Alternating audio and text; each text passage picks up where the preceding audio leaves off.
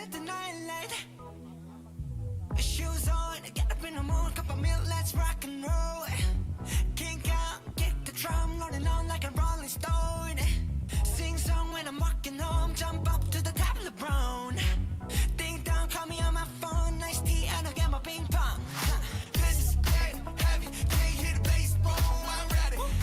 Life is sweet as honey, yeah, this beach chain like money. This go overload, I'm into that, I'm good to go, I'm diamond, you know I glow.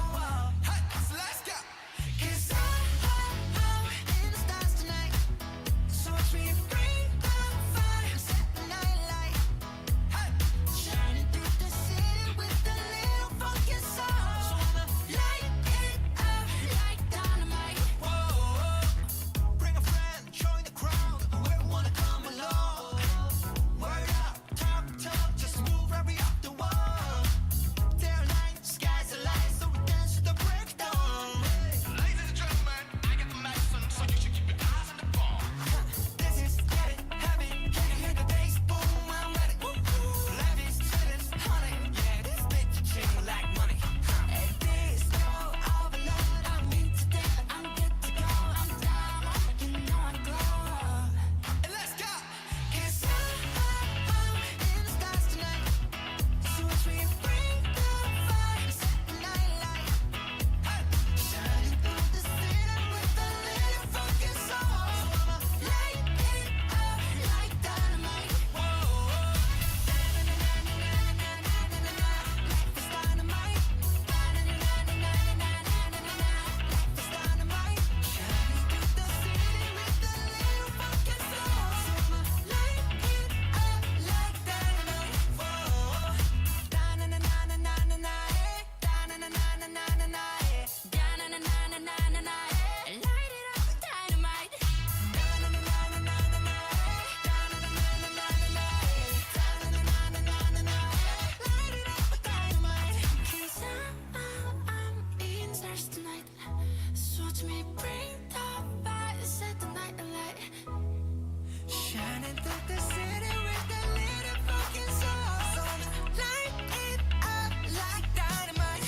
This is so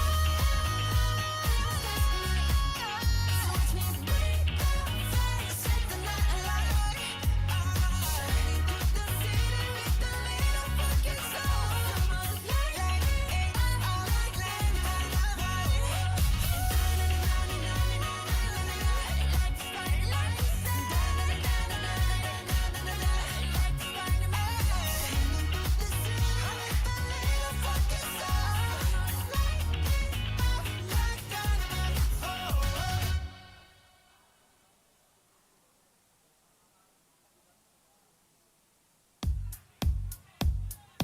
Barbie wanna party like all night, and she looking like a zombie in her all right. Yeah, she looking for a handout.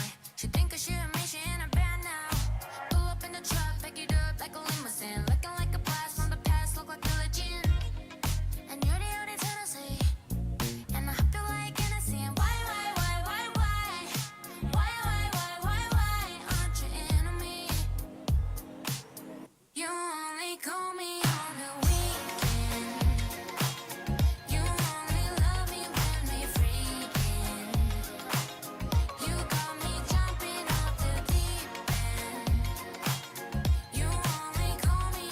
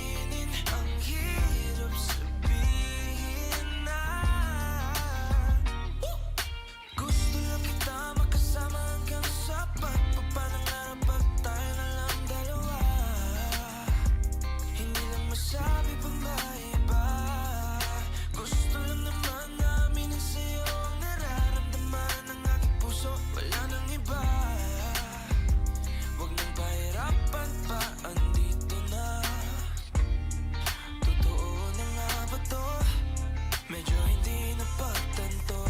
Matagal na kitang kilala, simula pa lang nung una nandito na. Ang hirap din patagalin, kasi maraming nakakapansin. Lahat na bibighani, hindi ko naman masisi. Hindi ko masabi ang gusto aminin. Ang hirap sabihin na gusto lang kita makasama hanggang sa pagpapangarap pag tayo na lang dalawa. Hindi lang masabi iba. Gusto lang naman namin ang sa'yo ang nararamdaman ng aking puso. Wala nang iba. Huwag nang pahirapan pa, andito na. Hindi rin makaingik kahit po magkatabi. Nawawala aking tapang pag malapit ka na. Bigla ako natuduwag. Mangangarap na lang ba na ikaw ay kasama? Ayoko nang mag-isa. Out James, let's go. Kabado pa nanguna, plano makausap. Lakad pa kalmado pero parang nalulula. Dami na kausap, kawan ng pusuan. Binibini gagawa ng paraan makuha ka. Ikaw na ngayon at walang iba. Okay lang ang mundo man natin ay magkaiba. Mapagod man ako, ikaw ang aking pahinga. Sabay sasalubungin ang umaga ng nakahiga. So tuwing kasama ka para ako lumulutang. Kung paano kasaya yan hindi ko masukat. Lakas ng amat di kaya ako ginayuman. Ngayong kapit pa rin sa aking halimuyak niya. Gumagaan lahat ng mabigat. Patuloy lang tayo sa pagliyak. Lahat to paniginip lang. Pagising ko pangako yan agad kung sasabihin na Gusto lang kita makasama hanggang sa pagpapangarap pag tayo na lang dalawa. Hindi lang masabi iba. Gusto lang naman namin ang sa'yo ang nararamdaman ng aking puso. Wala nang iba. Huwag nang pahirapan pa, andito na.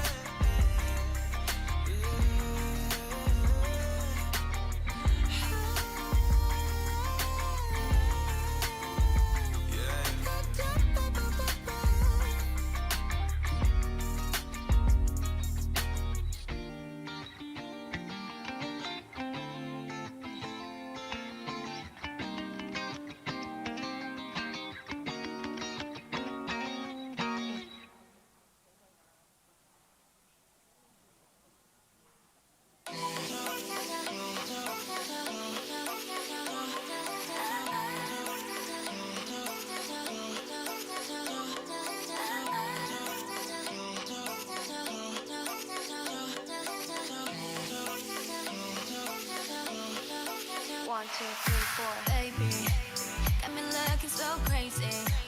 That's your body in a daydream. Got me feeling you, 나또 말해줄래. 누가 내게 뭐래도 남들과는 달라 넌. Maybe you could be the one. 날 믿어봐 한번. I'm not looking for just fun. Maybe I could be the one. Baby, 예민하다 난 lately. 너 없이는 매일매일이 yeah. 재미없어 어쩌지. I just want you, call my phone right now. I just wanna hear your line. 'Cause I know what you like, boy. You're mine, can't make you like, boy. 내 지난 날들은 눈 뜨면 있는 cool. High boy 너만 원해, high boy 내가 전해.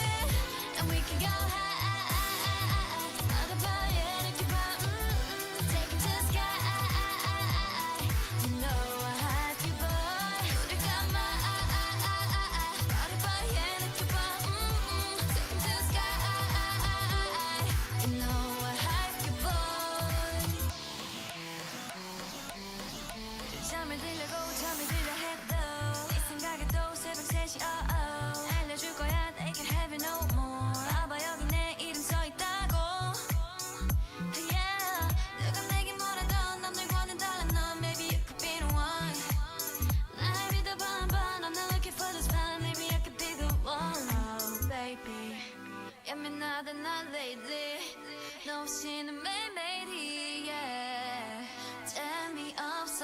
어쩌지 I just want you Call my phone right now I just wanna hear your mind Cause I know what you like boy You're mine Can't make you like boy 내 지난 날들은 눈 뜨면 있는 곳 High boy 너무 원해 High boy 내게 전해 And we can go high 말해봐 yeah 느껴봐 Take me to the sky You know a happy boy 늘 감아 말해봐 yeah 느껴봐 Take me to the sky You know a happy boy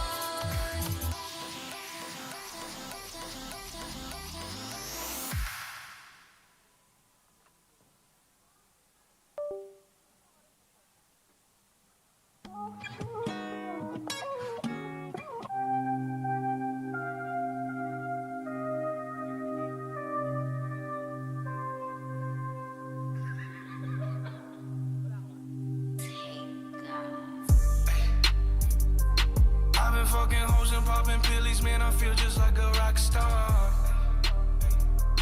All my brothers got that gas and they always be smoking like a rock star. Fucking with me, call up on no Uzi and show up, man, them the shot toss. When my homies pull up on your block, they make that thing go grata-ta-ta. Hey, hey, switch my whip, came back in black, I'm starting saying recipes to Bon Scott. Close that door, we blowing smoke. She asked me light a fire like a Marsan. Hey, act a fool on stage, probably leave my fucking show in a cop car. Hey, shit was legendary through a TV out the window of the montage. Cocaine on the table, liquor porn, don't give a damn. Dude, your girlfriend is a groupie, she just tryna get in. Saying I'm with the band. Hey, hey, now she acting out of pocket, tryna grab up on my pants. 100 bitches in my trailer, say they ain't got a man. And they all brought a friend. Yeah, hey.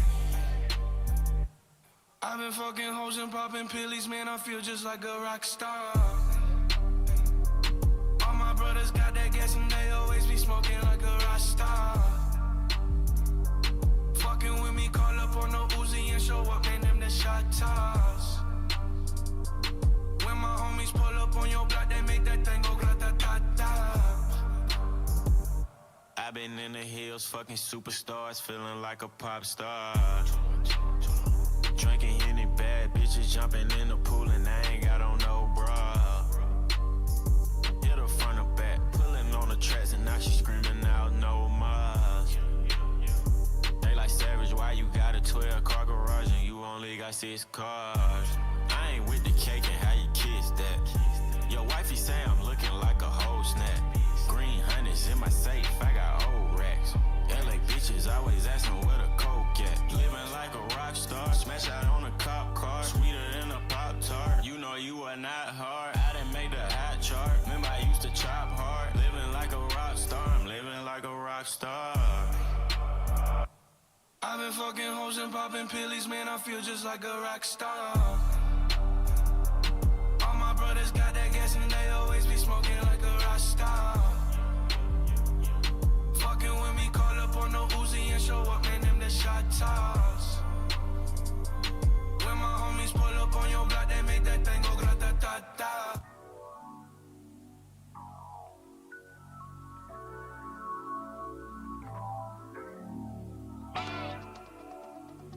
You've never been to heaven, have you? Ooh, it's the ride of your life. Hold on, 'cause baby, I might just give you a bite of your sweetest pie. Ooh, baby, we can go fast. I'll drive and you just lay back. I got the flavor, the last, yeah, the sweetest pie.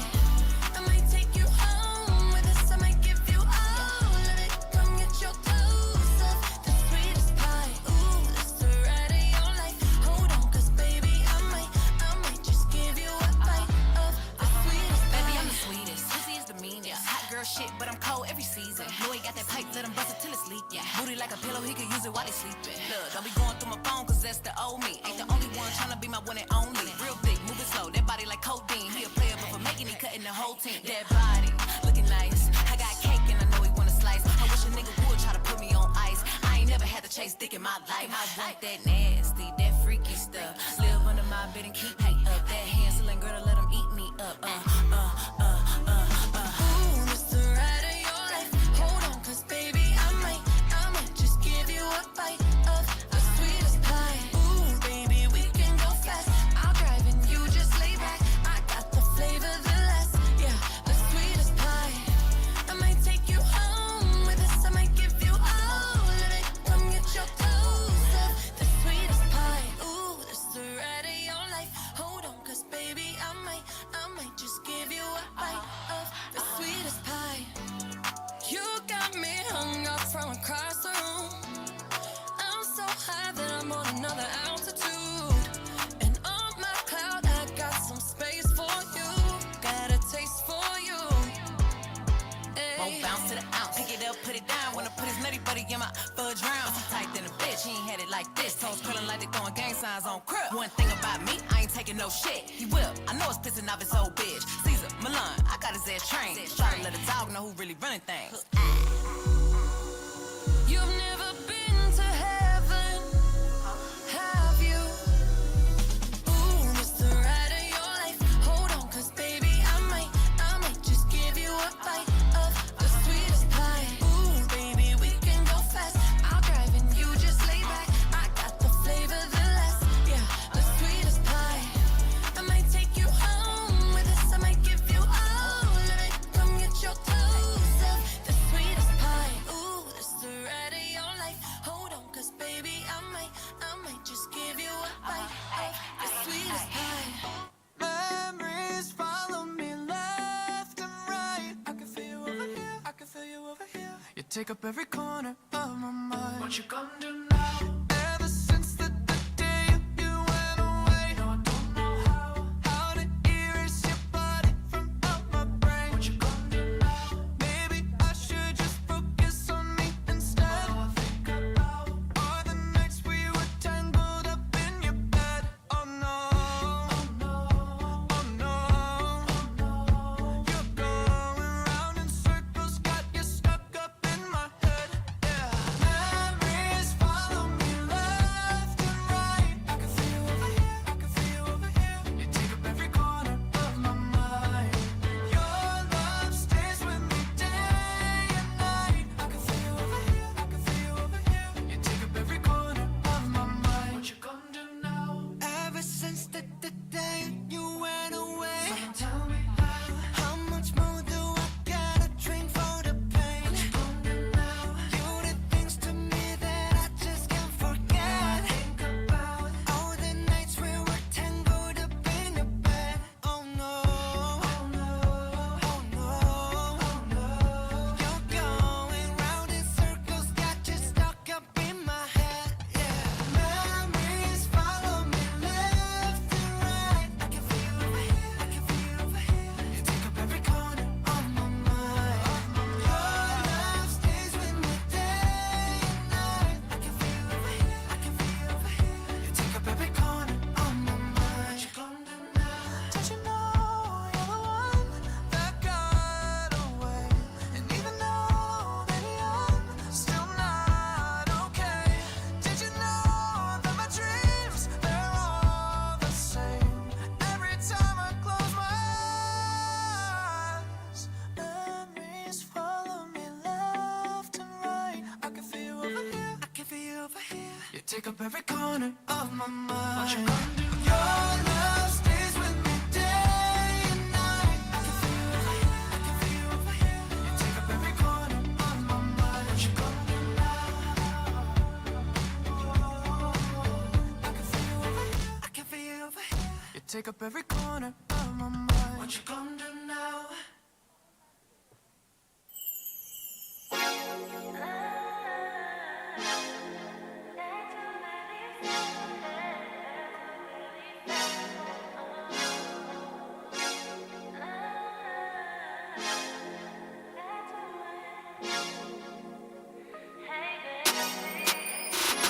It's been 45 minutes, you've been blowing my phone. I'm in shit situation that's out of control. My bad, I've been so fat, happiness when the clothes is clean, moving for outreach. What I got on my mind is that I'm hurting you like it. This ain't just, I ain't no side piece. But I bet you too upset to even notice how I'm trying hard to keep it flowing. You wouldn't mind if I wanted. Shit got me pretty honest, and I'm tired of being open. Cause we keep on going back to where we started. Never mind, I said I wish you might. Putting you past so we can rewind. If I end up with you one more time, then I guess you're my favorite. Cause that's right, but that's fine, 'cause I'm bad too. Never mind, I say I wish you might. Putting you past so we can rewind. Never mind, I missed you before I kissed you. If someone repeat and reminisce you, I don't get the issue of being untrue, baby. When it all comes down, I'm still up waiting, wasting my breath. Don't ever get past out of my impatience. Used to you, I don't know if I can repent. But I bet you're too upset to even notice how I'm trying hard to keep it flowing. You wouldn't mind if I wanted. Shit got me pretty honest, and I'm tired of being open. Cause we keep on going back to where we started. Never mind, I said I wish you might. Putting you past so we can rewind. If I end up with you one more time, then I guess you're my favorite. Cause that's right, but that's fine, 'cause I'm bad too. Never mind, I say I wish you might. Putting you past so we can rewind. Back to where we started. Back to where we started.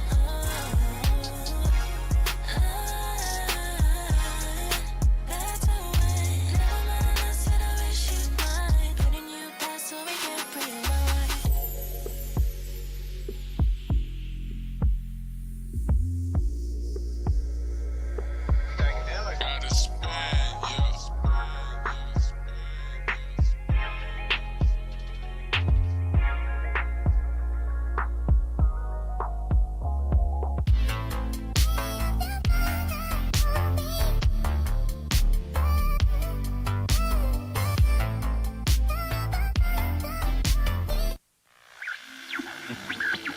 Radio station BTSNOOP.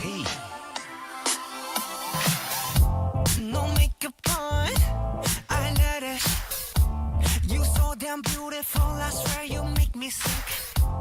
I want your love, I want your name. Inside my heart there's nothing but a burning flame. Have you on my love? Come a little bit closer, don't make me wait. Let's make some bad decisions. I want you, ooh, baby, all of the time. Send me all your kisses. I want you Monday, Tuesday, Wednesday, baby, every night. And it feels like, ooh, I can't seem to ever get you out of my mind. And it feels like, ooh, I want you, ooh, baby, all of the time. Everybody see me looking fly. And I think I know the reason why. Cause I got you right here by my side. And I can't let you just walk away. If I ain't with you, I'm not okay. If you want my love, Yeah. come a little bit closer, don't make me wait. Ooh. Let's make some bad decisions. I want you, ooh, baby, all of the time. So give me all your kisses. I want you Monday, Tuesday, Wednesday, baby, every night. And it feels like, ooh, Yeah. I can't seem to ever get you out of my mind. And it feels like, ooh, I want you, ooh, baby, all of the time. Let's do things you always wanted. Have some fun and live your life. Help me waste a day and find a place that we can face to face. Let me show you around my hood. It's bad meaning bad, like bad meaning good. When it comes to rules, I break them. Let's make some bad decisions. want you, ooh baby, all of the time. So give me all your kisses. I want you Monday, Tuesday, Wednesday, baby, every night. And it feels like, I can't seem to ever get you out of my mind. And it feels like, I want you, ooh baby, all of the time. Ooh.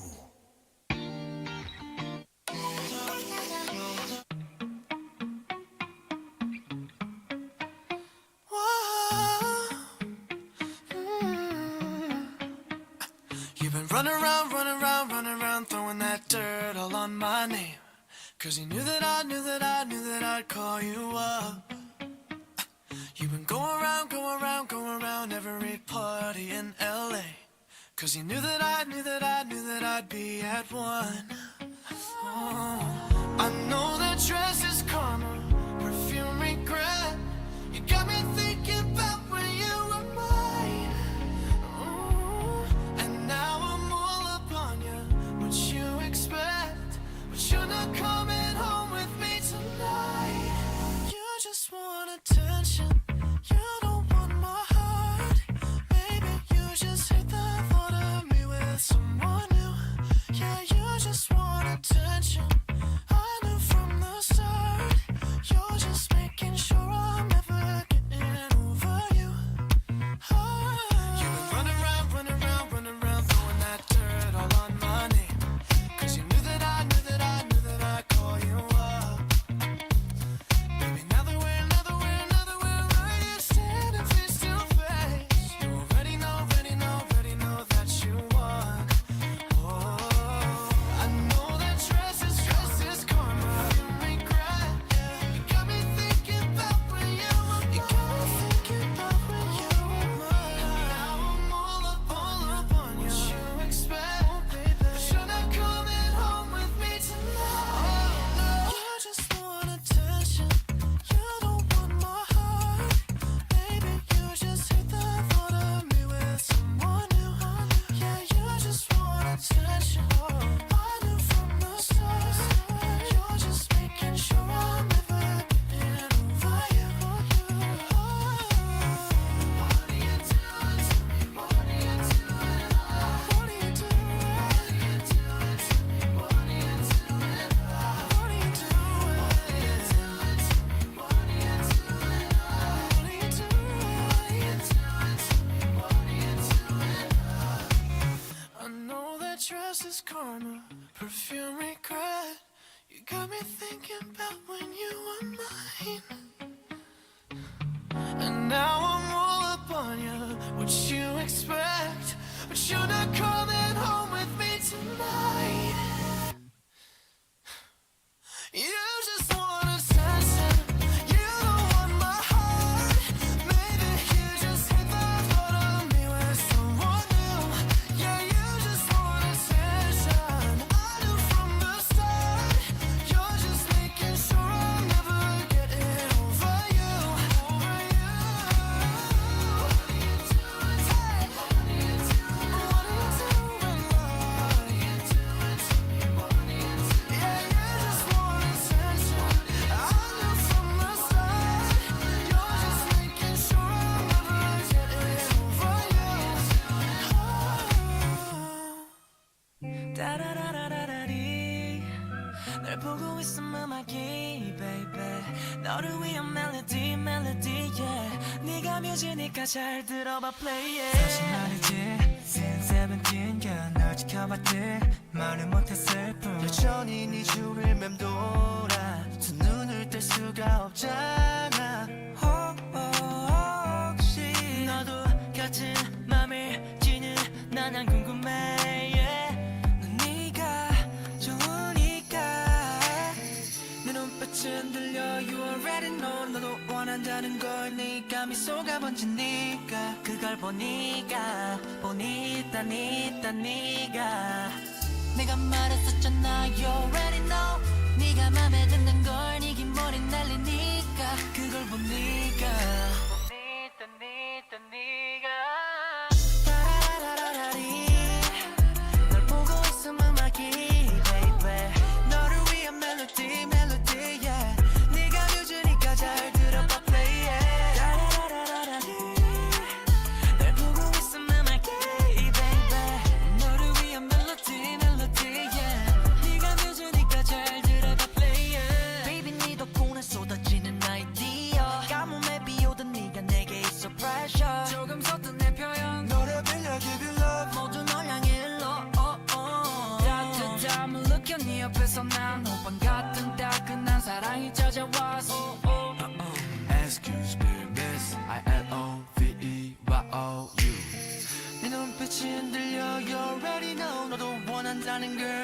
네가 미소가 번지니까 그걸 보니까 넌 네가 내가 말했었잖아 You already know 네가 맘에 드는 걸 네 귓모래 날리니까 그걸 보니까 넌 네가 타라라라라리 날 보고 있으면 막히 baby 너를 위한 멜로디 yeah 네가 뮤즈니까 잘 들어봐 play it 타라라라라리 날 보고 있으면 막히 baby 너를 위한 멜로디 yeah 네가 뮤즈니까 잘 들어봐 play it 처음 느껴보는 love like this give me love like this show you love like this yeah 따라 불러줘 let's sing like this so sing with me 한 번 더 ayo can you feel my heartbeat 기다리고 있잖아 너에게 닿길 바래 all for you 따라라라라리 널 보고 있으면 막히 baby 너를 위한 멜로디 yeah 네가 뮤즈니까 잘 들어봐 play it 따라라라라리 널 보고 있으면 막히 baby 너를 위한 멜로디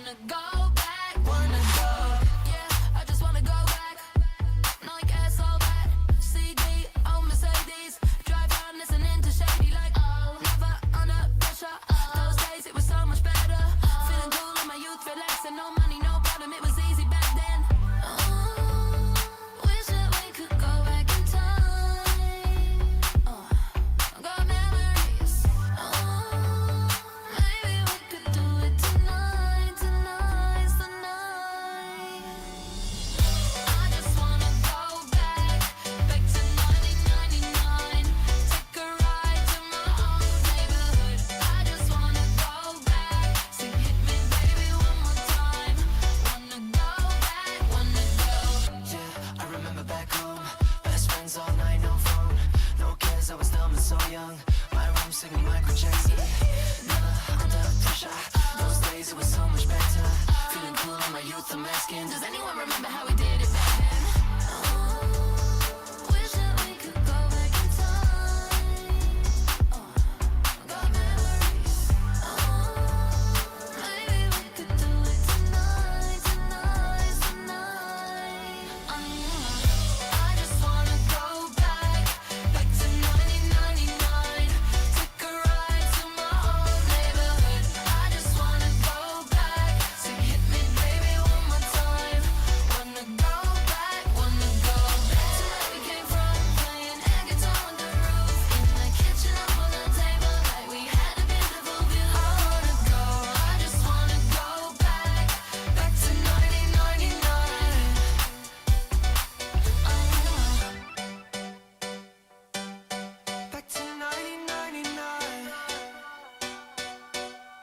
I know those days are over, but a boy can fantasize about JTT and MTV. And when I close my eyes, and I'm right there, and he's right there, I'm right there. I wanna go back. I just wanna go back to 1999.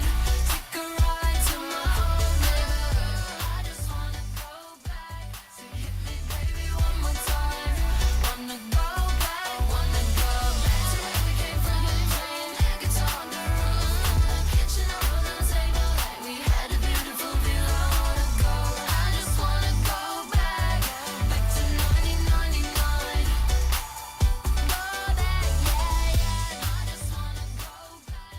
Packet Works Telco of Things brings you to IoT Conference 2023. This is a 3-day transformative and innovative powerhouse of talks and learning. IoT exhibits and showcases a latest technology with the convergence of the industry titans ranging from IoT solutions, agriculture, smart cities, media, telecommunications, and beyond. Here are our major event partners that are driving the digital revolution for IoT. Clicks Logic, Converge, DICT, PCCW, Eastern Communications, PLDT, Source Telecommunications, Blast TV, Rack Wireless.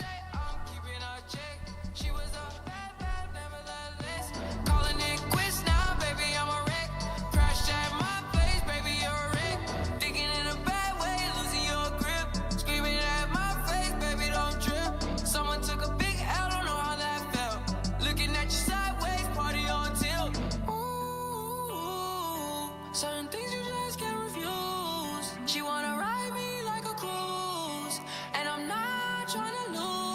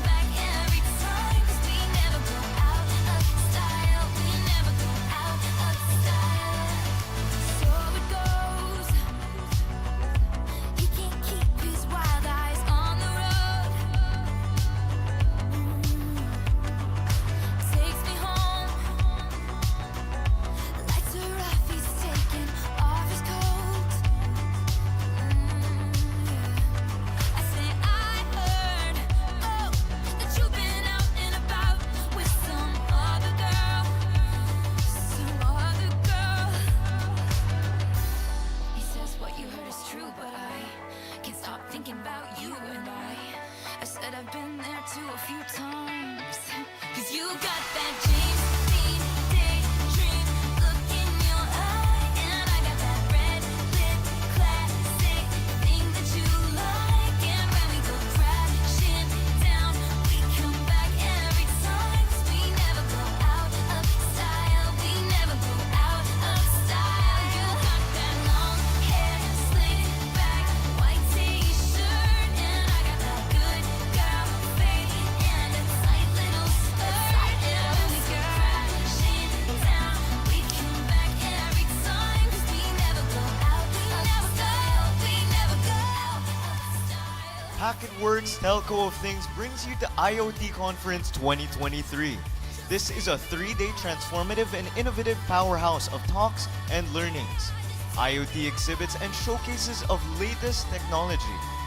We have the convergence of the industry titans ranging from IoT solutions, agricultures, smart cities, media, telecommunications, and beyond.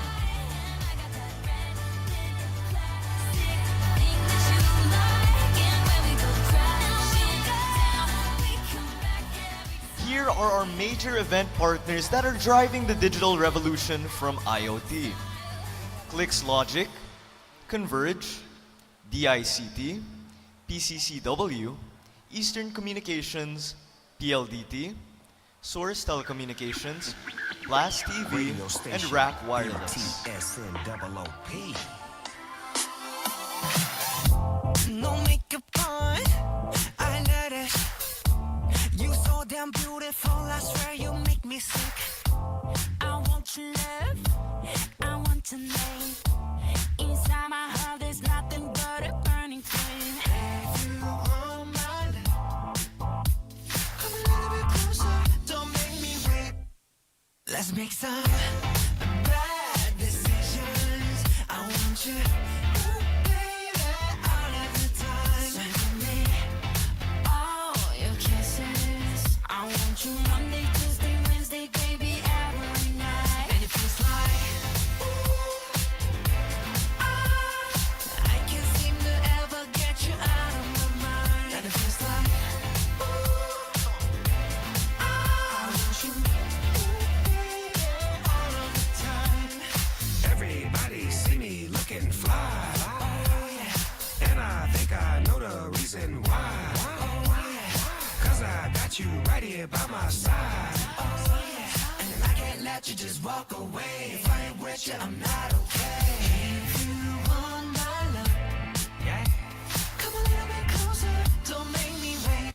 Ooh. Let's make some bad decisions. I want you, ooh, baby, all of the time. So give me all your kisses. I want you Monday, Tuesday, Wednesday, baby, every night. And it feels like, ooh, I can't seem to ever get you out of my mind. And it feels like, ooh, I want you, ooh, baby, all of the time. Let's do things you always wanted. Have some fun and live your life. Help me waste a day and find a place that we can face to face. Let me show you around my hood. Is bad meaning bad like bad meaning good? When it comes to rules, I break them. Let's make some bad decisions. I want you, ooh, baby, all of the time. So give me all your kisses. I want you Monday, Tuesday, Wednesday, baby, every night. And it feels like, I can't seem to ever get you out of my mind. And it feels like, Say what? I want you, ooh, baby, all of the time. Ooh. Come on, Harry, we want to say goodnight to you.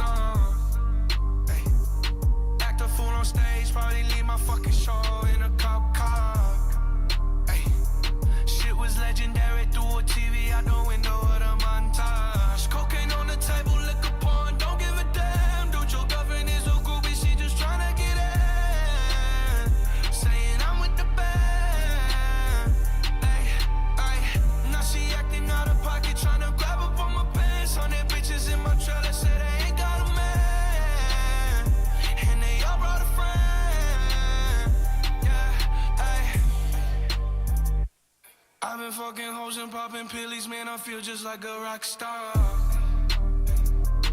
All my brothers got that gas and they always be smoking like a rock star.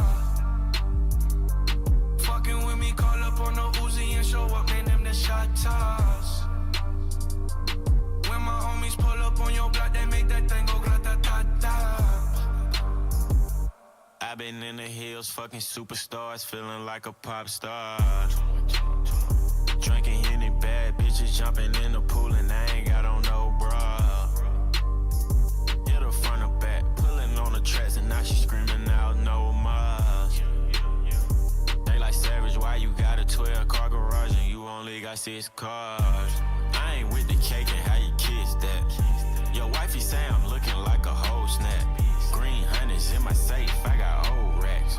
LA bitches always asking where the coke at. Living like a rock star, smash out on a cop car. Sweeter than a Pop-Tart, you know you are not hard. I done made the hot chart, remember I used to chop hard. Living like a rock star, I'm living like a rock star.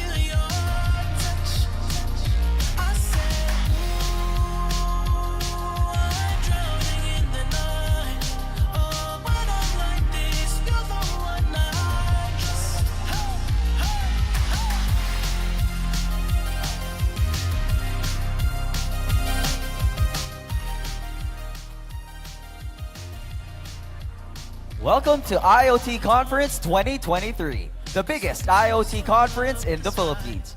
Please find your way at our main stage as we will start our program in a few minutes. Once again, welcome to IoT Conference 2023. Please find your way to our main stage as we will start our program in a few minutes. Here are our major event partners that are driving the digital revolution for IoT. Clicks Logic, Converge, DICT, PCCW, Eastern Communications, PLDT, Source Telecommunications, Blast TV, and Rack Wireless.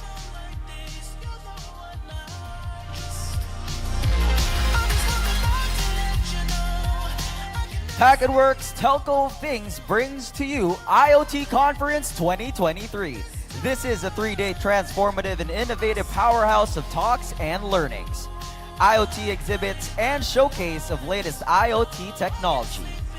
We have the convergence of the industry titans ranging from IT solutions, agriculture, smart cities, media, telecommunications, and beyond. Once again, we would like you to make your way to our main stage as we will start our program in a few minutes. Thank you.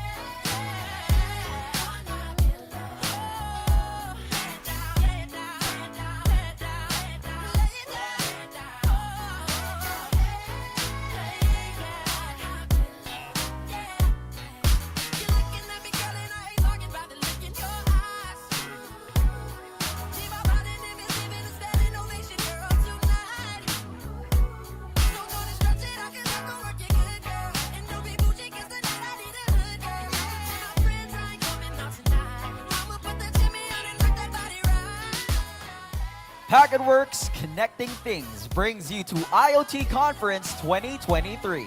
This is a 3-day transformative and innovative powerhouse of talks and learnings, IoT exhibits, and showcase of latest IoT technology. We have the convergence of the industry titans ranging from IT solutions, agriculture, smart cities, media, telecommunications, and beyond. Here are our major event partners that are driving the digital revolution for IoT. ClicksLogic, Converge, DICT, PCCW, Eastern Communications, PLDT, Source Telecommunications, Blast TV, and Rack Wireless.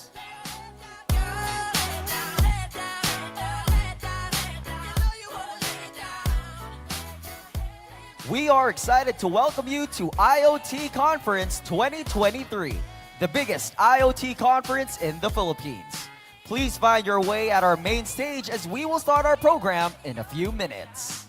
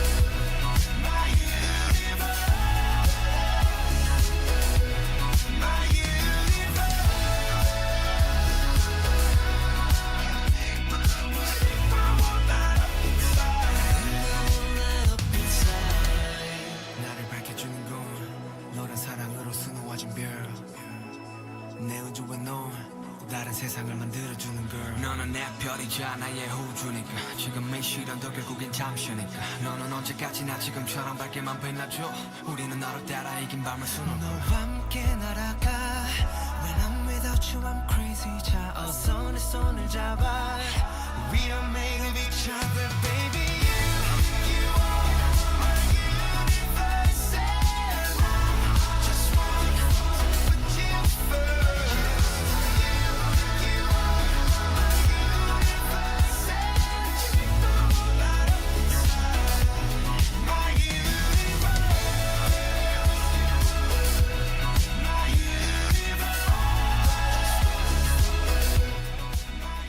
Welcome to IoT Conference 2023, the biggest IoT conference in the Philippines. Please find your way at our main stage as we will start our program in a few minutes. Again, we would like to invite everyone to our main stage as we will start our program in a few minutes.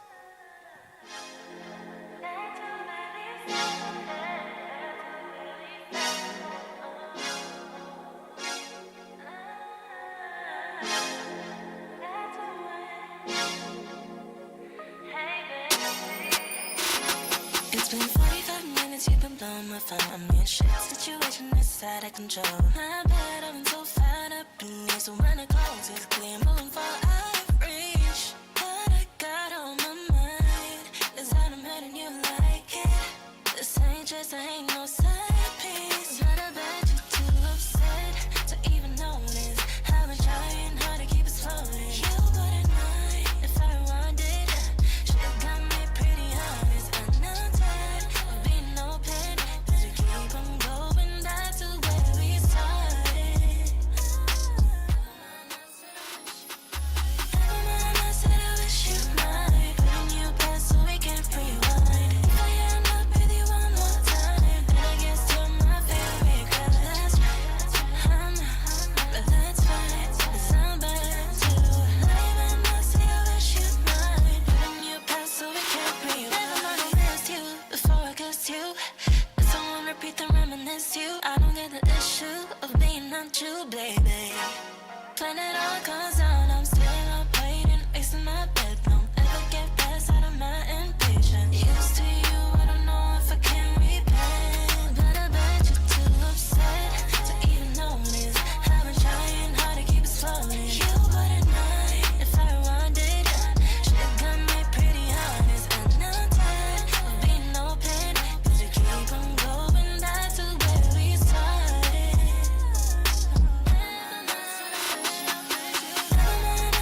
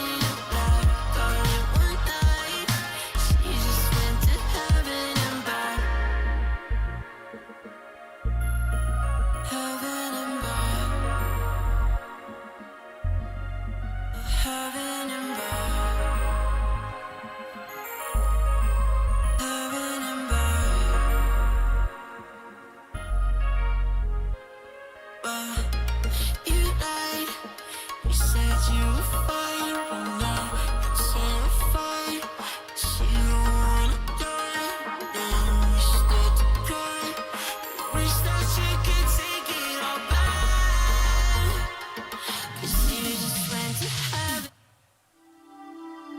Can we keep each other company? Oh, maybe we can be each other's company. Oh, company. Listen each other's lonely nights, be each other's paradise. Need a picture for my frame, someone to share my brain. Tell me what you wanna drink, I'll tell you what I got in mind. Oh, I don't know your name, but I feel like that's gonna change. You ain't gotta be my lover for you to call me baby. Never been under no pressure, ain't that serious. Can we keep each other company? Maybe we can be each other's company. Oh, company.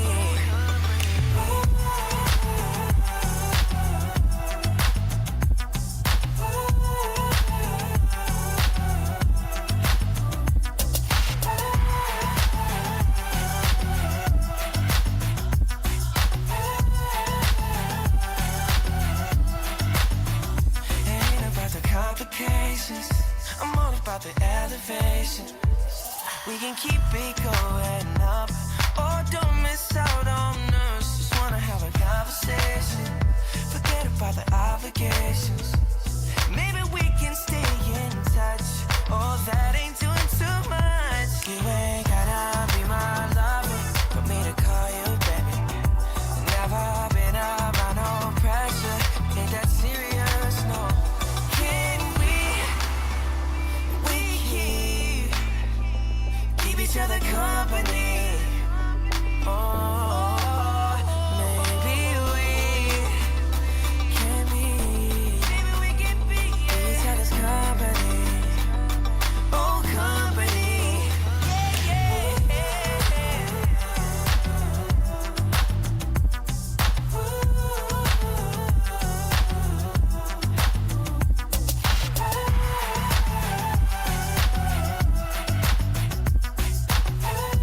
Can we be each other's company? Be each other's company. Oh, just be each other's company. Oh, be each other's company. Can we keep each other company? Oh, maybe we can be each other's company. Oh, company.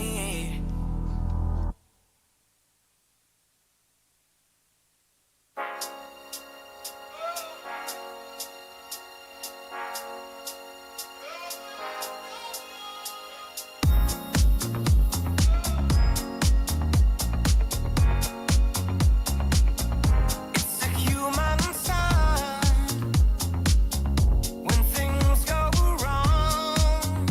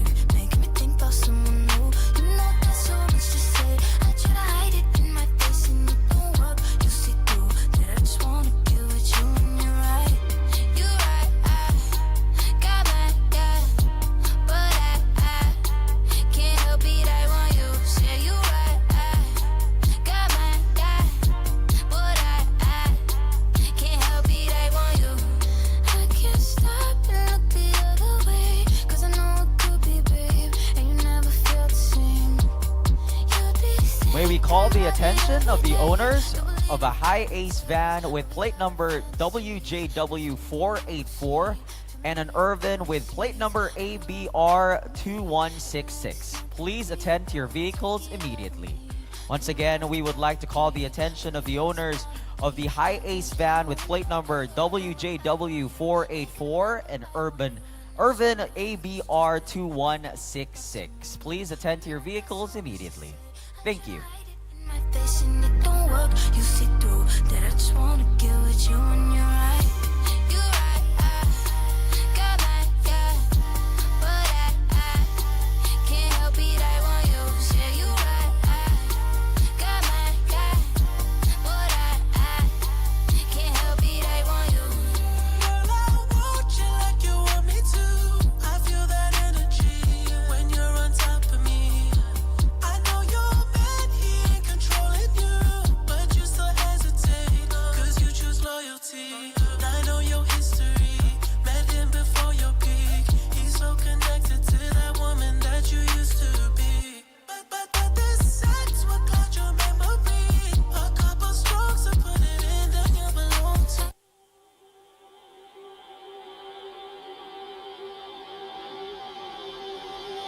I need you, I need you, I need you, I need you, I need you, I need you, I need you, I need you, I need you, I need you, I need you the most. I gave you the key when the door wasn't open. Just admit it. See, I gave you faith, turned your doubt into hope. Can't deny it. Now I'm all alone and my joys turn them open. Tell me, where are you now that I need you? Where are you now? Where are you now that I need you? Couldn't find you anywhere. When you broke down, I didn't leave you. I was by your side. So where are you now that I need you?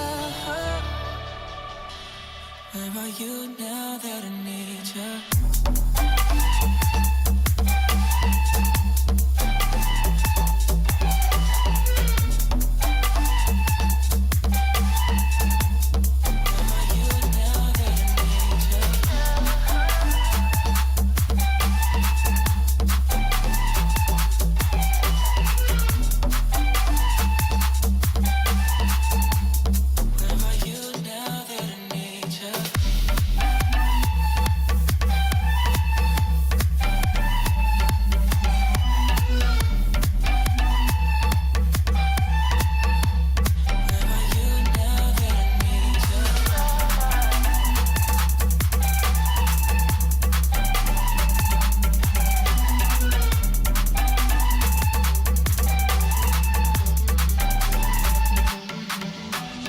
Billboard, baby, do a leap and make them dance when it come on. Everybody looking for a dance floor to run on. If you wanna run away with me, I know a galaxy and I can take you for a ride.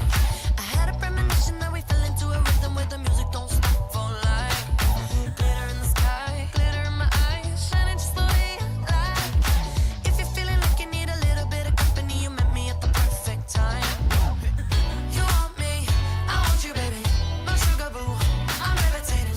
The Milky Way, we're renegading. Yeah, yeah, yeah, yeah, yeah. I got you, moonlight. You're my starlight. I need you all night. Come on, dance with me. I'm levitating. You, moonlight. You're my starlight. I need you all night. Come on, dance with me. I'm levitating. I'm one of the greatest, ain't no debating on it. I'm still levitated, I'm heavily medicated. Ironic, I gave them love and they end up hating on me. She told me she loved me and she been waiting. Been fighting hard for your love and I'm running thin on my patience. Needing someone to hug, even took it back to the basics. You see what you got me out here doing? Might have threw me off, but can't nobody stop the movement. Let's go. Left foot, right foot, levitating. Pop stars, do a leap with the baby. I had to lace my shoes for all the blessings I was chasing. If I ever slip, I fall into a better situation. So catch up, go put some cheese on it, get out and get your bread up. They always leave when you fall, but you run together. Weight of the world on my shoulders, I kept my head up. Now baby, stand up, cause girl, you want me, I want you, baby. My sugar boo, I'm levitating. The Milky Way, we're renegading. Yeah, yeah,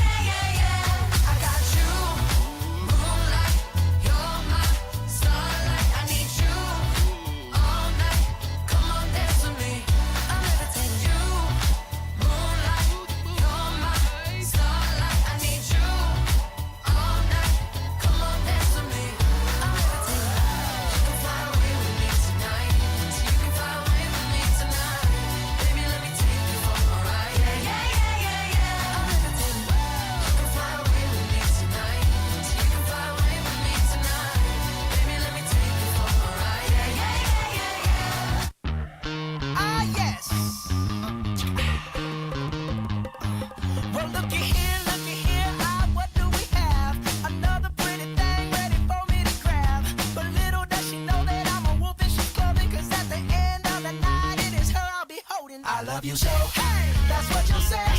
You'll tell me, baby, baby, please don't go away. But when I play, I never stay. So every girl that I meet, yeah, this is what I say. Run, run away, baby. Before I put my spell on you. You better get away, darling. 'Cause everything you heard is true. You're pouring a heart, we'll end up alone. 'Cause Lord knows I'm a rolling stone. So you better run away, baby. Yeah. Well, let me think. What should I do? So many eager young bunnies that I'd like to pursue. Now even though they're eating out the palm of my hand, there's only one carrot and they all gotta share it. I love you so. Hey, that's what you'll say. You'll tell me, baby, baby, please don't go away. But when I play, I never stay. So every girl that I meet, yeah, this is what I say. Run away, baby. Before I put my spell on you. You better get away, darling. 'Cause everything you heard is true. You're pouring a heart, we'll end up alone. 'Cause Lord knows I'm a rolling stone. So you better run away, baby.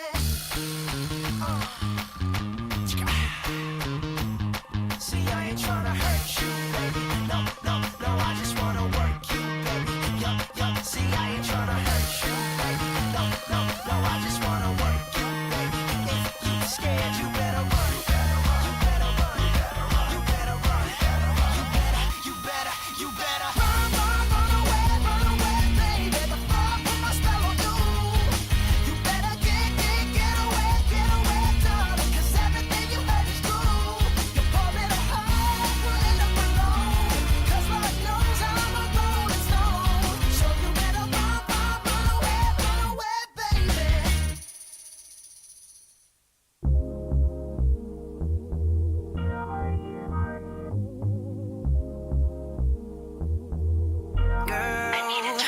Girl, pardon me, I don't mean to be rude, but I got some paper, wanna spend it on you. All I wanna do is kick it with you. Bottles on deck for you and your crew. Baby, swing by, girl, you should come through. All I wanna do is kick it with you. Ooh, girl, look at you, baby, almost looking flyer than me. And I got that gold rollie with the bezel and Louis Vuitton on my body. And I know this shit don't impress you, so no bullshit, girl, nothing extra. Girl, I ain't playing games. I wanna take you home, I'm just being frank. Oh yeah, I've been fantasizing about you all night. Put your panties to the side, it's alright. Girl, pardon me, I don't mean to be rude, but I got some paper, wanna spend it on you. All I wanna do is kick it with you. Bottles on deck for you and your crew. Baby, swing by, girl, you should come through. All I wanna do is kick it with you. Alright. I just wanna go back to 1999. Take a ride to my old neighborhood. I just wanna go back. Sing hit me, baby, one more time. Wanna go back, wanna go. Yeah, I just wanna go back. No, I guess all that. CD, oh Mercedes. Drive around listening to Shady like, oh, never under pressure. Those days it was so much better. Feeling cool in my youth, relaxing, no money, no problem. It was easy back then. Wish that we could go back in time.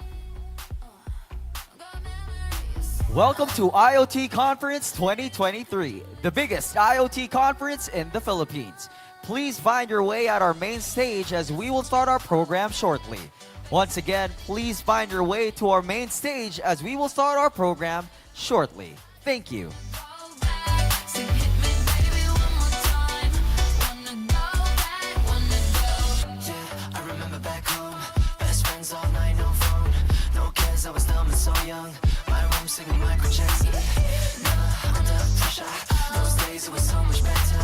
Feeling cool in my youth, I'm asking, does anyone remember how we did it back then? Wish that we could go back in time. Got memories. Maybe we could do it tonight, tonight, tonight.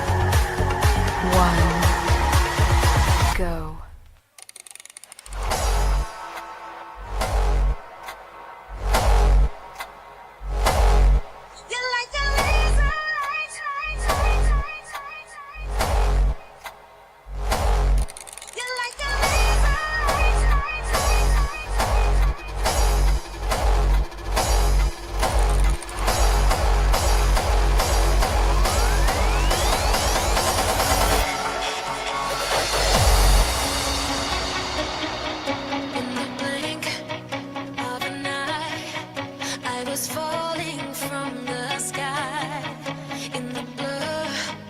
You took my breath away. You're like a laser light burning down on me. You're like a laser light burning down on me. You make me feel good, good, good, good,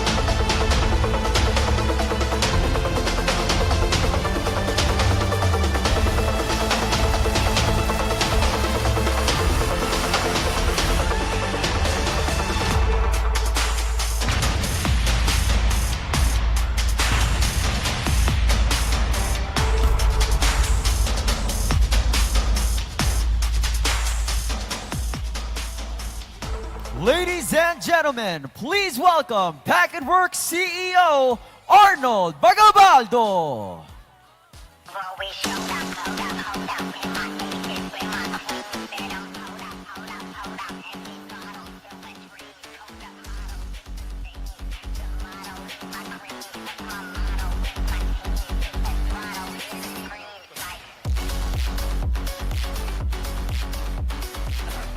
Hello. Yes, good morning to everybody. Wow, ang dami. Hold on, Yes. I'm really glad to have everybody here at the show, at the conference. This is the first in the Philippines. So, and it's all about you guys. It's about Philippines adopting IoT, in the country. So, since my teleprompter isn't working,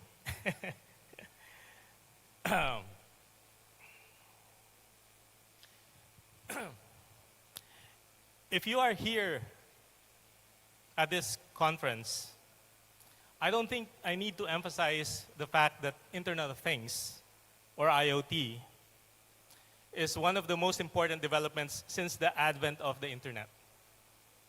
It is the next evolution of the Internet as we know it. From connecting people to connecting everything else, the Internet of Things is an enabling technology capable of spurring innovations in different verticals and industries. Just like the electricity and the Internet, it enables diverse applications that tremendously impact the way our governments work, how our farmers approach agriculture, and how our industries and enterprises do business. Just like electricity and the internet, it can change the very way we live our lives. It is part and parcel to the advancement of digital transformation, agreed by everyone as a necessary component in enterprises in their pursuit to increase value through innovation, invention, and efficiency. Its capability to collect data from physical sources in real time makes it a necessary technology in the advancement of AI, a developing technology that is rapidly changing the landscape of our country and economy. As a social enterprise, Packetworks' mission is to accelerate the adoption of Internet of Things in the Philippines. This means addressing the whole ecosystem. We are not just in business to provide solutions to enterprises. We are here to contribute in any way we can to advance the adoption of this technology to benefit the country in its pursuit to become relevant in the global economy, to be competitive, even to leapfrog other countries in terms of productivity. Hosting the conference is one big step for us in this mission. Together with our engagements with the local governments in providing free devices to enable smart cities, engaging the academe, I think a lot of you here are from the academe right now, in providing free hardware development kits, and supporting the startup community in developing solutions to various use cases. We are also publishing a quarterly newsletter. I think you can download that from the internet right now. And a biannual magazine that provides news on local use cases. We have deployed over close to 1,000 base stations all around the country, and is set to deploy another 6,000 base stations in the next 12 to 18 months. We have designed and developed over 100 devices using Filipino engineers like yourselves and talents. We are providing free connectivity to non-commercial applications to help the Philippines transform digitally. Our internship programs have graduated over 400 students, even through the pandemic, by sending them kits so they can work at their homes. Our innovative approach enables graduating students and even high school students gain practical experience in using IoT in various endeavors. All these we deem are necessary to accelerate the adoption in our country. Ultimately, this conference is about the ecosystem, you guys, in getting the word out there that the Internet of Things is flourishing and advancing in the country with real local use cases. It is about kickstarting the movement to adopt the Internet of Things in the Philippines. Enjoy the conference, learn how various stakeholders are making use of the technology to increase their efficiencies and creating new ways of doing things. We are just, we at Packetworks are just enablers. We are setting the stage for the advancement of the Internet of Things in the country. The rest is up to you guys in how it develops. Magandang umaga po sa inyong lahat. Mabuhay ang Pilipinas. Thank you very much, Mr. Arnold Bagabaldo, the CEO of Packetworks. And can I just say, wow, such an explosive opening here at the IoT Conference 2023. Good morning, everybody. Good morning, Cholo. Happy Monday. Such a great way to start the week off. My name is Ivana Pasis. Good morning, Tech World! I am Cholo de la Cruz. But before we start, Ivana, gusto ko munang makita kung talagang nandito yung mga kasama natin. If they are not just physically here, but actually engaging with us. Can I hear everyone make some noise for IoT Conference? Woo! Ayan, There kulang you palang go. energy yung nasa side na to. Oo nga, I parang think, kailangan gisingin tong nasa side na to. anong oras na ba? It's already 10 a.m. 10 guys. a.m. Magising on a tayo. Monday. Can I hear you guys make some noise?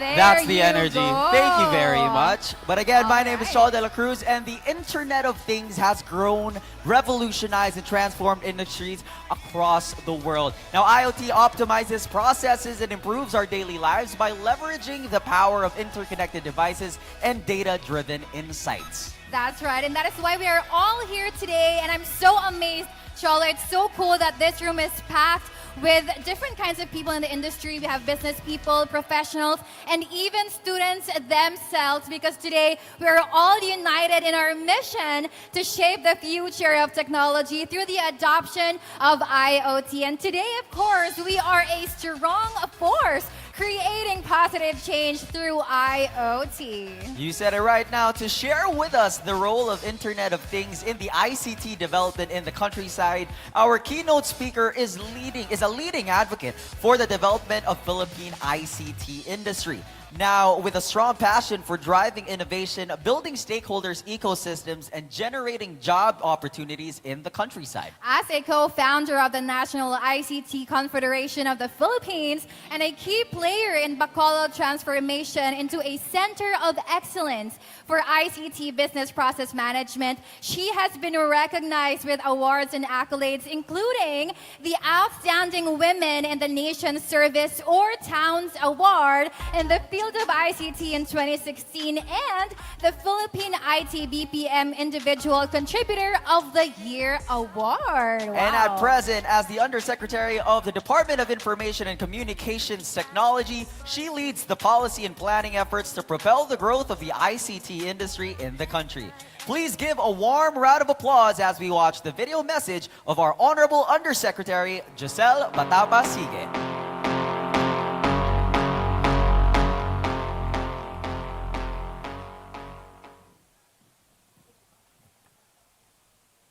Esteemed speakers, guests, delegates, participants, ladies and gentlemen, a pleasant morning. As your Undersecretary for the Department of Information and Communications Technology, or the DICT, it's a great honor for me to join you here today virtually in this historic event, the convergence of stakeholders who understand the crucial role of the Internet of Things, or IoT, in the development of our information and communications technology, or ICT ecosystem, especially in the countryside, our rural areas, our regions often overlooked but brimming with immense potential. The IoT revolution is at the forefront of the fourth industrial revolution along with other emerging technologies. It is a transformative force, connecting the digital and physical realms in unprecedented ways, promising to revolutionize all spheres of our life, from our homes, businesses, to public services. As you know, IoT refers to the network of physical objects embedded with sensors, software, and other technologies for the purpose of connecting and exchanging meaningful data with other devices and systems over the internet.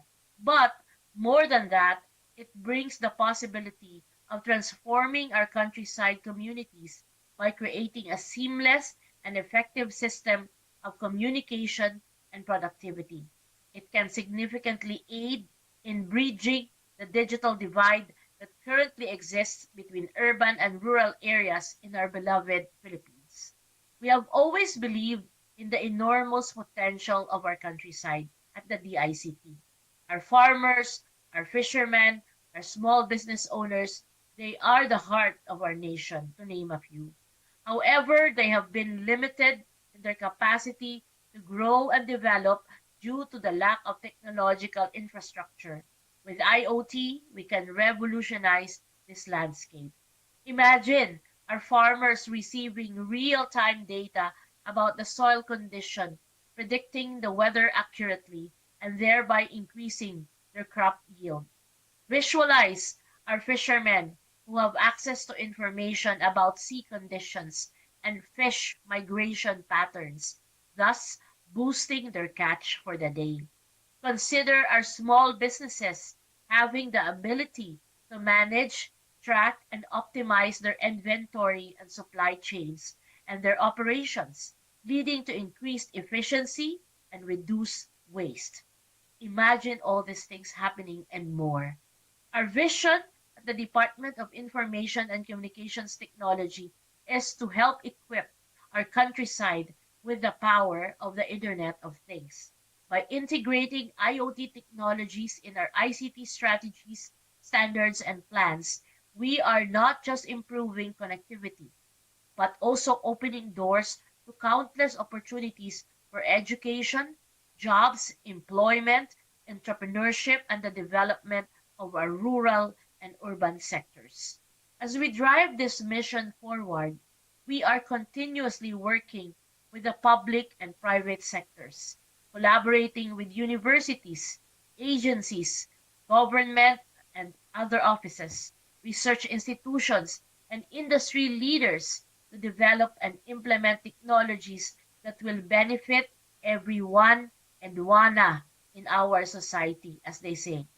To foster the spirit of innovation, we are encouraging our startups and entrepreneurs to build and explore IoT solutions that are tailor-made for our unique challenges.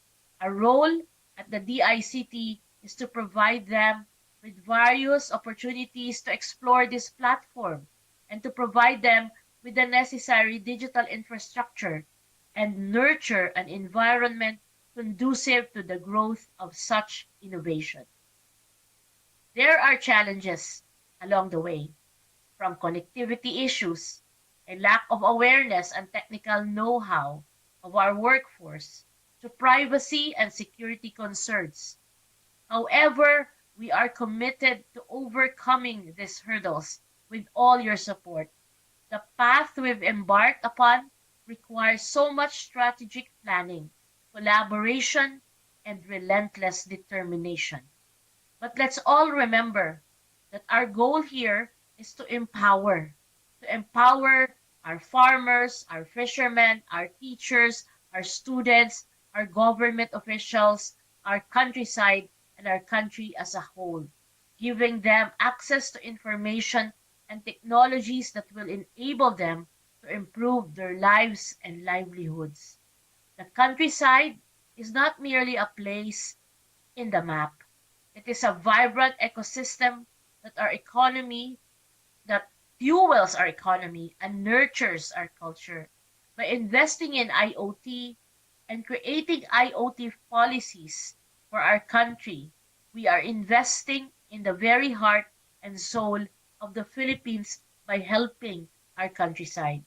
I have so much faith in the Filipino spirit.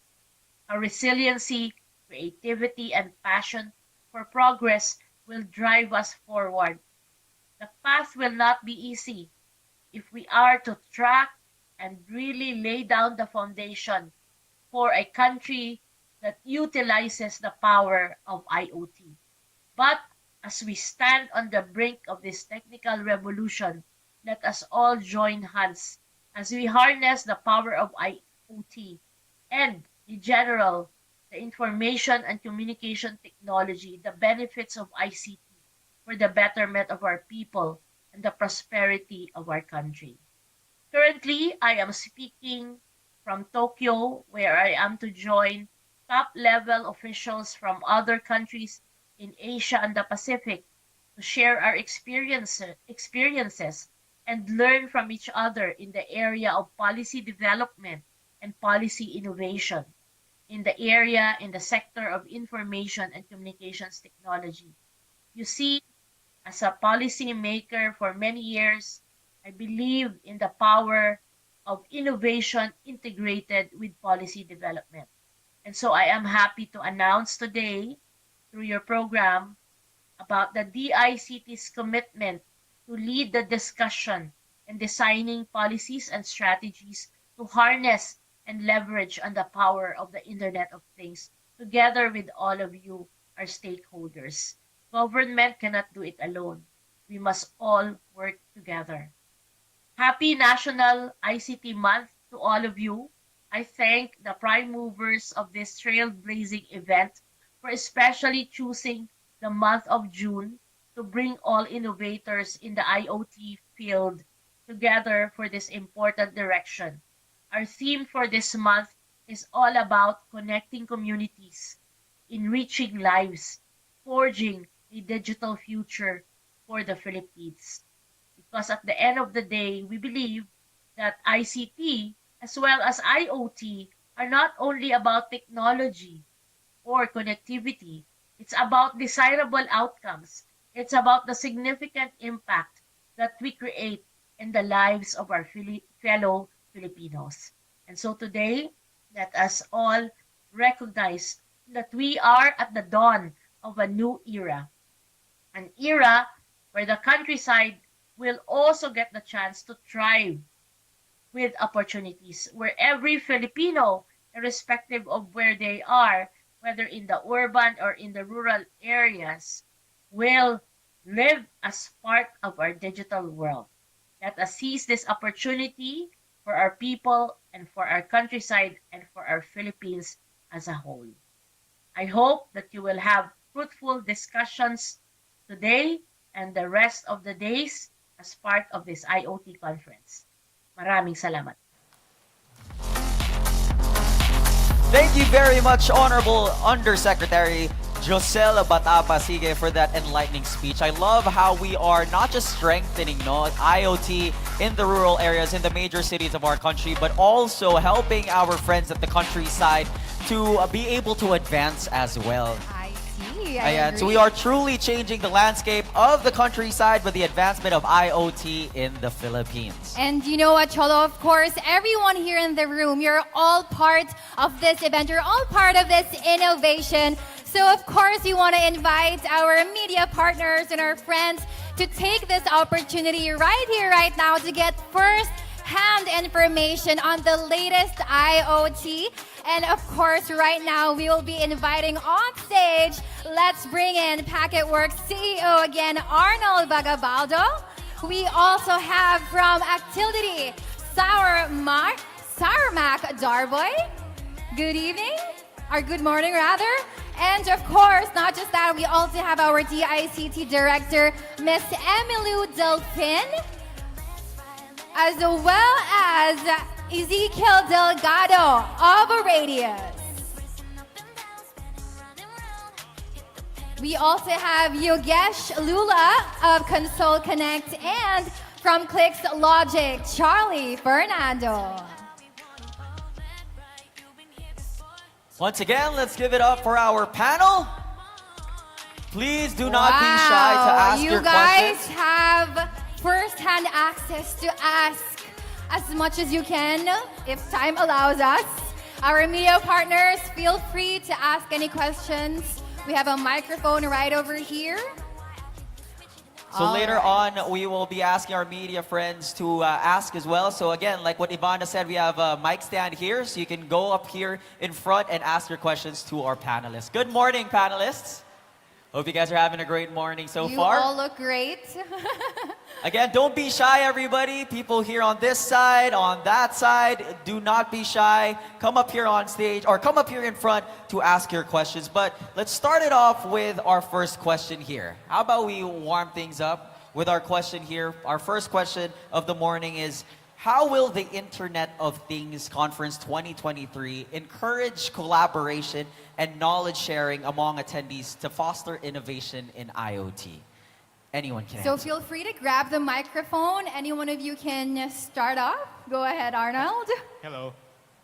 Yes, as you can see, the event is well attended by representatives from the different sectors. Now we have platform providers here. We have device manufacturers and developers. We have representatives from the telcos. We have both local and international. We also have universities here, and of course, DICT is here with us. So I guess the whole event is about having all of these stakeholders be present and work together in terms of providing and getting the message out there that the Internet of Things is alive and flourishing in the Philippines. Thank you. Thanks, Arnold. Yes, go ahead, Emmy. Hi, good morning everyone. To all the participants, to all the students, magandang umaga sa inyong lahat. But first of all, I'd like, of course, to congratulate Packetworks for having this first IoT conference, and we're happy that DICT is part of this event.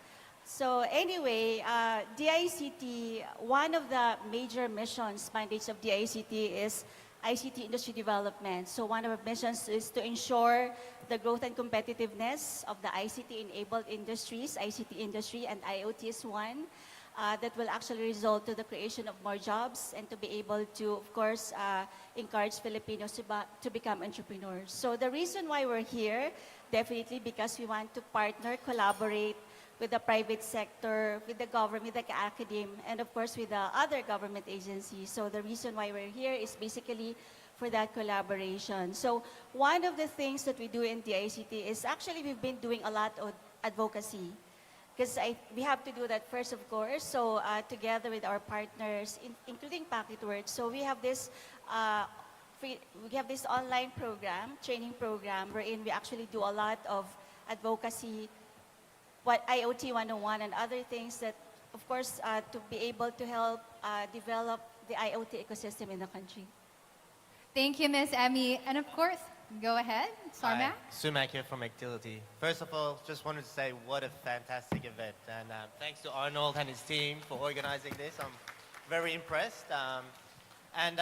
About your question, you know, Actility has been doing this maybe for almost 10 years, and we've been doing this in Europe, we've been doing this in other regions, Americas and here. And the most important thing is actually comes down to collaboration and building a very good ecosystem. So, you know, there's different type of companies here, there's device manufacturers, software providers.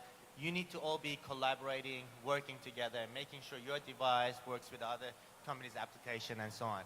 And without having that strong ecosystem, then it really slows down the actual potential growth in the market. And we've seen this in other countries. So please continue working with each other, collaborating, and making sure your solutions can work with each other. That's great. Thank you so much, Sarmak. I do agree, collaboration is the key for anything, especially in this industry. Go ahead, Ezekiel. Yeah, good morning. Thank you, Arnold, for setting this up. I still remember when I started my career in telecoms more than 37 years ago. The technology then was telegram and telex. And I thought I'd never see the day when telecoms will play a very important role to improve the lives of people. And I think this conference will make us realize how important IoT is, because this is going to make our lives comfortable. This is going to impact things beyond our imagination. So thank you, Arnold, for setting up this forum, for setting up this platform for all of us to get together, share our ideas, and hopefully make things happen very, very quickly. Thank you. Thank you very much, Ezekiel. I think that's it for our question. Okay, go ahead. You started 37 years Charlie? ago. I started 45 years ago. And just imagine what IoT was. There was no IoT. I was installing equipment in Saudi Arabia. The smallest equipment that I was installing was that big, a meter high. And now, how small is the device that we're using? This small, cigarette case size with batteries installed already. So just imagine. But how can you make it work? You can make it work by learning the basics of IoT, and that's what you're here for. You can make it work by, again, collaborating, not just you as students, but with us suppliers, with us manufacturers and distributors, and telecom companies as well. So stay here, listen to the presentations until Wednesday, and learn about IoT. Thank you. Thank you so much, Charlie. Guys, just take note, this is just the first question. And we have been learning a lot already, but of course, let us move on to our first question from our media right here. Yes, I think we have a friend here. Please introduce yourself as well as who you represent. Good morning. My name is Enzo Luna from Metropolar. Congratulations, Packetworks, and good morning to all you panelists for this amazing Internet of Things conference. And that was an amazing laser light show earlier. And so my question is, or rather, can you please elaborate the specifics of the sectors and industries that will be greatly benefit as they embrace Internet of Things here in the Philippines? Wow, very good question. Go ahead, Yogesh. Hi guys, can you hear me? Yes, Hi, very clear. I'm Yogesh from Console Connect. I think it's a very valid point, and in fact, I'm going to present later and mention that Internet of Things would be applicable in almost all industries. Every sector that you guys can think about, especially the university students over here, an important thing for them to learn is Philippines, from the Asia Pacific perspective, is one of the most credible and booming industry for IoT. The whole world is focusing on Philippines at the moment. So you are at the right time at the right spot. So like he said, start learning and observing. Arnold, thank you so much for inviting us. I think coming back to your question, transportation, logistics, travel, media, any industry, IoT would be applicable. Historically, when we were growing up, the doors had to be opened manually. When the doors opened automatically, that was magic. For my kids, if the doors don't open automatically, that's magic. So the life has changed completely, right from agriculture to the final product, from IoT to AI to blockchain. Everything eventually would involve connectivity, and hence IoT is a very important aspect. And again, thank you Packetworks for having us over here. It's important to learn how the Philippines market is revolving. We from the international perspective are learning how the domestic market works and how to collaborate with companies like Packetworks to enhance the partnerships and the basics. Thank you, Yogesh. That's actually true. No, everything is if everything is not fast or automated, then it's probably not magic. More question. Yeah, last question. Would there be challenges that would be facing as all of these industries will be embracing Internet of Things? Let me answer that. First and foremost, thank you, Yogesh, for your confidence in what we're doing. But this is bigger than Packetworks, okay? This is about accelerating the adoption of Internet of Things in the Philippines. To answer your question, the biggest hurdle, and this is why we're all here, is about awareness, right? If nobody knows about the technology, then nobody will adopt it. So, and this is what the conference and what we're doing is addressing, to bring awareness to everybody that IoT is here in the Philippines and it's flourishing. And we have the support of the government, of the private sector, of the academe, in terms of bringing together all of these components to make it happen. You know, the second thing that is needed is, of course, the infrastructure, right? Fortunately, IoT is a very light, light technology, meaning it doesn't require a lot of bandwidth. You know, machine-to-machine communication, we only deal with bits and bytes of data. So we don't need broadband for this. This is even pre-dial-up, that is how minimal the data requirements is. And to that effect, Packetworks were committed to providing nationwide coverage for the Internet of Things, at least on the LP1 side of technology. No single technology can address all use cases. Packetworks is just addressing the LP1 side. We need the assistance of and support of the telcos for the broadband, 5G, for roaming SIMs, for fiber. All of these things are necessary to be able to bring IoT to the masses. Yeah. Thank you very much. Thank you. I think that's all for Sir Enzo. Thank you very much. Thank you, Sir Enzo. Again, okay, we have one more question here. Please introduce yourself as well as who you represent. Yes, hello, I'm Larissa Garcia from astig.ph. Actually, I have two questions. I don't know if it was already tackled I didn't actually hear about it. So my first question was for power, for Packet Works, what do you envision your long-term, what is the long impact of IoT to the government and other LGUs or private sectors? I guess that question is addressed to me, so I'll answer it. You know, a lot of enterprises and government are talking about digital transformation, right? We all need it. We all need to go digital to be competitive, to increase our efficiency in terms of, in the enterprises and in government as well. Digital transformation requires data. Data from digital sources, but at the same time, data from physical sources. And that is what IoT is addressing, the physical side of things. I mean, we have data now in abundance on the internet. Those data that we are volunteering ourselves. When we browse the web, when we buy things from Amazon or Lazada, all of these are gathering data from us. And is in turn being used to make our lives easier in terms of coming up with better products, because this type of product is being used or is being bought more than other products. All of these data are being used by enterprises right now to give us better service, right? One big part of that, and one big part of that is data coming from physical devices, physical environment. Your power meters, for example, your water meters, those are not connected to the internet yet. Your, some weather stations are connected, but in terms of densifying, the weather conditions, it's not yet on the internet. There's a lot of physical data that is yet untapped, and the only way to get to that data is through IoT.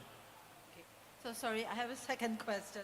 With regards to the topics that would be discussed today, is there any criteria how you chose those topics, or with regards to the participants, same question? As Yogesh and mentioned earlier, IoT is very pervasive. It addresses a lot of use cases. It's not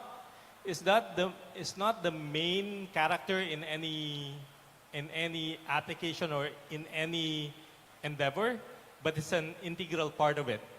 So the topics that we chose for this event is coming from actually the masses, the economy, the enterprises. And these are, for the first day, it's smart cities and smart agriculture, because smart cities is very important to our local governments. And smart agriculture, as our president has mentioned during his SONA, is critical. Food self-sufficiency is critical in the Philippines in the coming years. And increasing efficiency and productivity of our farms and farmers will require IoT. So on the second day, we're talking about utility companies, because utilities is one of the biggest applications for IoT. It's a sure, it's a sure dunk, so to speak, meaning there's a lot of power meters and water meters out there that are right now being read manually. And connecting that to the internet will give us not only efficiency in terms of reading the meters, but also efficiency. For example, with water meters, we can detect leakages, water leaks in your own homes. And of course, the third day is all about the academe and the students and the startups, because the startups are necessary, our young entrepreneurs are necessary to be able to develop and design, develop, and propose use cases and applications. We're getting into new age, right? Where we don't know how exactly IoT can be applied to our society. The same way that 15, 20 years ago, we don't know how the internet could affect our lives. But right now, it's very integral to how we live. It's the same way with IoT. We don't know yet how deep and how pervasive it'll be in our society. So those are the three topics that we're talking about in the next 3 days, and hopefully this will bring about information that would benefit all of us. Thank you. Thank you. Thank you, Sir Arnold, and thank you for that wonderful question. We have one more. All right, please introduce yourself and who you represent.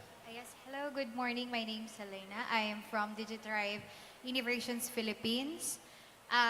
We are a group of online professionals which are graduated from the DICT program, Digital Jobs Technical Training, PH. So, given that this is like the IoT, some programs that we have learned from the programs of the DICT, can you also provide examples of successful IoT implementations in the Philippines and how they have impacted different sectors such as the education, the BPOs, and of course for us, online professionals and communities in general? Okay, I don't want to preempt my presentation tomorrow, but here is one. There's a BPO. They ordered at first 50 temperature and humidity sensors. Then they saw the capabilities. Then they ordered another 900 plus temperature and humidity sensors. After a few months, they noticed that just from reading the temperature and humidity sensors remotely and coming out with a manual intervention saying, hoy, ang baba ng temperature mo igawin nating 23 to 24 degrees Celsius lang yung range. They were able to save 100 million pesos. 10% of their power consumption just by temperature sensors, manual intervention. It's a BPO company. What's next for them? Install electric meters or energy meters. With that, they will know, is that aircon consuming much more electricity than the others? Why? Is there something wrong with the aircon? Or is there something else? Next phase would be to install occupancy sensors. So first phase, very simple, temperature and humidity. Second phase, energy. Third phase, occupancy sensor. With the occupancy sensor, now they will know that there may not be anything wrong with the air conditioner. Maybe it's because there are just so many people going to that site. And what does that give you? By giving all these three simple data, they will know, you might need a bigger space. Or if it's a bank, you might need another branch nearby. So just collaborating very simple devices. Next, we are about to install in a small city flood warning sensors. Why? Because the flood warning sensors will provide a way to turn on or turn off the pumps. Small city with 60 plus gates that open and close. How do they do that right now? By manual intervention, visual. Hoy, tumataas na yung baha dito, on nyo na yung pump. So, just imagine what will happen if you are to automate. So, two very simple applications. Just imagine. Thank you.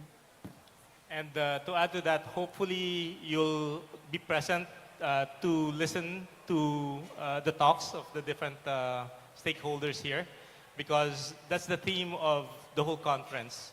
It's about discussing and conveying to you actual local use cases for IoT. You know, all these wins that we're having in the field of automation, remote sensing. The different speakers will talk about how they implemented IoT in their various industries and how they benefited from it. Of course, aside from that, we also added speakers from other countries telling us how they're using IoT in the various industries to benefit their country. Thank you. Thank you. Thank you very much. It amazes me how I'm just hearing all these advances I know. today. What more are we going to learn in the next 3 days? So you guys better stick around to know more. Next question. Hi, good morning. My name is RV Cuarto from Every Tech Ever. I'm a computer engineer as well, and it's actually a wonderful place for me. Like I graduated 10 years ago, so 10 years back, there's really no such thing a lot about IoT. If there is like a minimal thing, but not as massive as this. I just like to understand what are the challenges that IoT is facing, and as leaders in the industry, how do you ensure, guarantee the safety, or do you have measures, protocols that you have implemented to ensure that the users of IoT are safe? That's a very valid point. I like your hair though. Thank you. And it's powered by IoT, no, just kidding. so I think the most important challenge is security. In a very natural way, if you think about autonomous cars, the whole world talks about autonomous cars in the next decade. Imagine you are in the autonomous car, and at the last minute, when the car is supposed to take a left turn, the connection goes away. The car is driving at 100 miles an hour, and at that point, it can't take a left turn because the connection goes away completely. That's one challenge. You need end-to-end connectivity, and you need backup. You need multiple networks connected to the same device for mission-critical IoT applications. That's one. Second is the security. Even today, when the world is advanced, we're talking about security threats, ransomware. The banks get locked out because of ransomware. Imagine the same car at the cliff and it gets hacked. At that point of time, you get a ransom call from your navigation system saying that you better transfer money now or the car goes down the ditch. That's another security threat. So security is the most important threat that we need to work on. Research has shown that we'll have 35, 40 billion devices connected in the next decade. The same research shows that there'll be 35 to 40 billion dollars spent on security aspect as well. That's $1 per application. So this is where we're talking about how we try and tackle that. End-to-end connectivity, that's one. Secondly, we need to make sure that the mission-critical IoT data does not touch the public internet. It should be private from end to end. That's the way to tackle it. And I think in the next course of 3 days, you'll hear more about that. Thank you very much, you guys. From the government side, yes. Yeah, I think I will have to respond to that. Thank you. Because, so for DICT, we have 6 major mandates, and the challenges that have been mentioned earlier, including connectivity, upskilling, reskilling, advocacy, and cybersecurity are our mandates in DICT. So please be assured that the DICT is doing its best. So in fact, for cybersecurity, we are going to launch our National Cybersecurity Plan 2028 to address those issues and what are the different initiatives and interventions that we have to do in partnership with the private sector and the academe. In fact, we have a separate bureau that's handling that. We have our Cybersecurity Bureau to be able to, of course, craft policies. And we also have an attached agency called the CICC, Cybersecurity Investigation and Coordinating Center, that will make sure that, of course, all of our different services are safe and secure online. And in terms of digital connectivity, we have a big program. We have the National Broadband Program, our free Wi-Fi program. So all of this really address the issues in terms of connectivity, particularly in the countryside.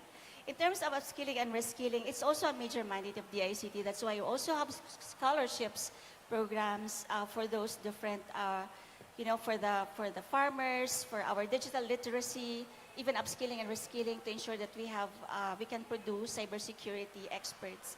So we all have those things that DICT is really doing. Thank you. Thank you. Just a follow-up question, Ms. Delphine. I totally understand the benefits of IoT in terms of agriculture, in terms of manufacturing and businesses. what are your greatest project that you have worked with different sectors? Well, last year, probably you're planning to do something this year that will have a huge impact in those areas of sectors. Actually, we have several programs. So the first program that we have is SET-PH, stimulating the growth of emerging technologies in the Philippines, and we consider IoT, blockchain, AI as part of the emerging technologies. So with that program, we've been doing a lot of advocacy, as mentioned also, one of the things that we have to do, not only here in Metro Manila, but in the different parts of the country, both online and physical roadshows that we've been doing. And then we also have, because you also have to actually encourage the Filipinos, particularly the youth, in terms of coming up with programs, innovative ideas, of course, for IoT. So we have a big program called Digital Startup Development and Acceleration Program, wherein we actually provide acceleration program and even funding for these startups. So actually, we're also excited already that there's a hackathon for IoT this coming Friday. So of course, on Wednesday, so we hope to, of course, would like to know what are the different initiatives, the different ideas, because we also want to know how the DICT can actually help further grow the ideas through our acceleration program and funding programs, grants. Well, I think that should be my last question, because I've seen a lot of people here from STI College, right? So there's a huge talent in the Philippines in terms of how we could expand IoT with this, techie guys around. Does Packetworks actually doing also sort of boot camp sessions or free trainings for them as well? Yeah, well, we do in coordination with DICT and other stakeholders as well. Semtech is supporting us in this. Various private sectors, private industries are supporting us on this. But at the same time, within Packetworks itself, we have our IoT technology hub in Ortigas. It's open to the public, so it's free to go there and consult with our engineers on your IoT ideas. I think this is being replicated in various schools right now, where we freely share our experiences and our the materials that we use to put up the IoT technology hub in Ortigas, and share this to the academe for them to duplicate and implement this in various locations.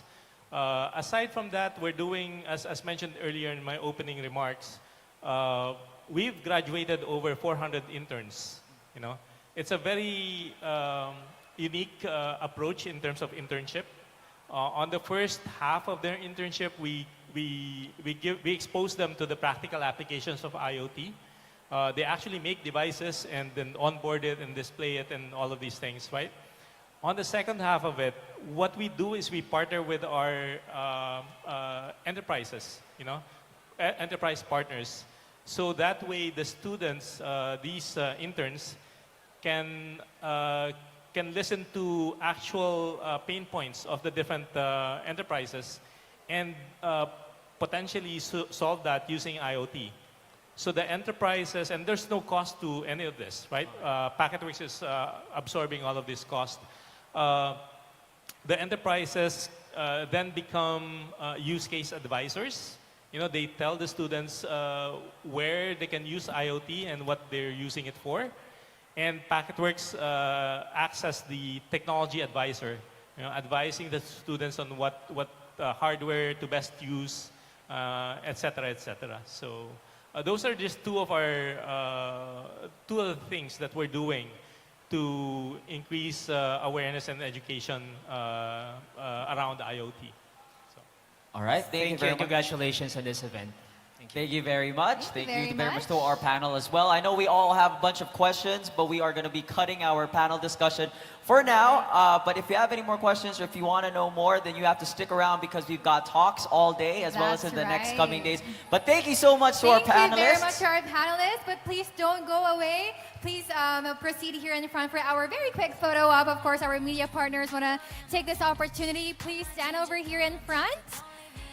Again, let's give a big, big round of applause to our panelists.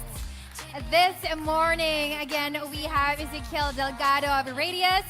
from Actility, we have Mr. Sourmac Dabroy.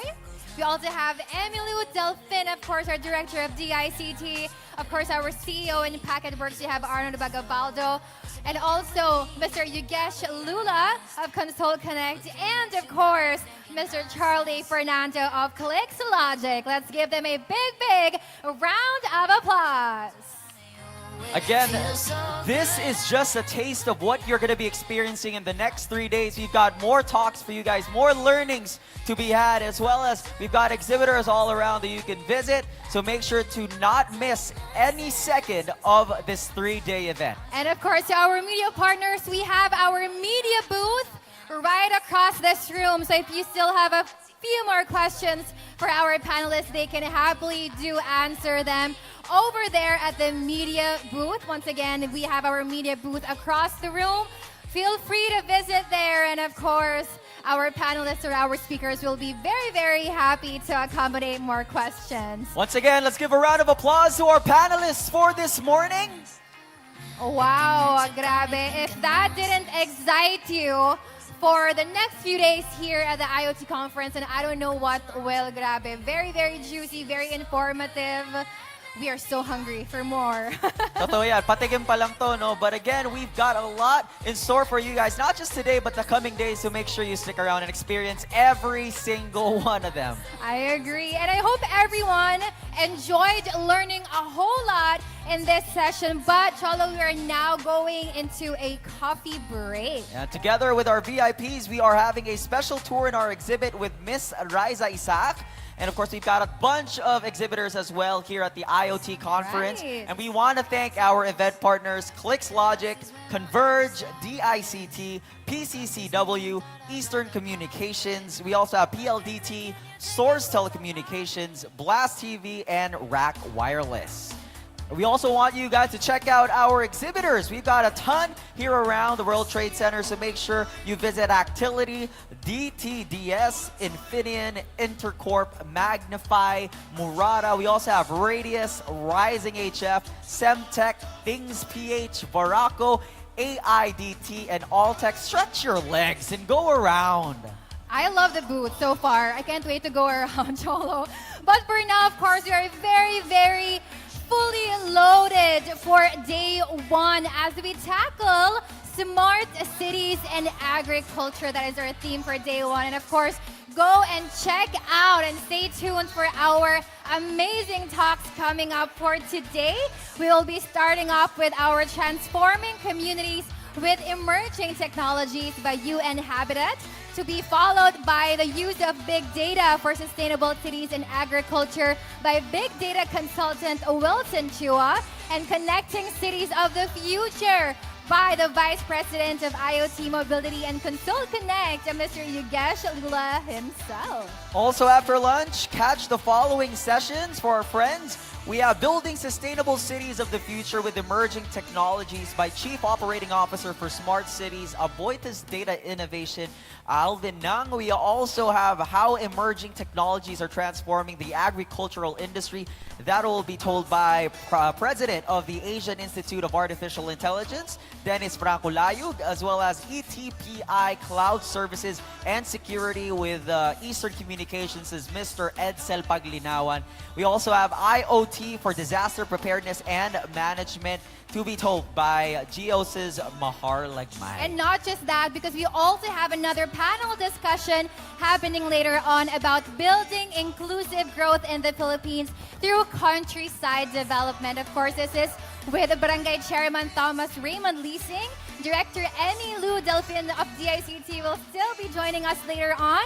Of course, from Asian Institute of Artificial Intelligence, Mr. Dennis Franco Layug, from GEOS, Dr. Mahar Lagmay, and from EMS Group of Companies, Mr. Ferdinand Perry Ferrer. And here we go, Cholo, everybody, of course. While you are going here in our coffee break, feel free to meet Cruiser! Ayan, Where nasa ba are si you, Cruiser? Grabe. I hope you all were able to get a chance to take a selfie with Cruiser right over here. I think he's roaming around in this room. And of course, do get the opportunity to take a photo in our 360 photo booth outside. Cholo will definitely do that. Oh, I will Don't do miss that right out. now. And of course, we also have our Prism booth and more. I love our setup for this venue. And of course, share your experience online. And don't forget to add the hashtags, hashtag Internet of Things, hashtag IoT, hashtag PacketWorks, hashtag IoTCon 2023, and hashtag Packet Hack. Ayan, so make sure that you get those photos uploaded online. Inggitin na natin yung mga kaibigan natin. And you have 5 minutes to do that, as our coffee break is for 5 minutes. But what's also very unique about this conference is that we will have installed IoT devices all over this exhibit hall. So that means we have the capability to track and transmit data of things happening inside this hall. So we will give you updates and feedback throughout the day, and we will keep you updated and posted on all of these. But for now, we'll see you after 5 minutes, and enjoy your break.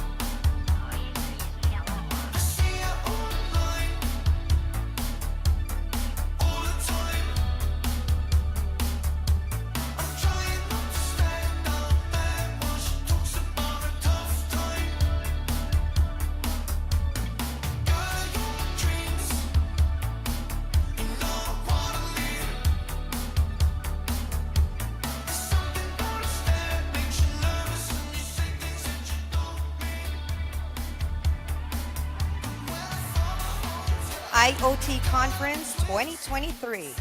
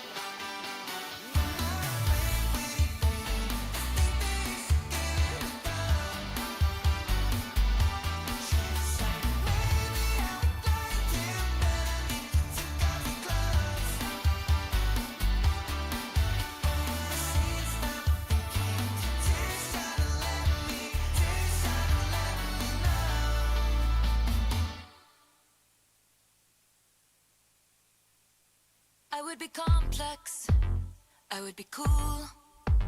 They'd say I played the field before I found someone to commit to. And that would be okay for me to do. Every conquest I had made would make me more of a boss to you. I'd be a fearless leader, I'd be an alpha type. When everyone believes ya, what's that like? I'm so sick of running as fast as I can. Wondering if I'd get there quicker if I was a man. And I'm so sick of them coming at me again. Cause if I was a man, then I'd be the man. I'd be the man. I'd be the man. They say I hustled, put in the work. They wouldn't shake their heads and question how much of this I deserve. What I was wearing, if I was rude, could all be separated from my good ideas and power moves. And they would toast to me, let the players play.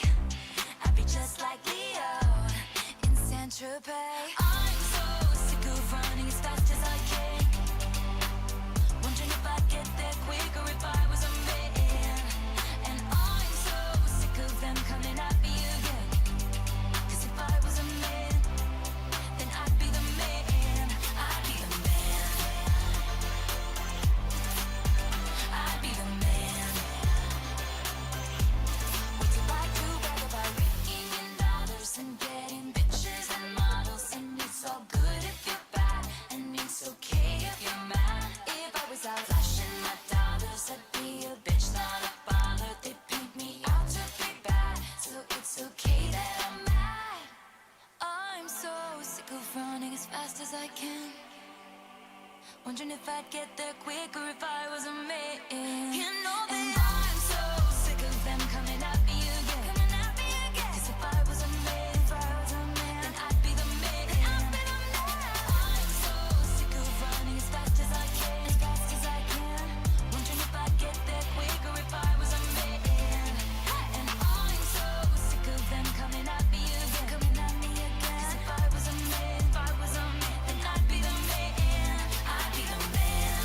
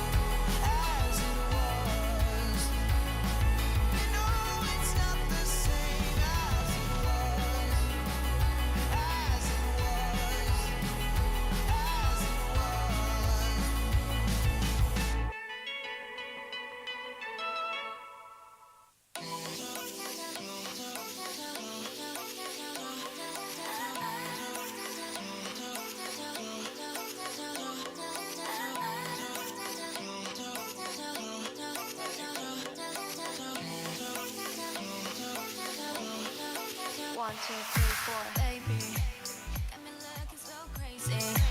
That's a bird in All the daydream. right. I hope everyone had a great time during their break. You got to stretch out and all that. At marami tayong mga ano dito, exhibitors. So you guys can go around still if you Right. want to. But right now, we might have to take your attention because meron tayong mga susunod pang talks that you wouldn't want to miss. This is it. And of course, thank you once again for being here at the IoT Conference 2023 Day 1. And of course, right now, kanina Cholo, hindi pa yun, it's not yet the talks, it's not yet our learning session because right now, we will be officially kicking off our first learning session. So to everyone out there checking out the booth, please come back here. We invite you to just be back here at Yes. this side of the stage so that you can get to hear and learn more from our amazing speakers lined up this morning. I know a lot of you guys are excited to go around and experience the whole of IoT conference. But again, the IoT conference isn't just about the booths and of course our exhibitors, but also the talks that we will be learning from. So again, we invite everybody roaming around right now to please join us here in front. We've got tables still here on Still the left have side. spaces over here right in front. Yes. Such a good access.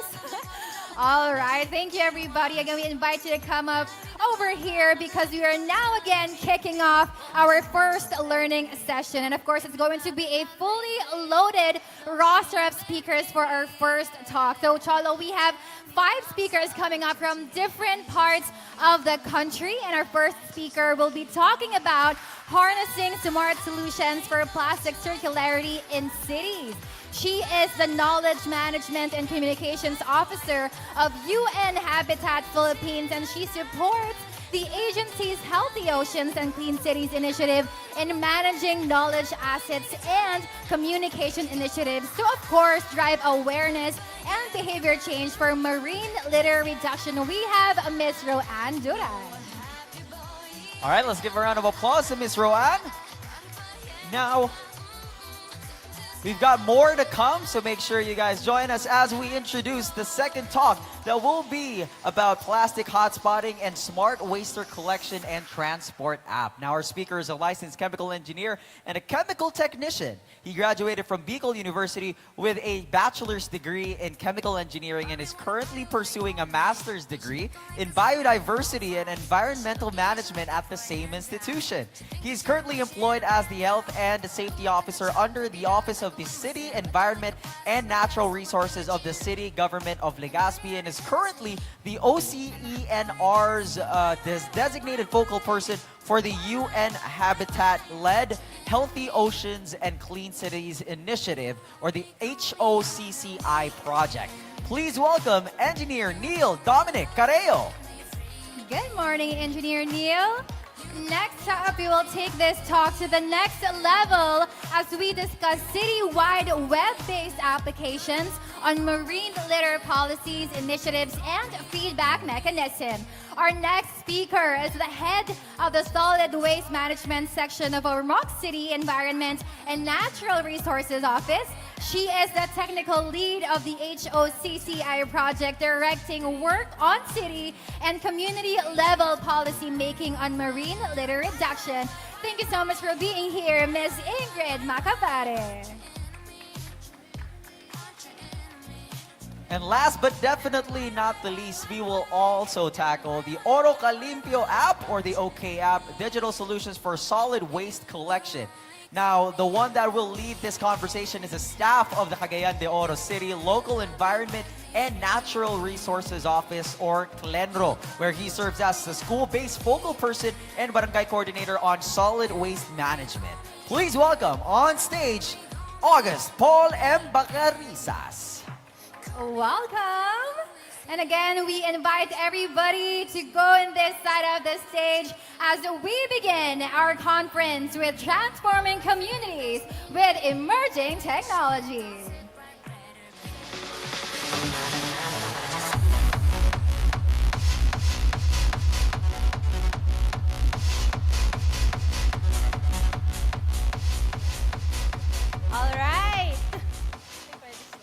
Okay, so good morning, everyone. Very honored to be standing on this very hip and high-tech stage. So I'm from UN Habitat Philippines, and we're probably one of the few speakers who are not from a tech organization. But UN Habitat is the UN agency mandated to promote safe, resilient, and sustainable cities. And what we will be sharing today with our partners is how we have worked with local government units to adopt and use technology to address some of the pressing problems that cities face.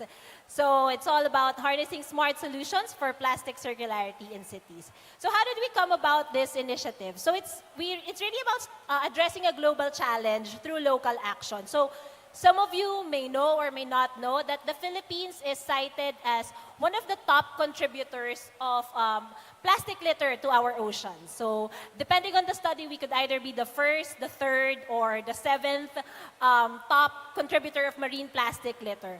And this has prompted the national government to develop the National Plan of Action on Marine Litter, which has an overarching goal of zero waste to Philippine waters by 2040.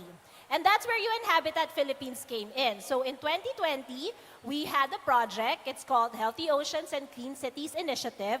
And its goal is to reduce marine plastic litter by localizing the National Action Plan. So how will we do that? We partnered with 6 cities wherein we will demonstrate these local solutions. So 3 of those cities are actually with me this morning. Next slide, please. Yan. So when we were brainstorming, like, ano po ba yung mga ibang solutions in addressing solid waste management and plastic litter in our cities, we wanted to go beyond the traditional 3R solutions. So we were thinking, how can we harness technology? How can we use mobile applications or manage data or use drone technology para ma-enhance yung mga existing solid waste management initiatives?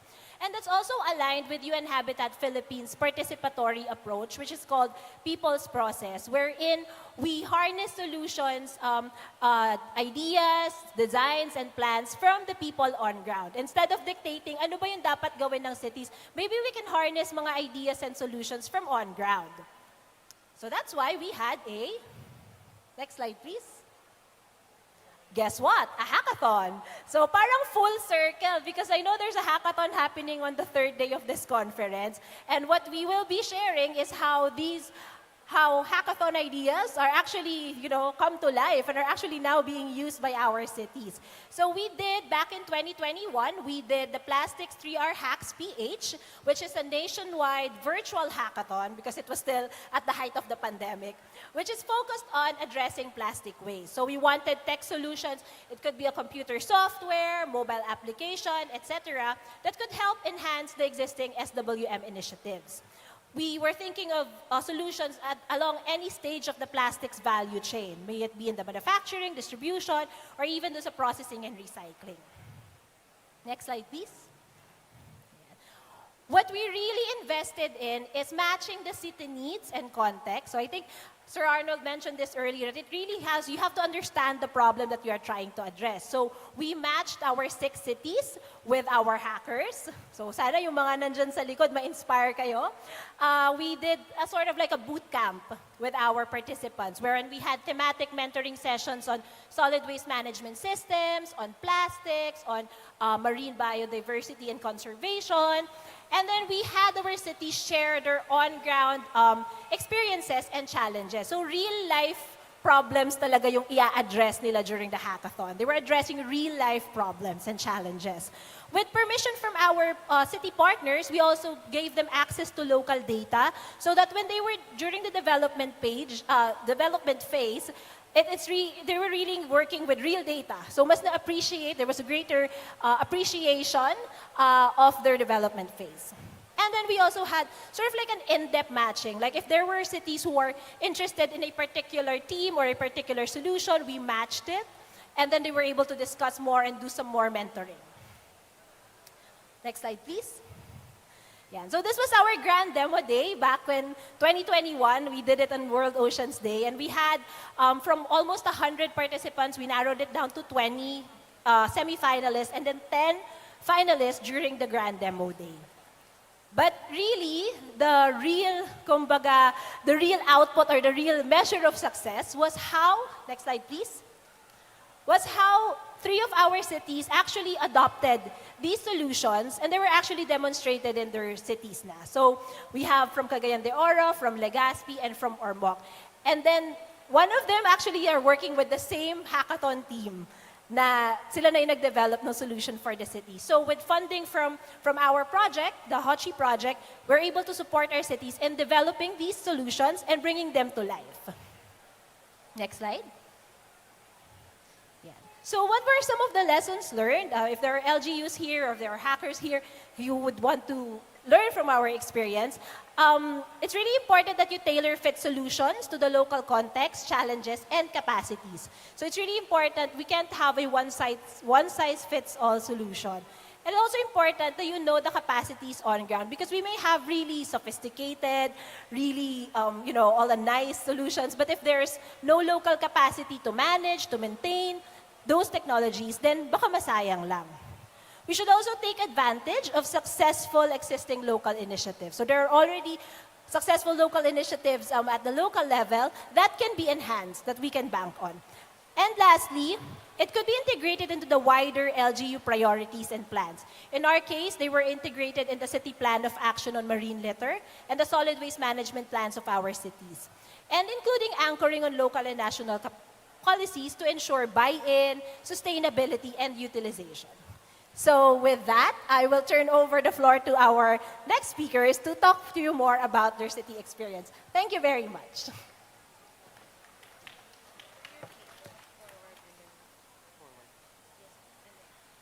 Marahay na aga sa Indogabos from the city of Legazpi. I am excited to share with you this morning how Legazpi City harnessed the power of smart technology through our plastic hotspot mapping and solid waste collection and transport optimization using our smart waste management system.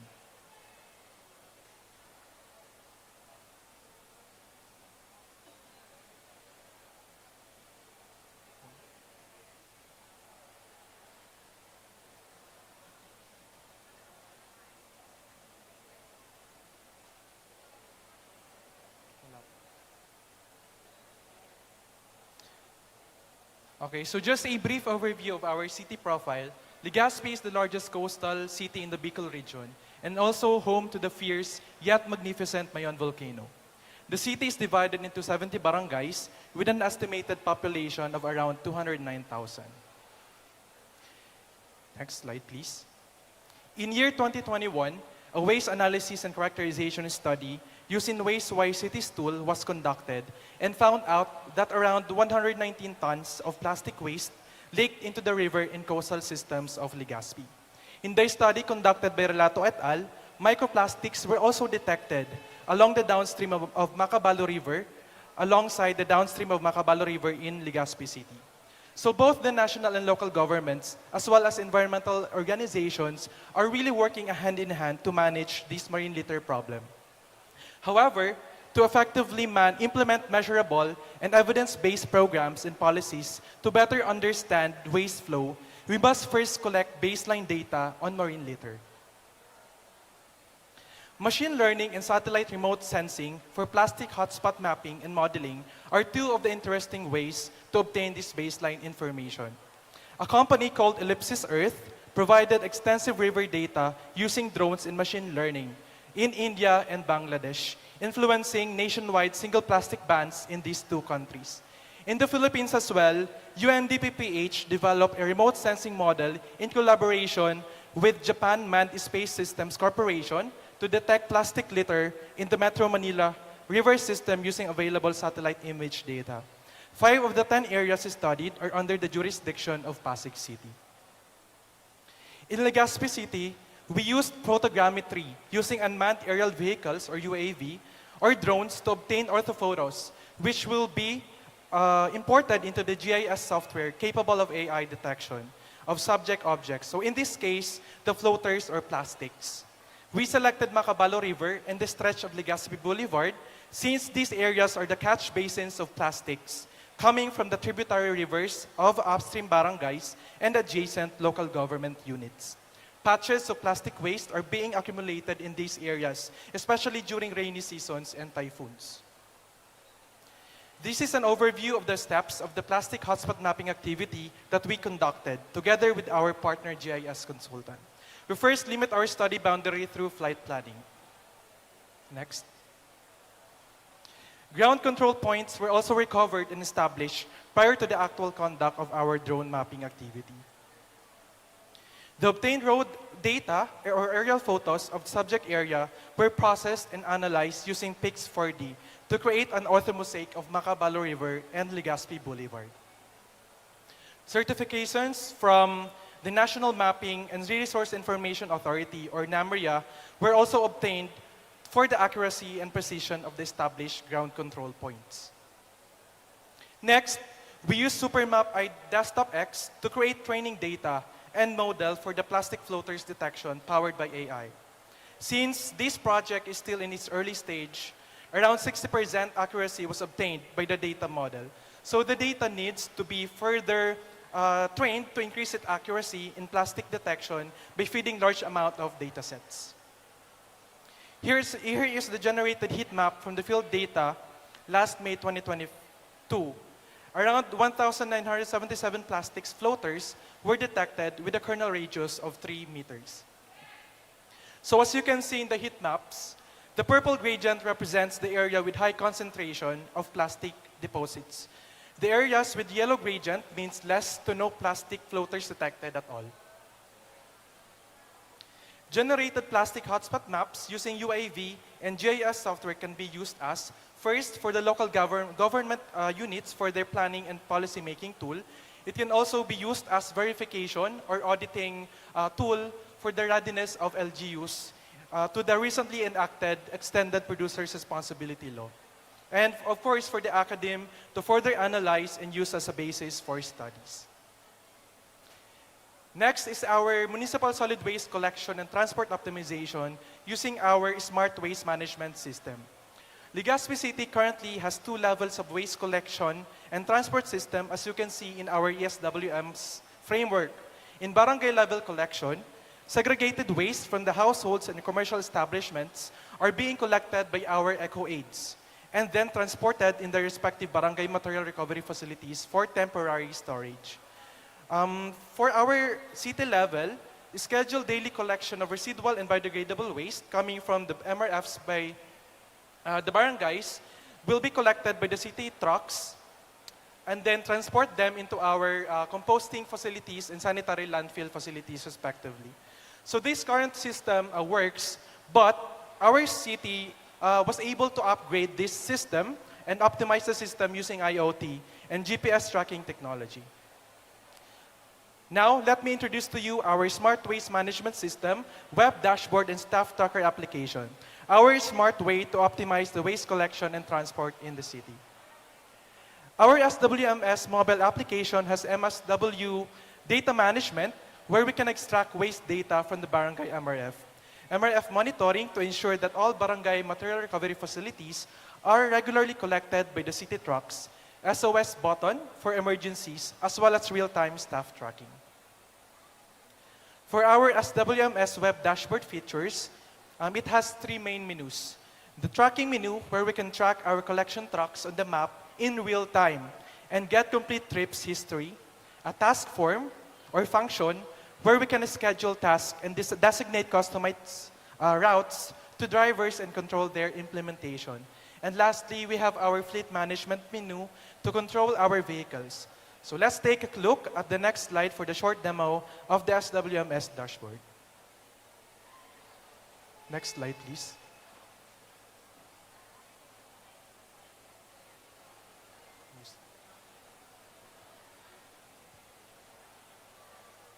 So as you can see, it has a vehicle fleet management function. And through this app, we can also tag our materials recovery facility in each barangays.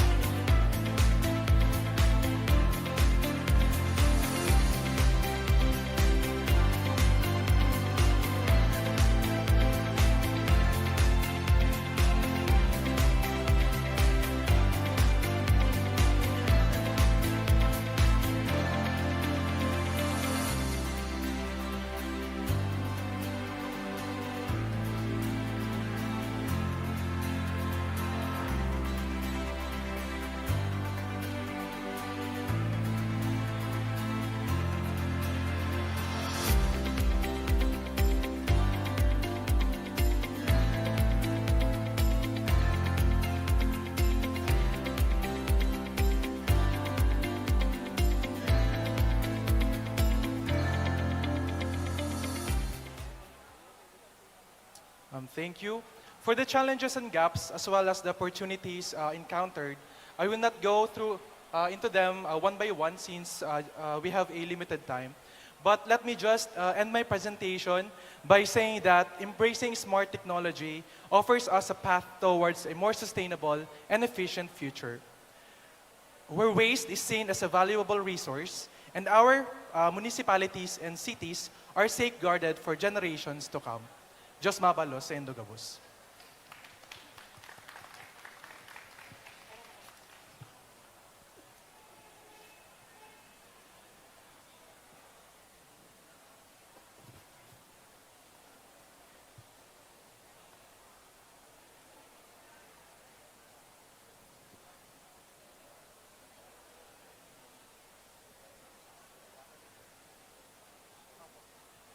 All right, good day to everyone. So today, Ormoc City will present its two major technological plan in solid waste management, our waste and plastic market system, and our waste collection tracking system. So Ormoc City is a coastal settlement, and with Ormoc Bay as its major water resource, where livelihood and transportation rely. So we have a vast river networks that connect upland, lowland, and the open sea.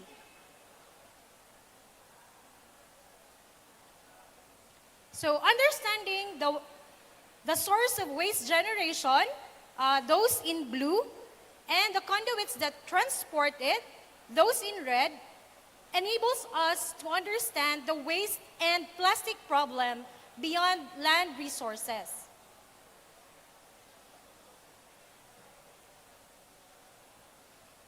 So naturally, density analysis will show us that the most populated area is expected to generate the highest waste per capita.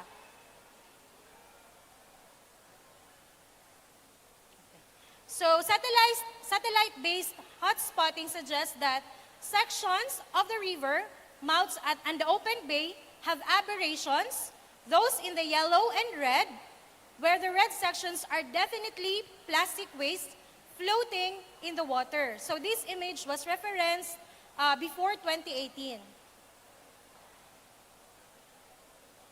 So as you can see, this image in 2018 provides ground truthing of the satellite-based hotspotting. So based on the 2021 waste characterization study, plastic composite comprises 31% of the total household waste, while 34% in the sanitary landfill. So using the same study, it estimated 31 tons per day, which is not collected, and estimating collection reach of 58%. So from this data, 30% is expected to end up in water and drains. So while concerted efforts are practiced to reuse, reduce, and recycle with various stakeholders in the city, waste and plastic management will be further enhanced by the city.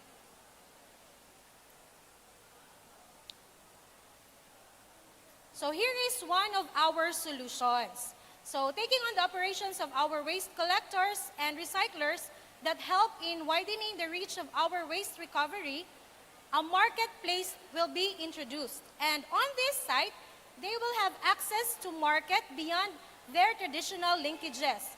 One big opportunity is also the participation of this sector to the extended producer's responsibility, which is a new law obliging plastic producers to progressively recover their plastic footprints. They have to recover up to 80% of what they have produced until 2028. So the EPR law requires an auditable process to certify the ownership of recovered plastics. So this system can provide that recording and data audit. This is a win-win solution to the government, obliged enterprises, or producers, and plastic waste collectors and traders. So it can be audited, accessible to wide collector sector, and accessible to wide obliged entities and traders, and it is managed by the city government. So to address also the waste collection coverage, a tracking system of manpower and vehicle assets will be placed for real-time monitoring.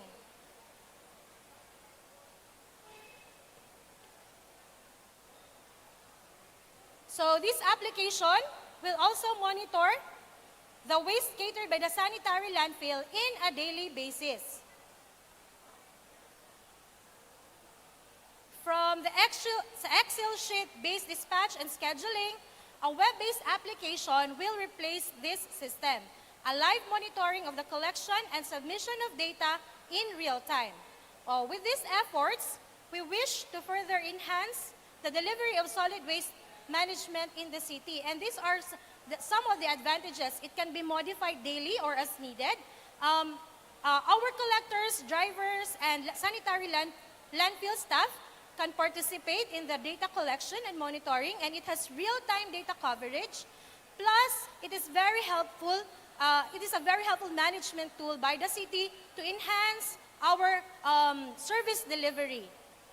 So, with these efforts, we wish to further enhance the delivery of solid waste management in the city, and we will end this presentation with this run-through of the applications.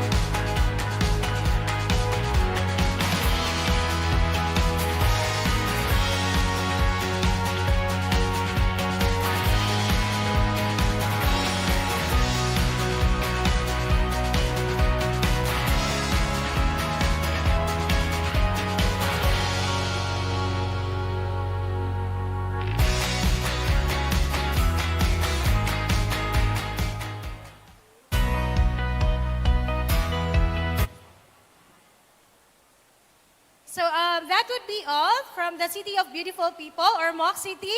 Mayong buntag, and daghang salamat.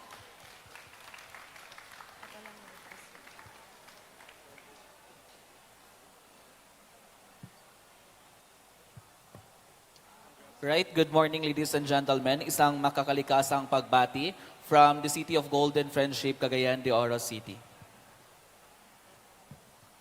So today we're going to present the Oro Kalimpyo app of Cagayan de Oro.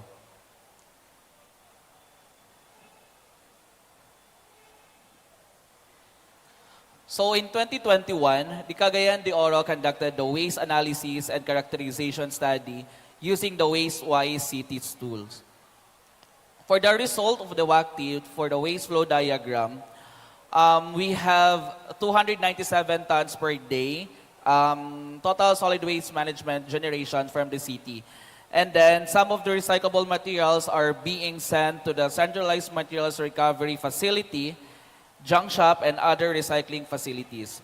while others are being sent to the disposal facility at our sanitary landfill. As for the total, we only have 4% recovery rate of our recyclable materials. For the plastic waste generation, we have 15,310 tons per year. So some of the plastic collected by our service provider, collected by the junk shop, collected by the materials recovery facility, and some of the plastic directly to our sanitary landfill. So the problem in Cagayan de Oro, CDO has a low recovery rate at 4% of the waste generation. It because poor compliance on waste segregation at source, and of course the absence of having a tracking system on waste diverted at source and from existing resource recovery facility.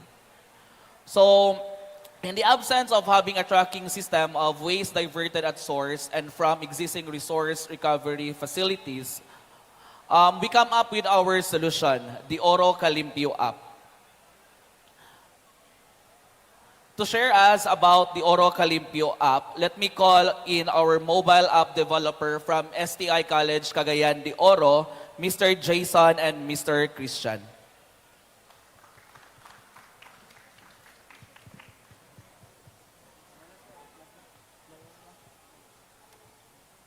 So thank you, sir. So good morning once again. So we are the developer of the Oro Kalimpio app. So we are thankful indeed to come up on stage as a third-year student having this opportunity to present in front of you. So yeah. So next slide, please. Okay.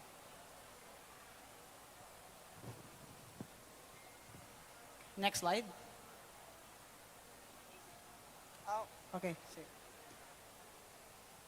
There you go. So about Oro Kalimpio app, it is a smart solution or a technology application to provide a seamless collection of solid waste by digitizing the manual task of writing the records of recyclable waste, and also to make users contributions into a QR code.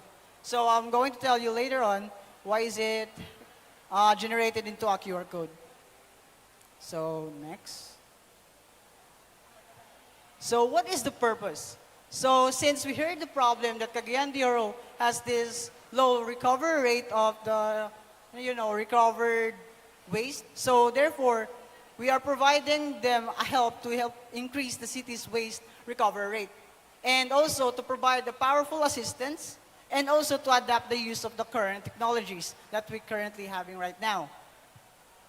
So what is the focus? So the focus here is the recyclable waste materials that is being collected to the Clenro itself, and also to the citizens of Cagayan de Oro who has the ability to generate the waste at any aspects. So this is the process or steps during the development that we have. So the default thing that we have is planning. So to have the plan, we conduct some little surveys in the Cagayan de Oro, and after that, we develop the app itself. And by having a testing, so the testing part is we are currently having it right now in our city, and as well as the implementation and assessment, in which we are going to assess all those aspects all the flow of the entire application that we have. So what is the policy or guidelines being considered through our application? There is only one thing that we really need to be considered, which is the Data Privacy Act, since we are catering a data of basic information of a certain user that is going to use the application. So, and now let me introduce you the Oro Kalimpio app as an overview. So, this is the actual app or the loading screen of the app. So, it has a user-friendly. We should really consider this user-friendly since in our city, we are having this comprehensible instruction are in Bisaya because we are Bisaya there. So we made it Bisaya since our users are mostly Bisaya. So this is also a smart solution. It automate the manual task and turn gathered data into reports for better decision making for the Clenro itself. So in our application, we have the authentication, which is the default thing, the login and sign up where the user is able to create an account and after that, log in their account as well. And to the other main feature, which is the assistant feature, we integrated a machine learning which able to detect what kind of plastic or type of waste that is being captured by a certain user.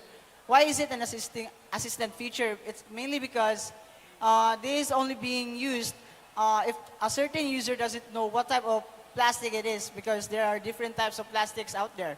And some of the users may have a hard time to guess what it is. But they could just manually select it by the spinner that we have there. So, yeah. So as you can see, there's adding of data, which is the contribution of a certain user. After scanning it, it detects that it is a PET bottle. And after that, it also has this machine learning integration in classifying the brand, or let's just say the Coca-Cola itself there in the plastic. So it able to identify what type of brand it is. Next one is the QR code integration. So we integrate this QR code integration for the word seamless, or the easy tracking of the contributions of a certain users that we have. So as you can see, there's a summary out there after contributing a certain amount of contributions. And after that, it is being generated into a QR code. So that is a QR code there. And how is it going to be collected? So the city government of Cagayan de Oro, through Clenro, organized the waste pickers of the old open dump site in Zayas, Carmen, and formed a cooperative in 2017. So they are the partner in collecting recyclables in the barangay, household, commercial establishments, and institution. So they are the one who's capable of collecting those contributions coming from the users itself. How about the QR code? So since we have the QR code, it would be easy for the MRF. Okay. It would be easy for the MRF cooperative to collect those contributions of a certain user. So they would not be able to just, manually type those or manually write those contribution of a certain user and generate a report out of it. So why not integrate this technology that we currently have right now, which is having a QR code, and by just scanning it, you just update it by having this kind of customly made update section of our app. And after that, by the way, this is the part where a certain collector is verifying the contribution of the user. So there is no double counting at all or any types of errors.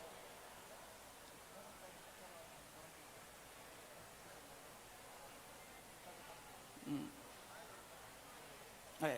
So next one is, how about the data collected? So the data collected is being shown in this one, which is going to be presented by Christian Paul.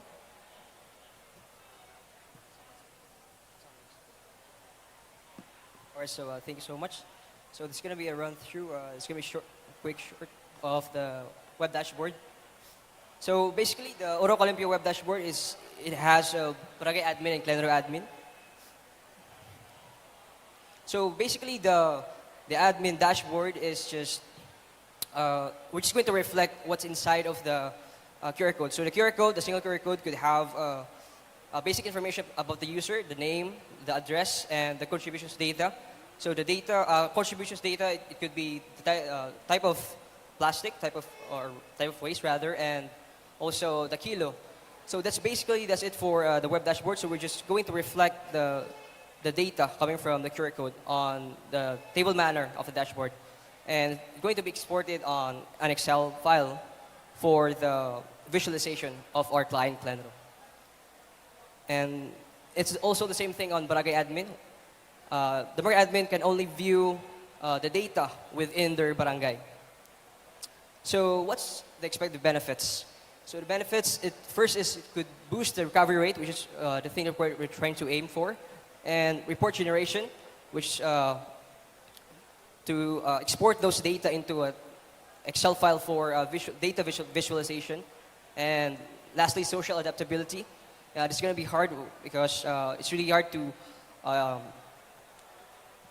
the social aspect, to adapt these changes like in the technological way, but with the help of our barangay officials in partnering with Clenro and the help of the Hochi, I think we can make a change.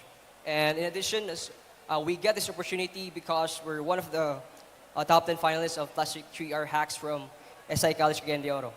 So, and I'm just gonna end with our slogan, limpyo na syudad atong responsibilidad. So in Tagalog, it means ang ating kalinisan ng ating pamayanan ay ating responsibilidad. Yun lang po. Thank you so much. Thank you very much. Let's give them a big, big round of applause, please, for our speakers. Please stand up for our quick photo op right over here. Thank you so much for joining us, and I hope you guys were able to learn a lot from this session. And you know what, Cholo, it just goes to show that IoT is not just inclusive here in Manila, but it could also have a great impact in the provinces or in the countryside as well. It's so amazing to see all of these innovations happening right now. And if you weren't inspired by these students creating an app to help their local government unit, then there is something wrong. But I am so inspired by these two, and of course, everyone who worked hard to improve the environment in their own little ways technologically. Thank you very much, our speakers this morning. Thank you so much for being here with us and sharing your insights as well. This is very inspiring indeed and very eye-opening as well. I agree. Now with IoT, we have the opportunity to create smarter, more connected environments that enhance the well-being of our Mother Earth and promote sustainable development. And now, our next speaker is a NUS Gold Medal awardee, UPCB School of Business Distinguished Alumni, CISO, Call Center Ops, Network Ops, and Big Data Analytics. He will delve in the discussion of the use of big data for sustainable cities and agriculture. Please join me in extending a warm reception from Big Data Consultant, Mr. Wilson Chua.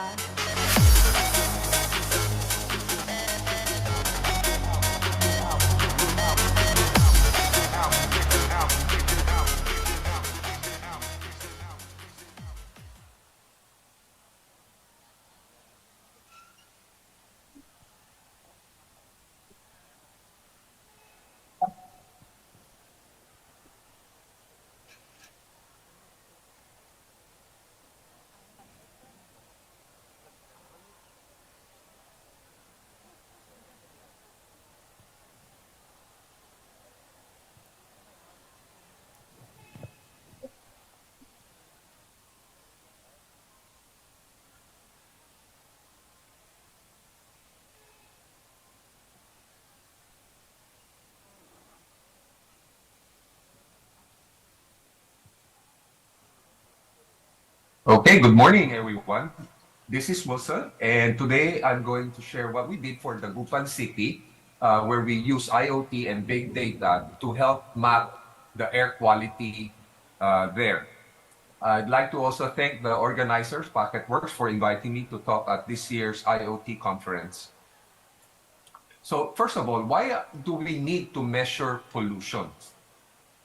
Well, a lot of you may not know this, but pollution is an invisible killer. And even less people know about this. The higher the pollution, the dumber you are. Nakakabobo ang pollution. So several studies have already quantified the effects of high pollution levels on our health. Plus, they show that pollution accounts for 29% of lung cancers, 24% of death from strokes, 25% of heart disease, and 43% of deaths from lung disease. On top of that, for every 10 micrograms per cubic meter increase in PM2.5 levels, they show that there's a 1% drop in cognitive function. This is the other study that supports the finding of the reduced brain activity associated with high pollution levels. So again, it makes us dumb, and it has ill effects on our health. So that's why we need to measure pollution. Now, you may ask, what's the safe level for PM2.5? And so we use the US AQI level. So the only good level reading is those between 0 and 50. Moderate is 51 to 100. Anything above 100 is considered unhealthy and in fact hazardous beyond 300 micrograms per cubic meter. So remember that. Anything beyond 100 in reading is already hazardous and unhealthy. And as we will show later, in urbanized areas, especially those beside the main thoroughfare, there's high traffic area, the readings will actually exceed 1,500 micrograms per cubic meter. So how do we collect PM 2.5? So we use IoT. Here we use Espresso 8266 node, MCUV version 3.0. We use the MQ7 volatile organic compound sensors and a PMS 5003 PM 2.5 sensor. This is using laser. We have a switch, a charger, exhaust fan, and a PCB board, power bank for power outage situation, and the plastic casing overall. So here is the completed device. That's the exhaust fan. This is the espresso board. This is the PM5003, PM2.5 sensor. So we deployed this with the help of the local government of Dagupan around 7 locations. We also want to provide credit where credit is due. These were developed by our interns from ISAP, the International School of the Asia and the Pacific, out there in Peña Blanca, Cagayan. This is the schematics of the data that is collected from each sensor. We have the date, time, the PM01, PM2.5, PM10, and the volatile organic compounds. For every 5 minutes, it will collect the data. Now, collecting data is one thing, but the real challenge, as most of even the speakers ahead of me has shown, is to present them in a way that is clearly understandable by the decision makers. So it is our goal to create or present a visual that is easy to understand and one that generates actionable insights. Here we look at some of the major points to consider when creating graphs out of our data. It must be easy to understand. It should highlight errors in the data if such were to exist. It should help tell a story. So here is what we're closely related to that is that it should show patterns across time and across location. And finally, it should lead to quick decision making. So let me share with you the actual dashboard that is being used right now. Here are the 7 sensors. We use a radial chart, a radial gauge to show the maximum value for the day. And if you see these black lines, these are the values yesterday. So the decision maker can quickly and easily compare today's value, maximum value, with yesterday's maximum value. In the case of Barangay Lucao, the value for this day was in excess of the value yesterday. And you will notice that because we're tracking the maximum value every day, we can easily see that Villaflor Hospital in Caranglaan and the City Health Office, which is now being relocated to Caranglaan, has values that exceed the safe values.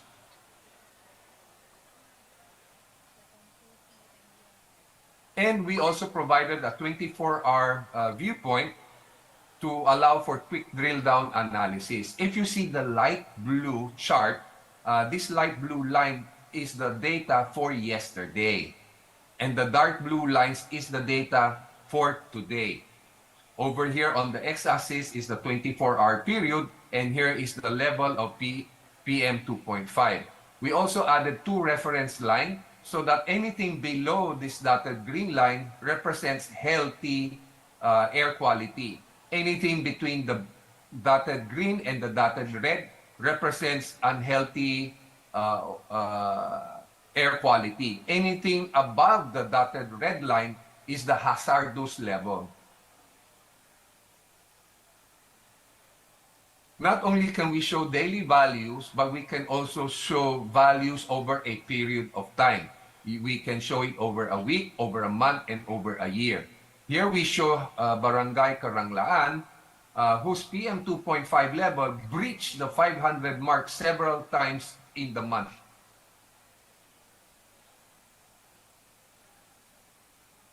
Now, to keep the chart simple, we first show only a single metric, which is the metric of interest. In our case, is 2.5. But by pressing on toggles on the chart, we can also show counterpart metrics like PM 1.0, PM 10.0, and even the volatile organic compounds, here shown in different colors. Now, here's one insight from a longitudinal study where we use the maximum values in the last 30 days. Notice that the pattern for Karanglaan and Bukig are different. Different in what way? Karanglaan is in an urbanized area and beside the main road. You will notice that between 12 to 2 a.m., there is a domestic activity here that spikes up the PM 2.5. And the usual spikes are on or before office, on or before lunchtime, and on or before after office hours. In contrast, the Barangay Bukig is a residential area. The typical spikes in their PM 2.5 are during meal preparation time. Here is breakfast and here is dinner time. And we can correlate this with Google Live traffic for Karanglaan. This red spot here marks the location of our sensor. And true enough, during the time when the unhealthy levels here were recorded, we took a look at the Google Live traffic. And here you see right beside this is the red line indicating high traffic or slow-moving traffic in the area and for that time. We can also mix and match the data across the wind direction. So here is Dagupan. The wind direction is like this, blowing from Dagupan into San Carlos and Vilesis.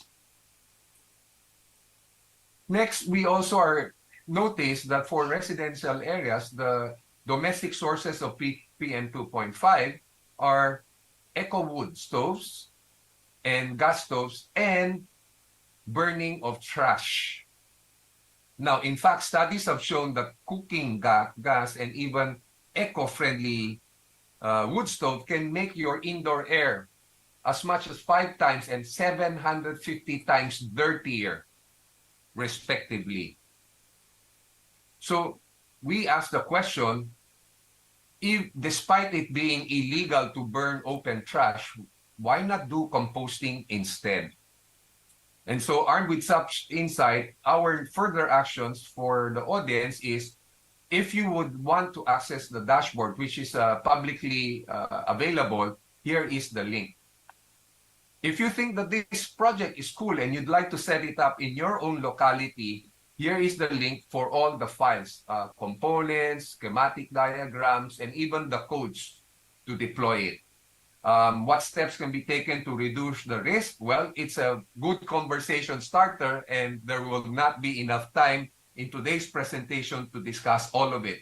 If you would like to have a lab training on dashboard, here's the link where we show step-by-step on how to use the data in Google spreadsheets and load it into Google Looker or Google Data Studio. And with that, I end my presentation exactly at the 10-minute drop-off time.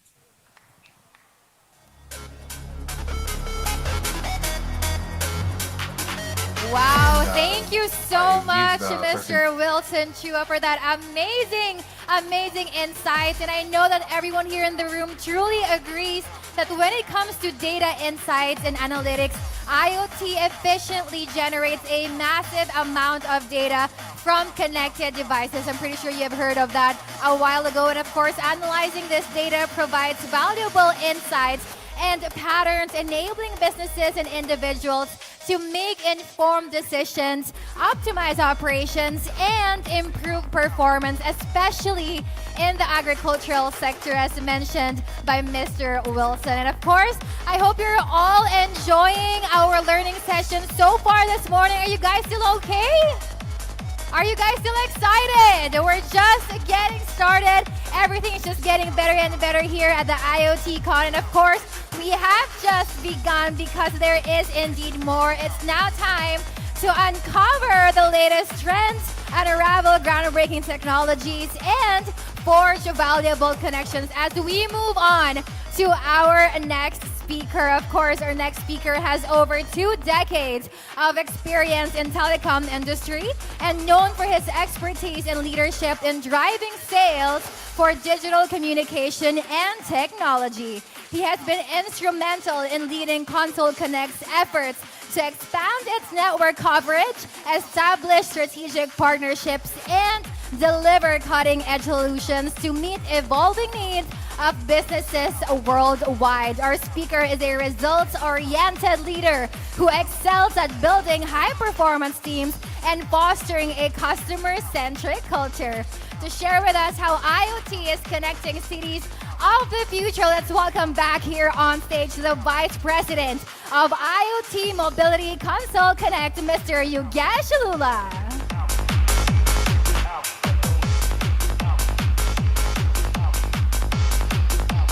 Good afternoon, guys. I think 2 decades of experience makes me feel very old right now. I'm not that old, I promise. I still don't dye my hair. So good afternoon, everyone. I hope all of you are awake. So let me introduce myself. I'm Yogesh Lula. I'm the Vice President of Console Connect by PCCW Global. And it's a pleasure to be here in Philippines. As I said earlier, IoT is the next paradigm shift that we would all have. And it's very, very critical for all of you to understand how IoT would work, especially because you come from universities. And this is the next generation technology. I want to thank the sponsors, the PacketWorks team, for having us a part of this forum. So let me start with saying that today I'm going to present the smart city via Edge SIM and Console Connect. I think Edge SIM, from perspective of university, would be a new technology for you. And I'll touch very briefly and in a very basic way of what exactly do we mean by Edge SIM. Let me start with giving a brief on what our company does. In a nutshell, we are a tier 1 operator connecting more than 1,000 MNOs around the world. We have fiber of over 685,000 kilometers, carrying capacity of 60 terabytes. In terms of MPLS, we connect over 3,000 cities, and we are the pioneers of software-defined networking platform. In 2002, we first laid our global IP infrastructure. In 2017, we acquired a company called Console Connect. And since then, our automation journey started. What Console Connect does is, historically, if you had to connect to any data center, to any cloud, to any IoT application, you had to call up a service provider, and it would take 4 to 6 weeks to order and implement capacity. We have automated the entire process. Today, to connect to any cloud around the world, to connect your IoT application to Amazon, Azure, Oracle, Alibaba, Tencent clouds, on our ecosystem takes less than 1 minute. So from 4 to 6 weeks to less than 1 minute. This is how we've automated the infrastructure. We all would believe that IoT, AI at the moment is no longer a buzzword. I think we all use IoT, AI in probably every application on your phone. Historically, this was not the case. Now, how does AI work? What is artificial intelligence? In a very layman's language, let me explain to you. So, a child, when he learns to walk, does not need to know physics to be able to stand on his 2 feet. A child observes, self-learns. He looks at his parents, the siblings, family members, tries to stand and walk. The child might fall down. He again goes back to relearning and observing until the time the same child starts running much faster than you and me. This is exactly how AI works. Studies have shown that parents, when the child is born, spend the first 2 years of the child's life in investing time for the child to learn to speak. The same parent, for the rest of their lives, spend time in asking the same child to speak less. Unfortunately, with AI, that won't be the case. Once AI starts running, it'll be very difficult to control it. This is where the security measures come in place. AI today would be applicable in agriculture, transport, manufacture, logistic. You name the industry where AI and IoT will not be used, it's very difficult. So in almost all the applications today, we all admit that AI and IoT would be utilized. The global market view study says that China, West Europe, Americas were the pioneers to accept IoT. However, the Asian countries and the rest of the world are fast catching up. And when I say fast catching up, Philippines probably is one of the hubs of Asia, which is almost there in terms of technology. Now, with more power comes more responsibilities. We all understand that IoT is important, but with more technology, there would be more threats. As I mentioned earlier, imagine an autonomous car driving at a speed of 100 miles an hour. And at one point of time, it has to take a turn. But at that minute, the GPS loses network. There is no network for that particular second. What happens to the car? It basically falls down, which is where end-to-end connectivity is so important. Now, from our perspective, what we do is we roam on almost all the networks in the country. So if one of the networks in the country loses connectivity, we switch to the second one. So for mission critical sensitive data, IoT connectivity end-to-end is extremely important. The second is security. With banks having ransomware, with all the different applications being hacked, it's important that security is key, because the same car driving at a cliff, autonomous, there's no driver. And this is what the future is, right? Imagine that at that point of time, the system gets hacked. And your navigation system now tells you that either you transfer money to somebody right now, or they can drop the car down. It sounds like a funny cartoon story. But you do understand that in future, when everything is autonomous, hacking might happen. And this is where you're supposed to control that. How do we console connect team members work on these mission critical sensitive data and protect you from security? This is our network. We are one of the only applications or IoT providers around the world who transfer data through our own network. So if today, from Philippines, if anybody has a startup and you want to have customers around the world, you would be accessing clouds in different locations around the world. The problem happens when any of the transport piece touches the public internet. So from your mobile network, if you have to go to an Amazon cloud in Singapore, at that point of time, there is vulnerability because you are exposed to public internet. So in Console Connect, we make sure that end-to-end connectivity is on a private infrastructure. It skips the public internet completely. That's exactly how we protect you from security issues. We make sure that we abide by all the GSMA standards for security and the different forums, because security itself is the most important aspect if we have to deliver IoT end-to-end. So from the mobile ecosystem point of view, IPX is basically a standard which says that your data cannot jump more than 2 hops to reach the final destination. Now, we make sure that from the IPX perspective, we abide by the standards, and the data takes the minimum number of hops to reach from Philippines to any cloud around the world. IoT, as I said, is applicable in every industry, from an MVNO to an OEM to a logistic to transport businesses to agriculture. Let's take an example of agriculture. I live in Dubai. Philippines mangoes are very famous in Dubai. There was a use case. Somebody said, yes. I come from India. There's competition between India and Philippine mangoes, even though my wife likes Filipino mangoes more than the Indian mangoes. Now, there was a use case which said that Filipino mangoes, when they are transported around the world, they need a specific temperature. Okay, they need to make sure that they are monitored, that end to end, the temperature has to be precise.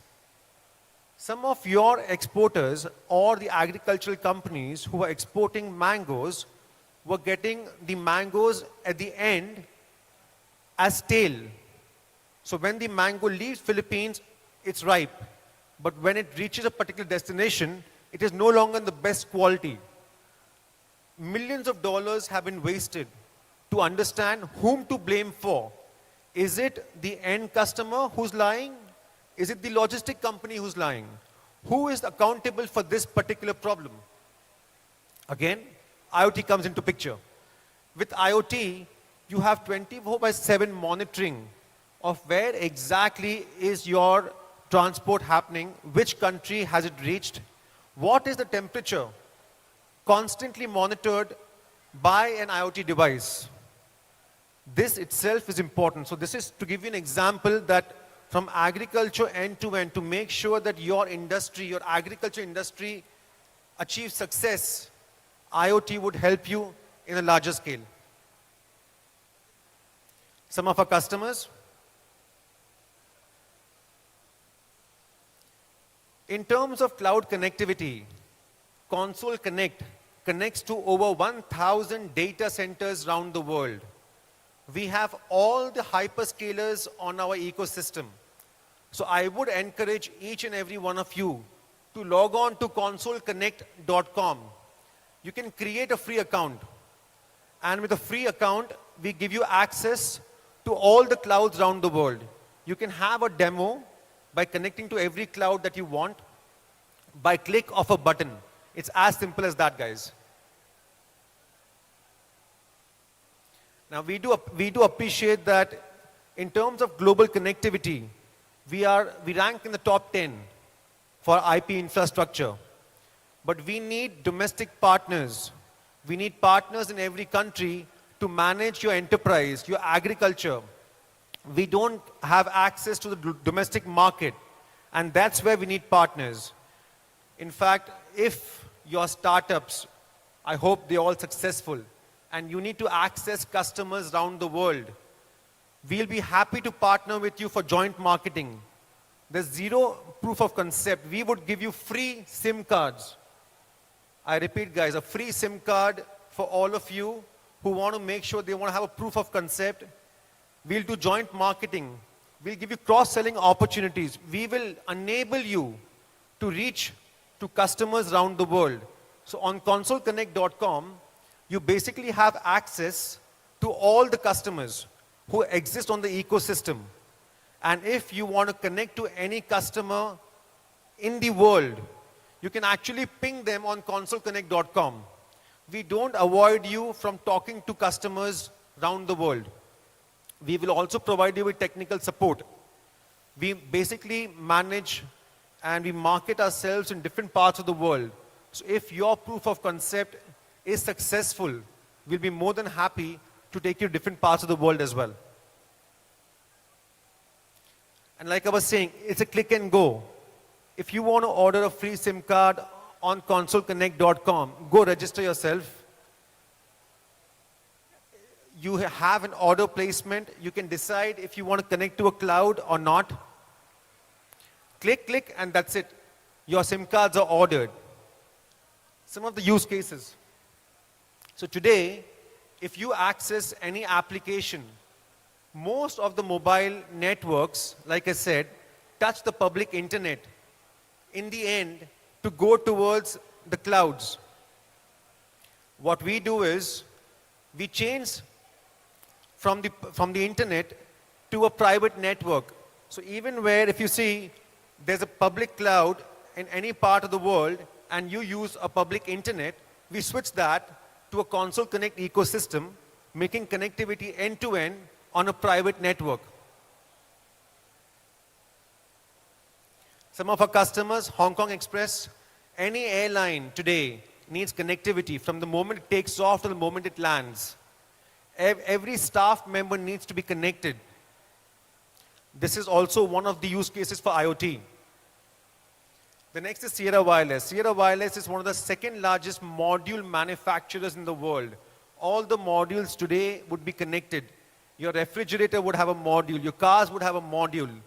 Your refrigerator and the cars would tell the company beforehand that tires need to be changed or the car has to be serviced.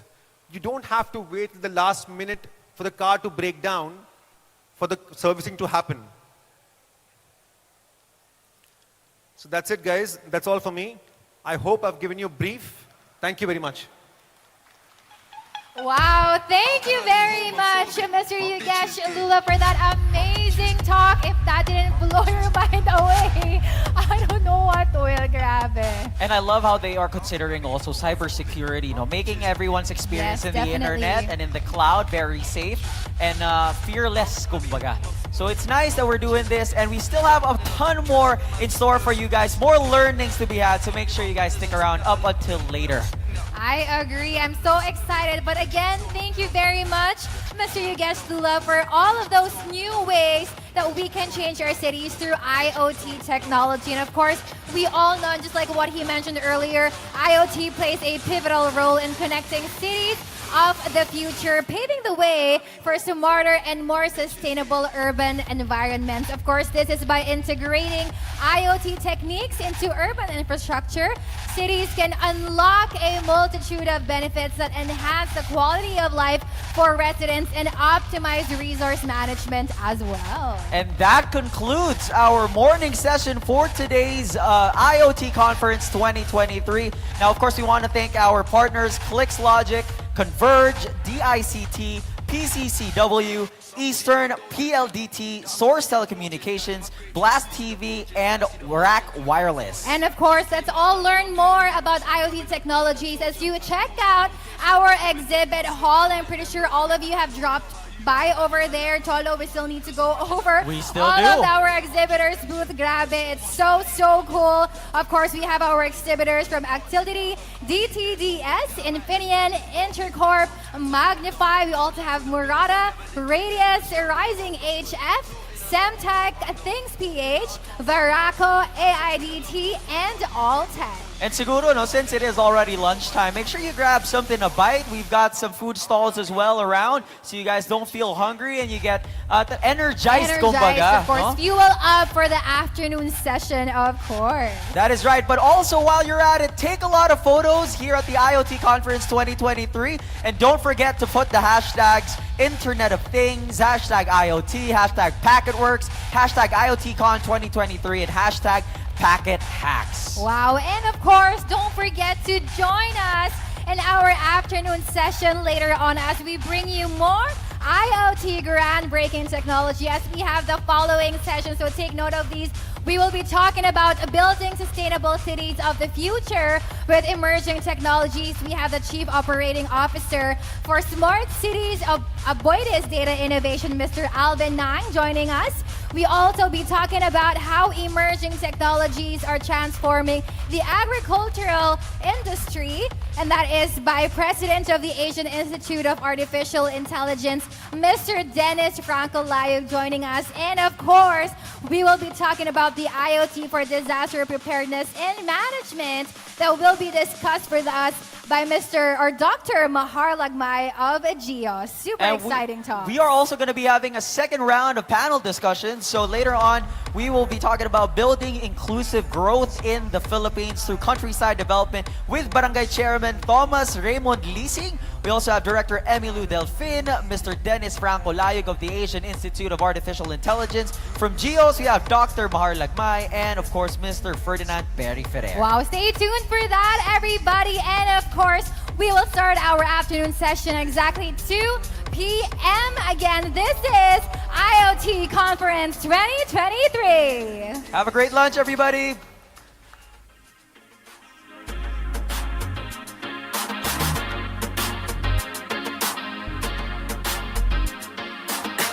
She was always dealing with the devil. She was always into taking those chances. Said she met a couple at the Diamond who were into going late night dancing. Then she fell in love with a pill that could take away all her pain. Then she fell in love with a whole new drug that could fill her veins. And then she's high. She lives in the sky. Tonight she's satisfied. Rolling back her eyes. Then she starts to cry. Everything is turning to black all in one night. She just went to heaven and back.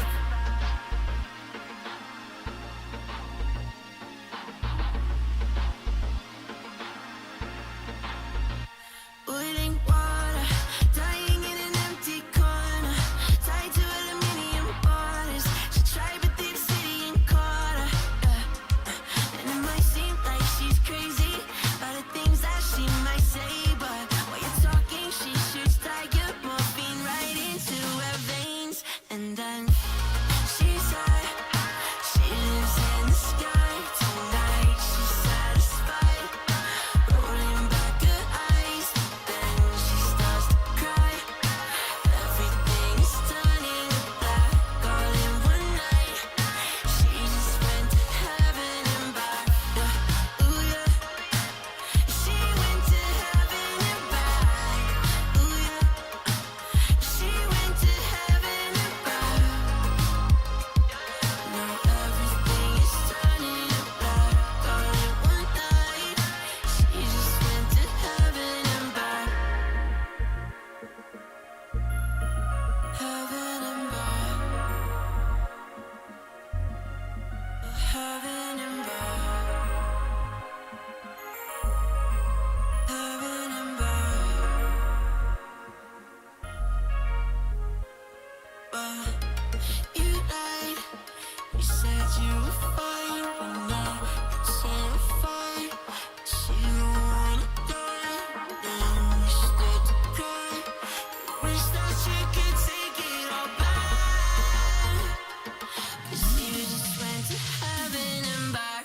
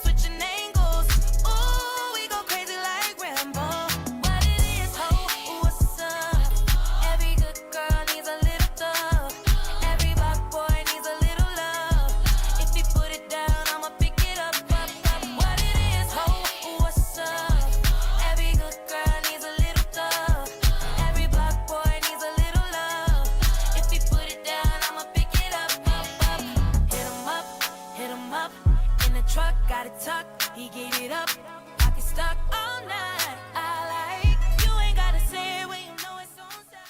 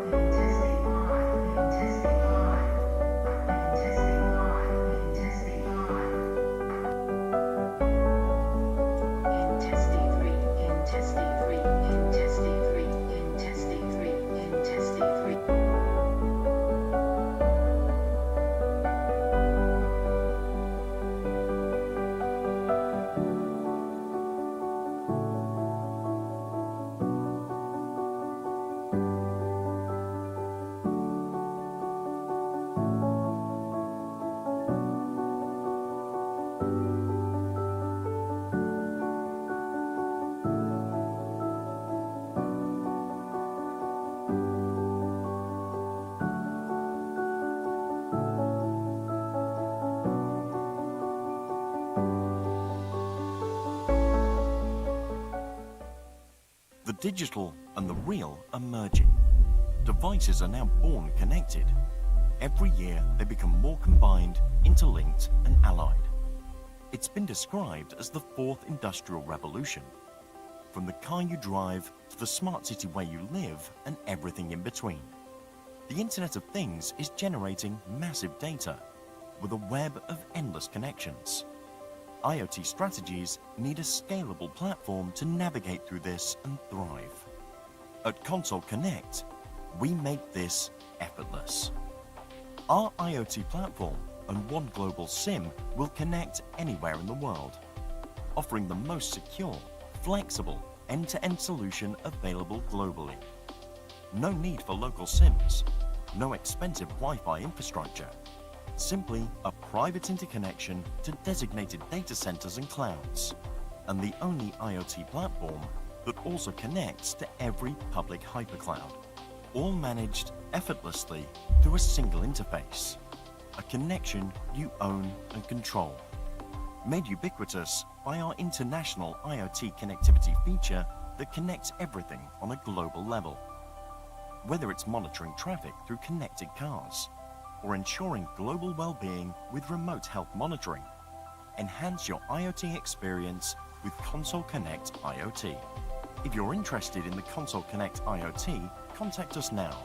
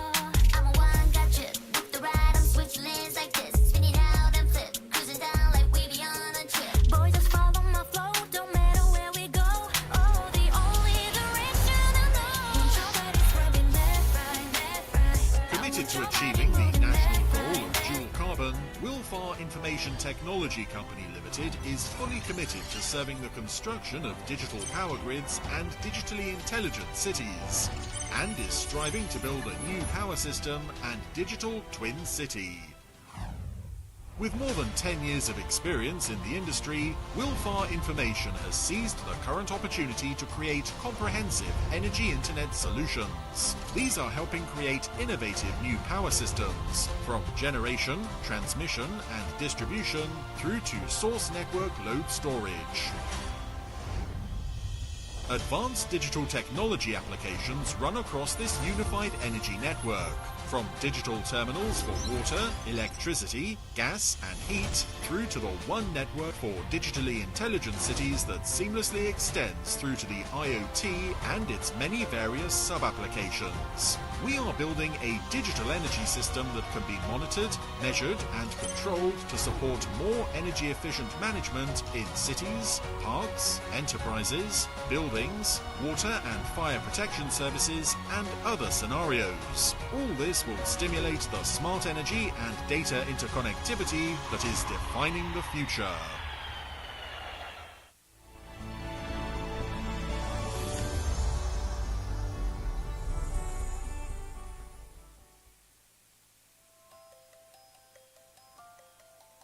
Hi, this is Rob.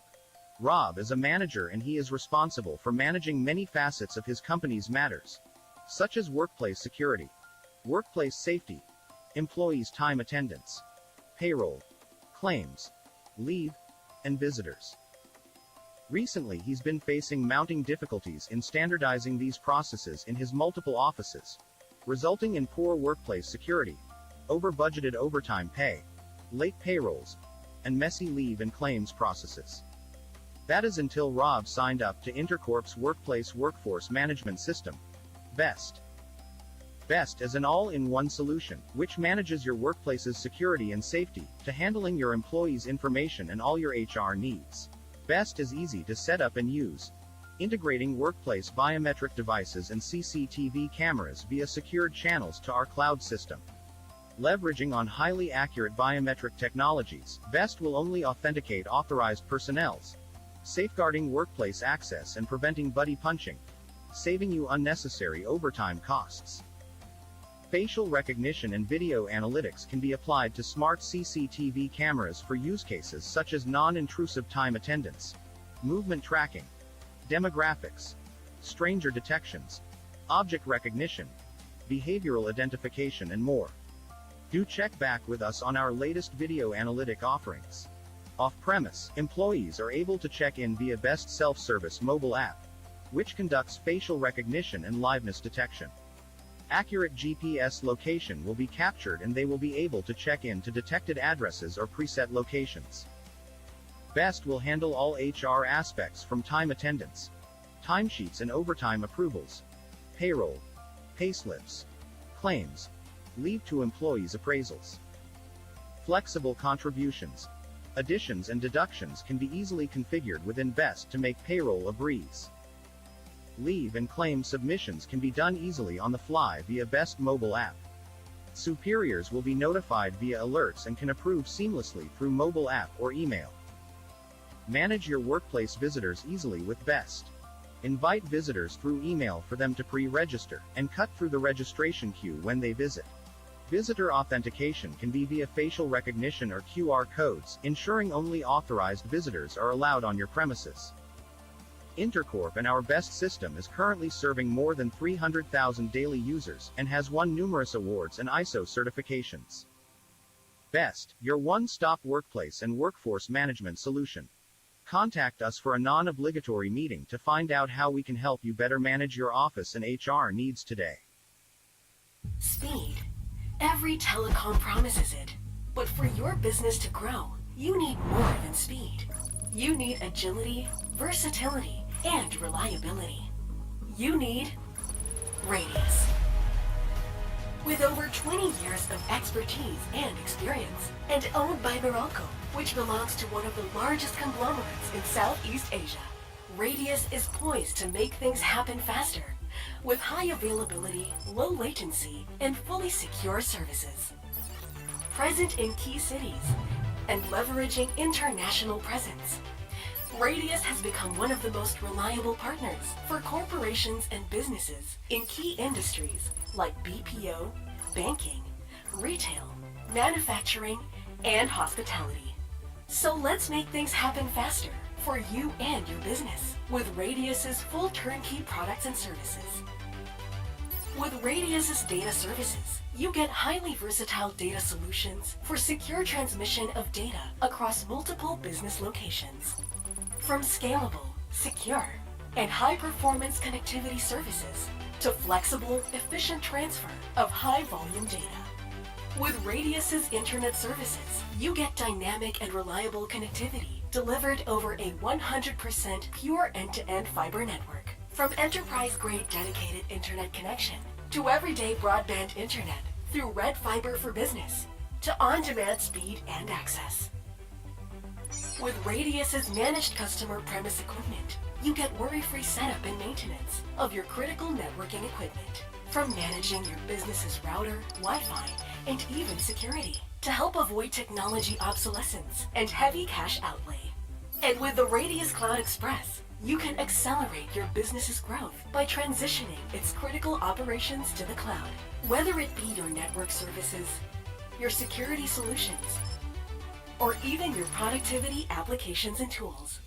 With Radius, you don't just get speed. You get solutions that adapt to your very needs. You get access to superior equipment and technology.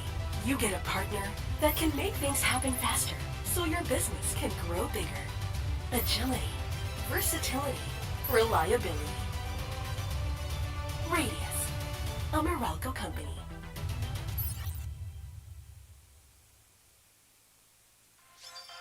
The goal of the Internet of Things is to enable smarter, better choices that create a more sustainable future. But the magnitude of environmental, healthcare, and social dilemmas keep us asking, how do we make that goal a reality? The answer is Lora. Semtech's Lora technology provides an energy-efficient way to connect sensors everywhere to generate the insight and understanding we need to make better choices. Every IoT solution starts with a sensor sending data, and every sensor needs a network to communicate. Lora enables sensors and gateways to send and receive data at extremely low power over long distances. Simply put, Lora technology makes the Internet of Things possible.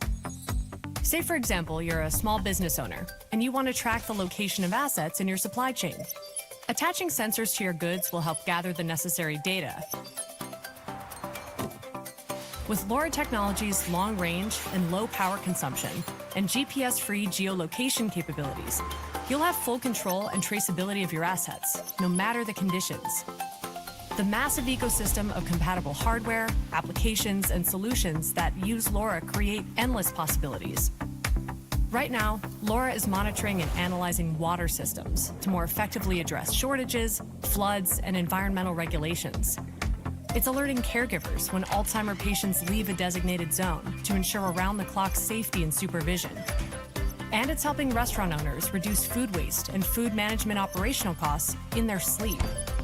Lora does all of this and so much more. It's easy to see why over 200 million devices already use Lora technology. At Semtech, we provide technologies that deliver on the goal of the Internet of Things to create a more sustainable future. So ask yourself, how can I use Lora to make that goal a reality?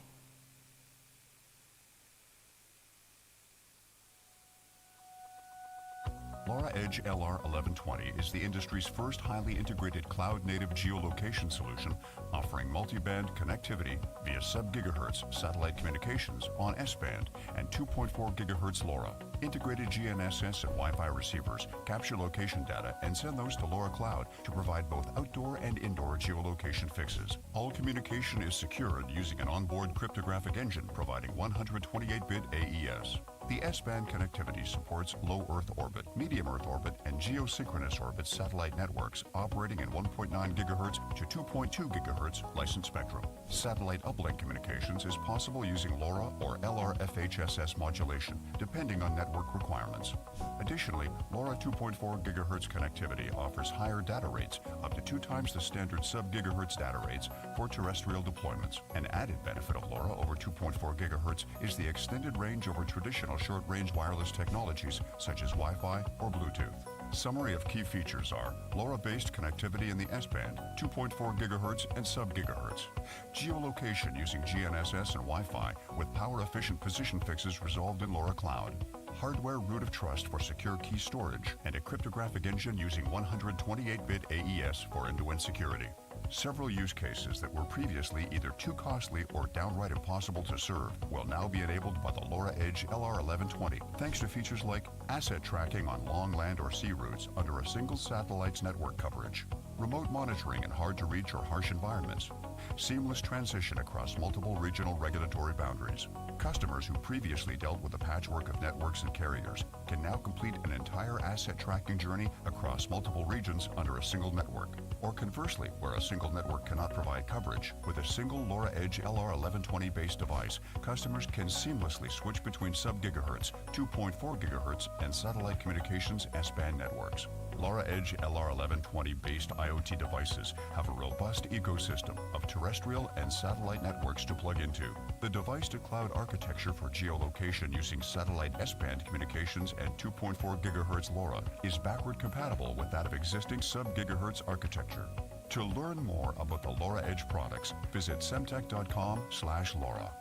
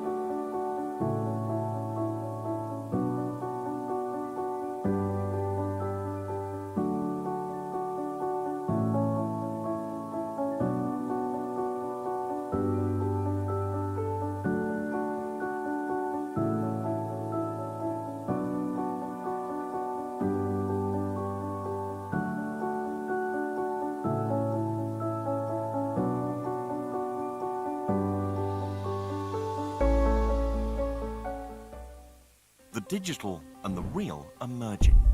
Devices are now born connected. Every year, they become more combined, interlinked, and allied. It's been described as the fourth industrial revolution. From the car you drive to the smart city where you live and everything in between. The Internet of Things is generating massive data with a web of endless connections. IoT strategies need a scalable platform to navigate through this and thrive. At Console Connect, we make this effortless. Our IoT platform and one global SIM will connect anywhere in the world, offering the most secure, flexible, end-to-end solution available globally. No need for local SIMs, no expensive Wi-Fi infrastructure, simply a private interconnection to designated data centers and clouds, and the only IoT platform that also connects to every public hypercloud, all managed effortlessly through a single interface, a connection you own and control, made ubiquitous by our international IoT connectivity feature that connects everything on a global level. Whether it's monitoring traffic through connected cars, or ensuring global well-being with remote health monitoring, enhance your IoT experience with Console Connect IoT. If you're interested in the Console Connect IoT, contact us now.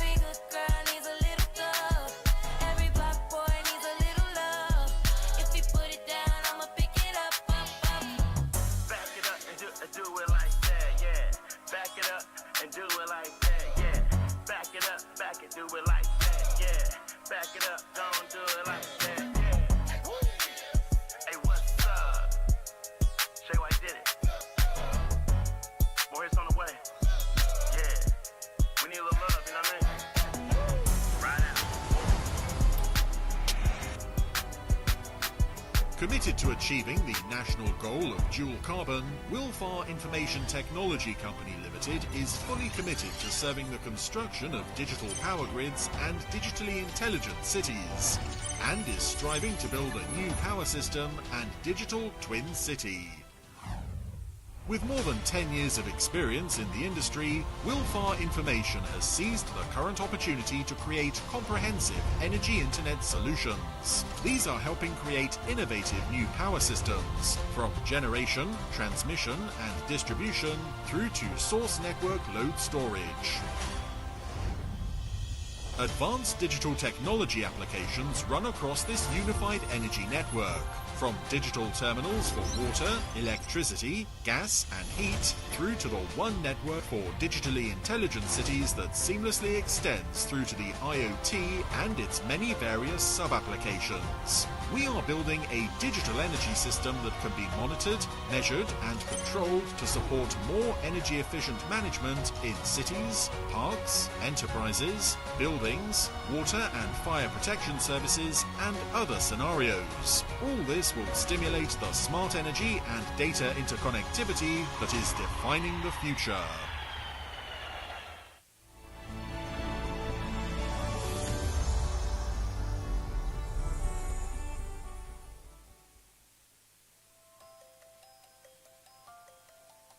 Hi, this is Rob. Rob is a manager and he is responsible for managing many facets of his company's matters, such as workplace security, workplace safety, employees' time attendance, payroll, claims, leave, and visitors. Recently, he's been facing mounting difficulties in standardizing these processes in his multiple offices, resulting in poor workplace security, over-budgeted overtime pay, late payrolls, and messy leave and claims processes. That is until Rob signed up to Intercorp's Workplace Workforce Management System, BEST. BEST is an all-in-one solution, which manages your workplace's security and safety, to handling your employees' information and all your HR needs. BEST is easy to set up and use, integrating workplace biometric devices and CCTV cameras via secured channels to our cloud system. Leveraging on highly accurate biometric technologies, BEST will only authenticate authorized personnel, safeguarding workplace access and preventing buddy punching, saving you unnecessary overtime costs. Facial recognition and video analytics can be applied to smart CCTV cameras for use cases such as non-intrusive time attendance, movement tracking, demographics, stranger detections, object recognition, behavioral identification, and more. Do check back with us on our latest video analytic offerings. Off-premise, employees are able to check in via BEST self-service mobile app, which conducts facial recognition and liveness detection. Accurate GPS location will be captured and they will be able to check in to detected addresses or preset locations. BEST will handle all HR aspects from time attendance, timesheets and overtime approvals, payroll, payslips, claims, leave to employees' appraisals. Flexible contributions, additions and deductions can be easily configured within BEST to make payroll a breeze. Leave and claim submissions can be done easily on the fly via BEST mobile app. Superiors will be notified via alerts and can approve seamlessly through mobile app or email. Manage your workplace visitors easily with BEST. Invite visitors through email for them to pre-register, and cut through the registration queue when they visit. Visitor authentication can be via facial recognition or QR codes, ensuring only authorized visitors are allowed on your premises. Intercorp and our BEST system is currently serving more than 300,000 daily users, and has won numerous awards and ISO certifications. BEST, your one-stop workplace and workforce management solution. Contact us for a non-obligatory meeting to find out how we can help you better manage your office and HR needs today. Speed. Every telecom promises it. But for your business to grow, you need more than speed. You need agility, versatility, and reliability. You need Radius. With over 20 years of expertise and experience, and owned by Meralco, which belongs to one of the largest conglomerates in Southeast Asia, Radius is poised to make things happen faster, with high availability, low latency, and fully secure services. Present in key cities and leveraging international presence, Radius has become one of the most reliable partners for corporations and businesses in key industries like BPO, banking, retail, manufacturing, and hospitality. So let's make things happen faster for you and your business with Radius's full turnkey products and services. With Radius's data services, you get highly versatile data solutions for secure transmission of data across multiple business locations. May we call on the From driver of scalable, Innova secure, White with and plate number high-performance AJA connectivity services to 1686. flexible, Kindly efficient attend transfer of to your high-volume vehicle data. now. With Radius's internet Innova services, White you get dynamic AJA and reliable connectivity 1686. delivered Kindly over attend to 100% your pure end-to-end vehicle fiber now. network. Thank From you. enterprise-grade dedicated internet connection to everyday broadband internet through Red Fiber for Business to on-demand speed and access. With Radius's managed customer premise equipment, you get worry-free setup and maintenance of your critical networking equipment. From managing your business's router, Wi-Fi, and even security to help avoid technology obsolescence and heavy cash outlay. And with the Radius Cloud Express, you can accelerate your business's growth by transitioning its critical operations to the cloud. Whether it be your network services, your security solutions, or even your productivity applications and tools. With Radius, you don't just get speed. You get solutions that adapt to your very needs. You get access to superior equipment and technology. You get a partner that can make things happen faster so your business can grow bigger. Agility, versatility, reliability. Radius, a Meralco company.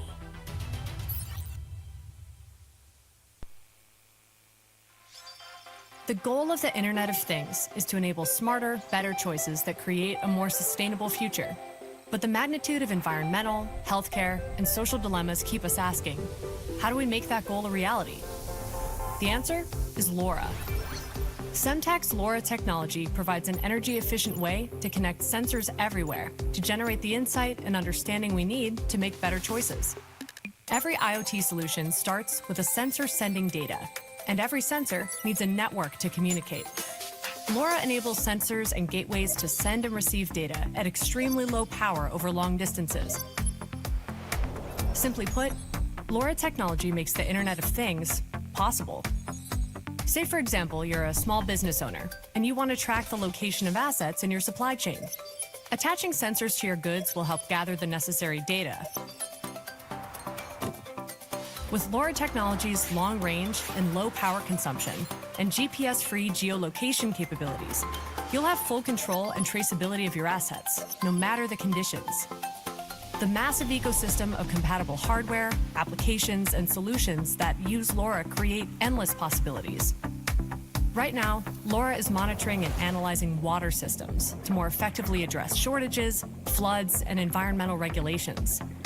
It's alerting caregivers when Alzheimer patients leave a designated zone to ensure around-the-clock safety and supervision.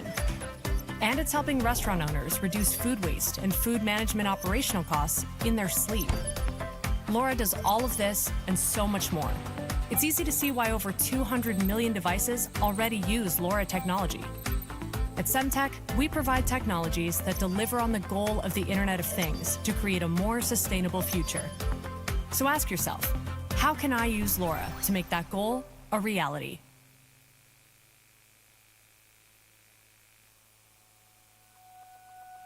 Lora Edge LR1120 is the industry's first highly integrated cloud-native geolocation solution offering multi-band connectivity via sub-gigahertz satellite communications on S-band and 2.4 gigahertz Lora. Integrated GNSS and Wi-Fi receivers capture location data and send those to Lora Cloud to provide both outdoor and indoor geolocation fixes. All communication is secured using an onboard cryptographic engine providing 128-bit AES.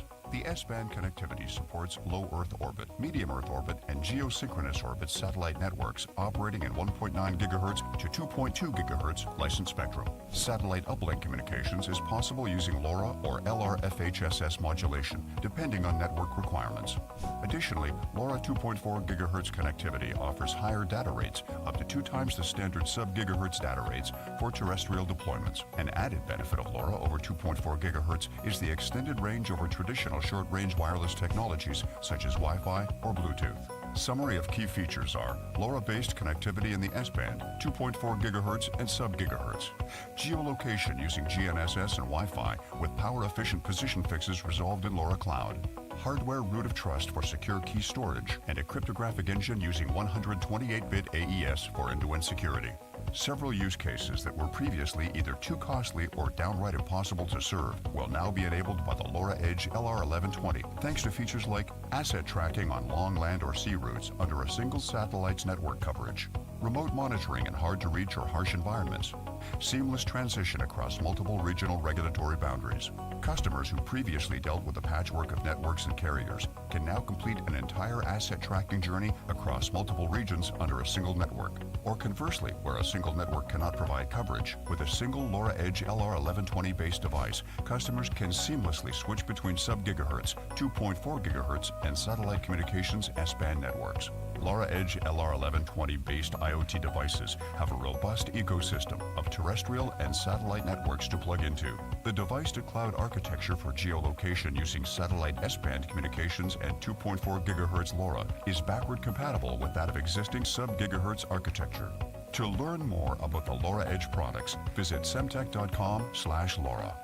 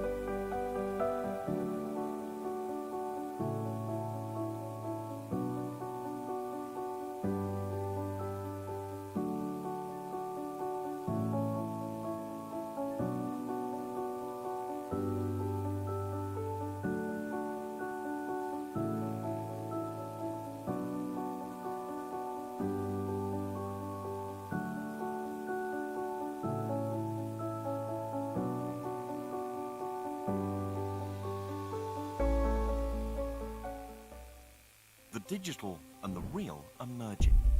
Devices are now born connected. Every year, they become more combined, interlinked, and allied. It's been described as the fourth industrial revolution. From the car you drive to the smart city where you live and everything in between. The Internet of Things is generating massive data with a web of endless connections. IoT strategies need a scalable platform to navigate through this and thrive. At Console Connect, we make this effortless. Our IoT platform and one global SIM will connect anywhere in the world, offering the most secure, flexible, end-to-end solution available globally. No need for local SIMs, no expensive Wi-Fi infrastructure, simply a private interconnection to designated data centers and clouds, and the only IoT platform that also connects to every public hypercloud, all managed effortlessly through a single interface, a connection you own and control. Made ubiquitous by our international IoT connectivity feature that connects everything on a global level. Whether it's monitoring traffic through connected cars, or ensuring global well-being with remote health monitoring, enhance your IoT experience with Console Connect IoT. If you're interested in the Console Connect IoT, contact us now.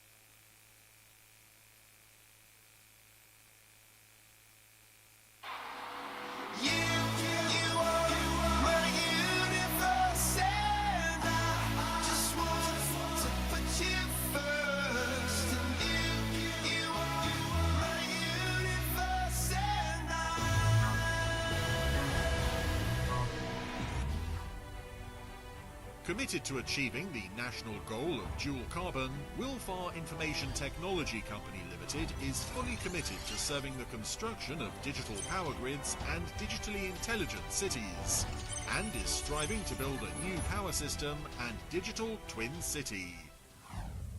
With more than 10 years of experience in the industry, Wilfar Information has seized the current opportunity to create comprehensive energy internet solutions. These are helping create innovative new power systems, from generation, transmission and distribution through to source network load storage. Advanced digital technology applications run across this unified energy network, from digital terminals for water, electricity, gas and heat, through to the one network for digitally intelligent cities that seamlessly extends through to the IoT and its many various sub-applications. We are building a digital energy system that can be monitored, measured and controlled to support more energy efficient management in cities, parks, enterprises, buildings, water and fire protection services and other scenarios. All this will stimulate the smart energy and data interconnectivity that is defining the future.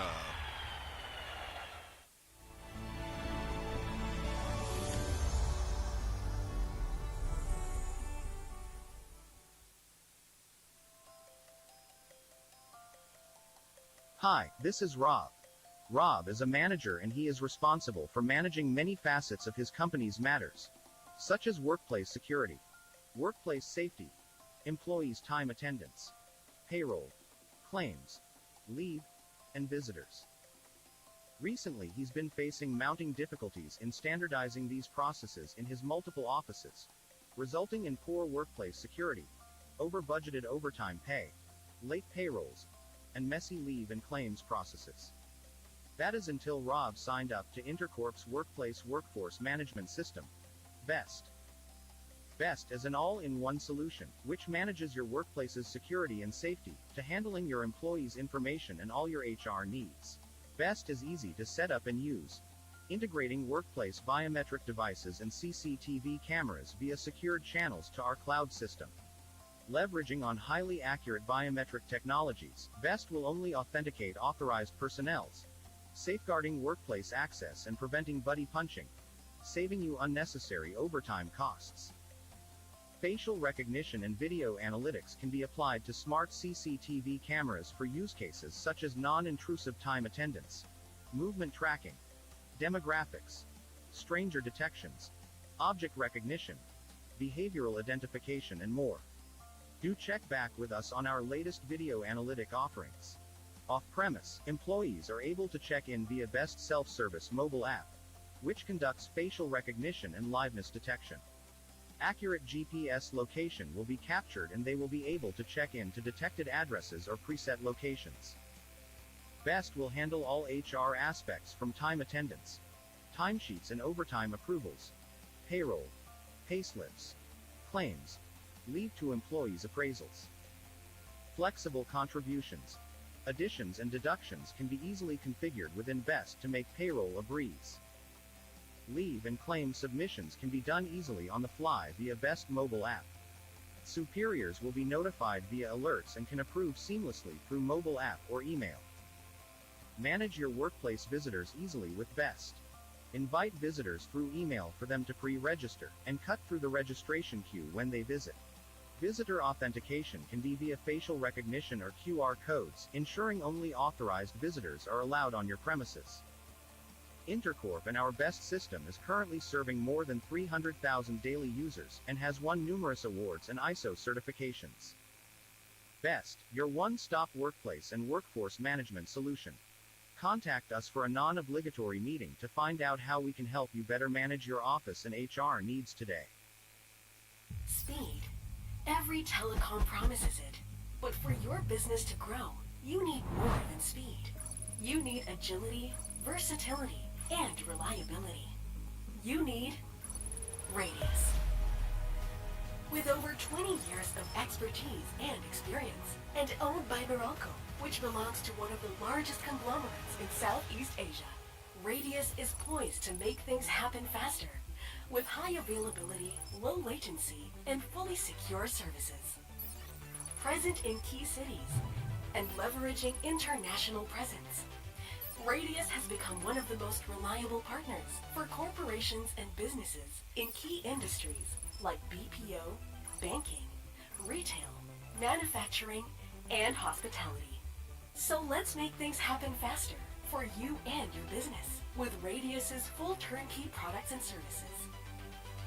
With Radius's data services, you get highly versatile data solutions for secure transmission of data across multiple business locations.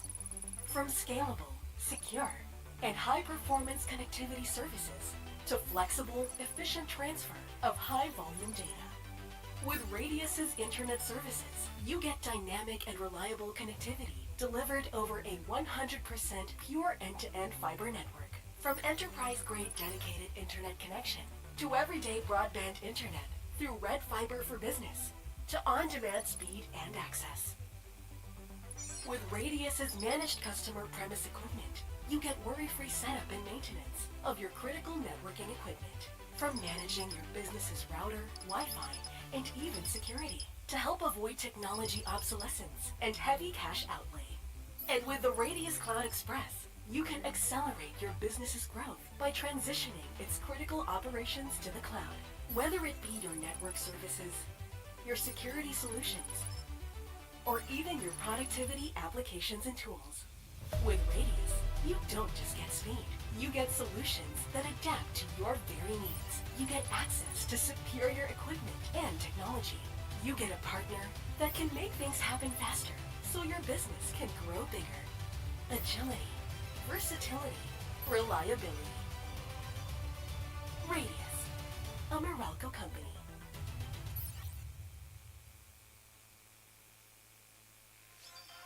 The goal of the Internet of Things is to enable smarter, better choices that create a more sustainable future.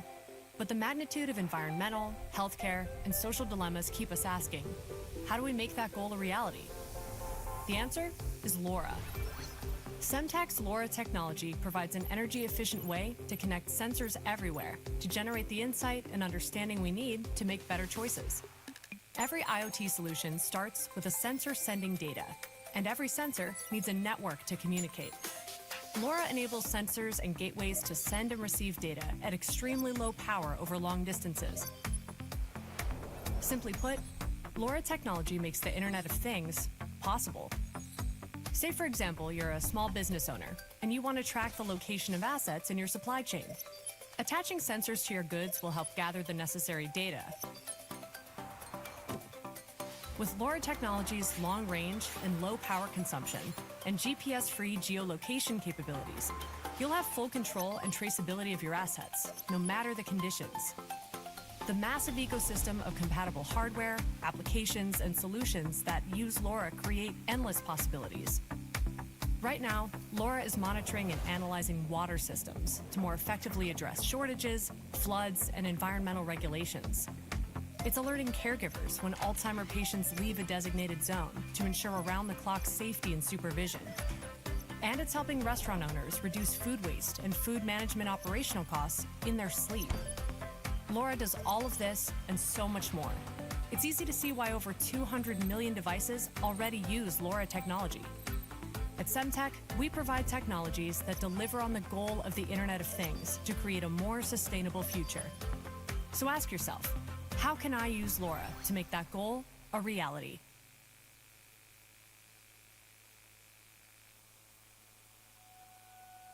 Lora Edge LR1120 is the industry's first highly integrated cloud-native geolocation solution offering multi-band connectivity via sub-gigahertz satellite communications on S-band and 2.4 gigahertz LoRa.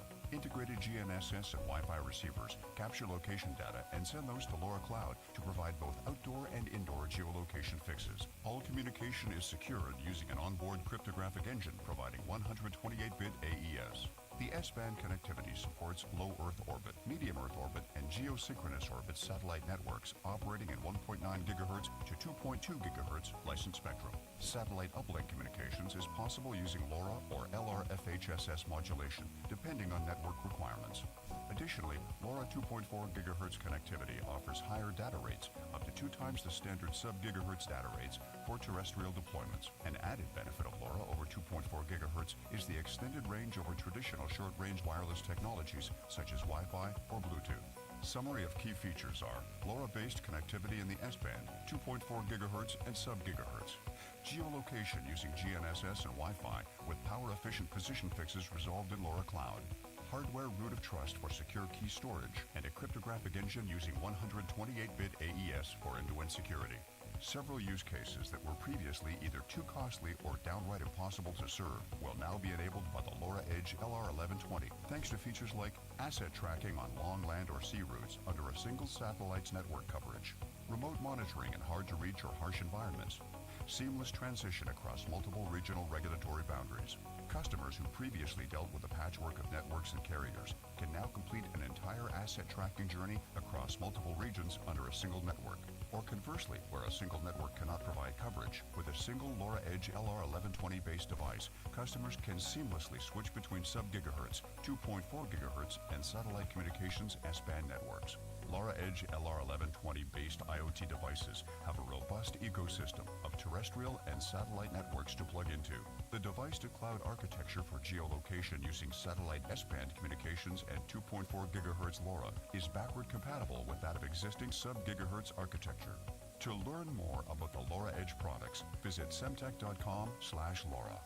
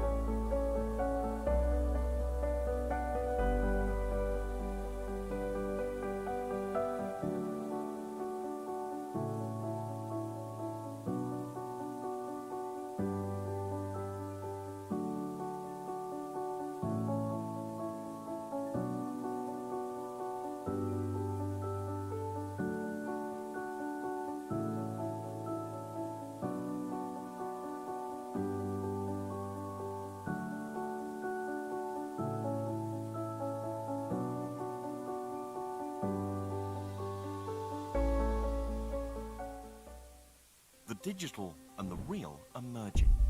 Devices are now born connected. Every year, they become more combined, interlinked, and allied. It's been described as the fourth industrial revolution. From the car you drive to the smart city where you live and everything in between. The Internet of Things is generating massive data with a web of endless connections. IoT strategies need a scalable platform to navigate through this and thrive. At Console Connect, we make this effortless. Our IoT platform and one global SIM will connect anywhere in the world, offering the most secure, flexible, end-to-end solution available globally. No need for local SIMs, no expensive Wi-Fi infrastructure, simply a private interconnection to designated data centers and clouds, and the only IoT platform that also connects to every public hypercloud, all managed effortlessly through a single interface, a connection you own and control, made ubiquitous by our international IoT connectivity feature that connects everything on a global level. Whether it's monitoring traffic through connected cars, or ensuring global well-being with remote health monitoring, enhance your IoT experience with Console Connect IoT. If you're interested in the Console Connect IoT, contact us now.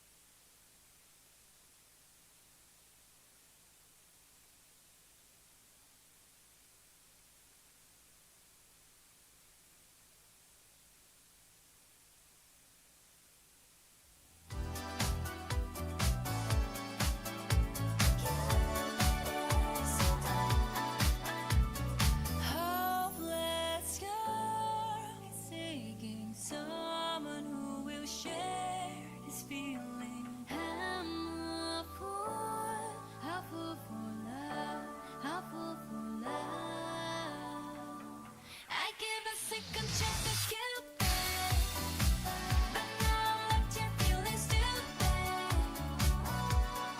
All the way he makes me feel that love isn't real. Cupid is so dumb. I give a second chance to Cupid, but now I'm left here feeling stupid. All the way he makes me feel that love isn't real. Cupid is so dumb.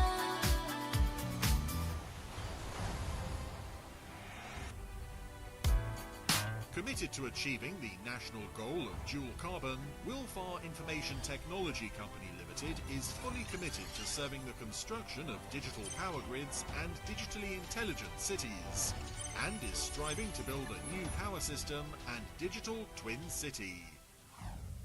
With more than 10 years of experience in the industry, Wilfar Information has seized the current opportunity to create comprehensive energy internet solutions. These are helping create innovative new power systems, from generation, transmission and distribution through to source network load storage.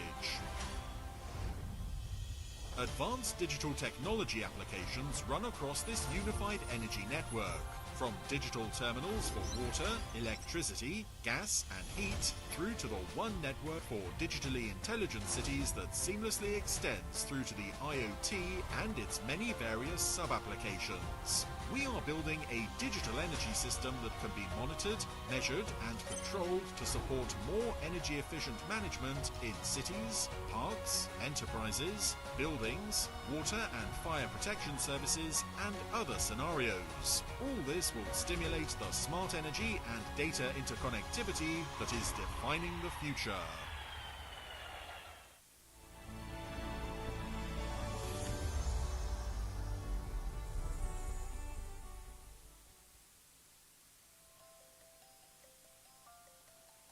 Hi, this is Rob.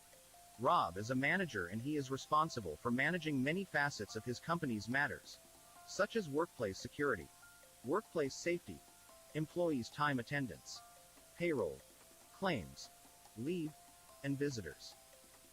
Recently, he's been facing mounting difficulties in standardizing these processes in his multiple offices, resulting in poor workplace security, over-budgeted overtime pay, late payrolls, and messy leave and claims processes. That is until Rob signed up to Intercorp's Workplace Workforce Management System, BEST. BEST is an all-in-one solution, which manages your workplace's security and safety, to handling your employees' information and all your HR needs. BEST is easy to set up and use, integrating workplace biometric devices and CCTV cameras via secured channels to our cloud system.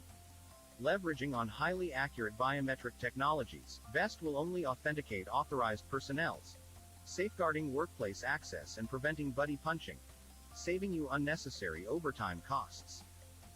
Facial recognition and video analytics can be applied to smart CCTV cameras for use cases such as non-intrusive time attendance, movement tracking, demographics, stranger detections, object recognition, behavioral identification, and more. Do check back with us on our latest video analytic offerings. Off-premise, employees are able to check in via BEST self-service mobile app, which conducts facial recognition and liveness detection. Accurate GPS location will be captured and they will be able to check in to detected addresses or preset locations.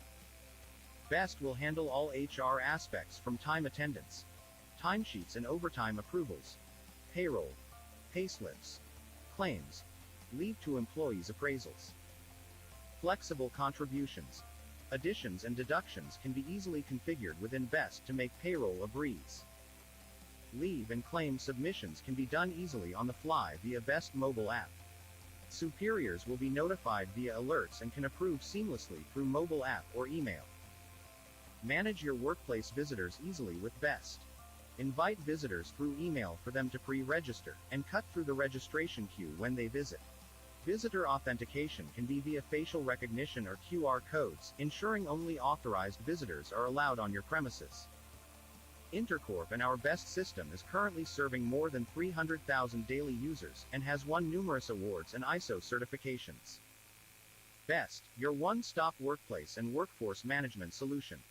Contact us for a non-obligatory meeting to find out how we can help you better manage your office and HR needs today. Speed. Every telecom promises it. But for your business to grow, you need more than speed. You need agility, versatility, and reliability. You need Radius. With over 20 years of expertise and experience, and owned by Meralco, which belongs to one of the largest conglomerates in Southeast Asia, Radius is poised to make things happen faster, with high availability, low latency, and fully secure services. Present in key cities, and leveraging international presence, Radius has become one of the most reliable partners for corporations and businesses in key industries like BPO, banking, retail, manufacturing, and hospitality. So let's make things happen faster for you and your business with Radius's full turnkey products and services. With Radius's data services, you get highly versatile data solutions for secure transmission of data across multiple business locations. From scalable, secure, and high-performance connectivity services to flexible, efficient transfer of high-volume data. With Radius's internet services, you get dynamic and reliable connectivity delivered over a 100% pure end-to-end fiber network. From enterprise-grade dedicated internet connection to everyday broadband internet through Red Fiber for Business to on-demand speed and access. With Radius's managed customer premise equipment, you get worry-free setup and maintenance of your critical networking equipment. From managing your business's router, Wi-Fi, and even security to help avoid technology obsolescence and heavy cash outlay. And with the Radius Cloud Express, you can accelerate your business's growth by transitioning its critical operations to the cloud. Whether it be your network services, your security solutions, or even your productivity applications and tools. With Radius, you don't just get speed, You get solutions that adapt to your very needs. You get access to superior equipment and technology. You get a partner that can make things happen faster so your business can grow bigger. Agility, versatility, reliability. Radius, a Meralco company.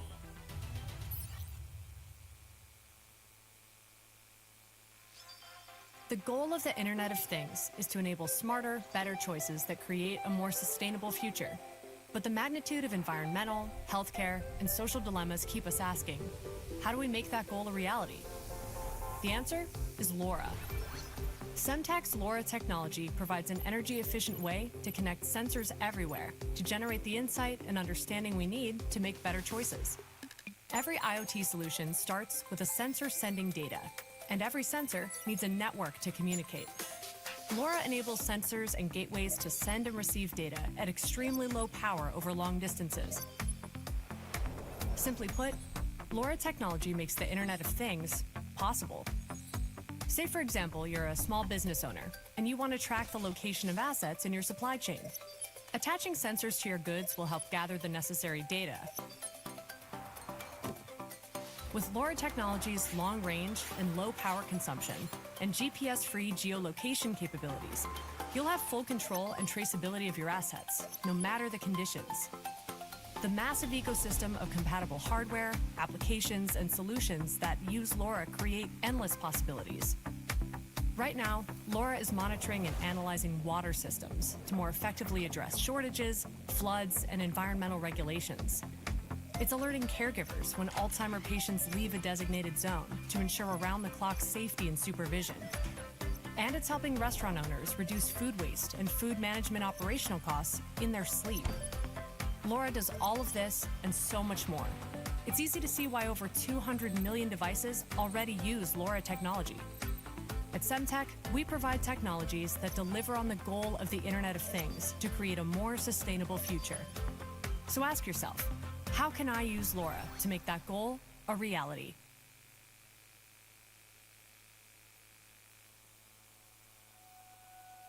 Lora Edge LR1120 is the industry's first highly integrated cloud-native geolocation solution offering multi-band connectivity via sub-gigahertz satellite communication. GNSS and Wi-Fi receivers capture location data and send those to Lora Cloud to provide both outdoor and indoor geolocation fixes. All communication secured using an onboard cryptographic engine providing 128-bit AES. The S-band connectivity supports low Earth orbit, medium Earth orbit, and geosynchronous orbit satellite networks operating at 1.9 GHz to 2.2 GHz licensed spectrum. Satellite uplink communications is possible using Lora or LRFHSS modulation, depending on network requirements.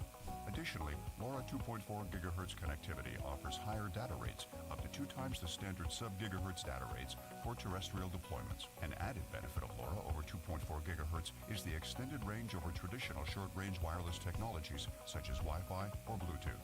Summary of key features are LoRa-based connectivity in the S-band, 2.4 GHz and sub-gigahertz. Geolocation using GNSS and Wi-Fi with power-efficient position fixes resolved in Lora Cloud. Hardware root of trust for secure key storage, and a cryptographic engine using 128-bit AES for end-to-end security.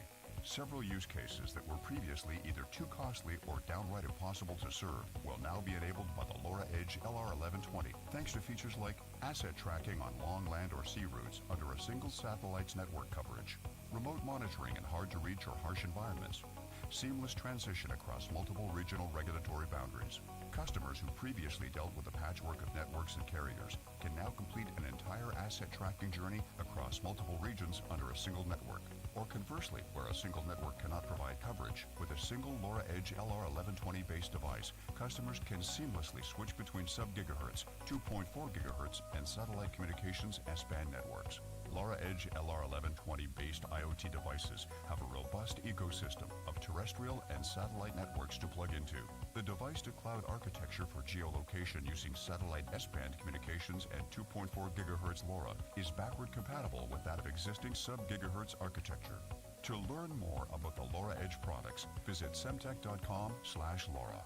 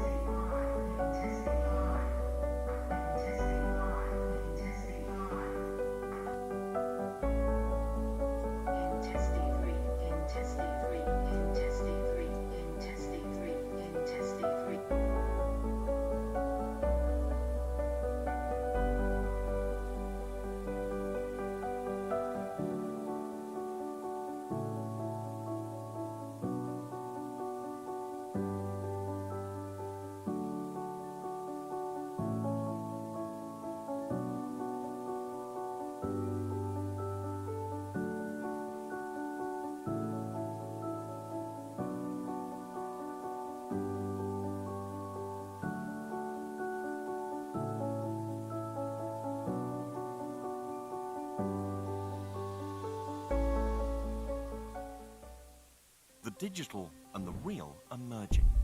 Devices are now born connected. Every year, they become more combined, interlinked, and allied. It's been described as the fourth industrial revolution. From the car you drive to the smart city where you live and everything in between. The Internet of Things is generating massive data with a web of endless connections. IoT strategies need a scalable platform to navigate through this and thrive. At Console Connect, we make this effortless. Our IoT platform and one global SIM will connect anywhere in the world, offering the most secure, flexible, end-to-end solution available globally.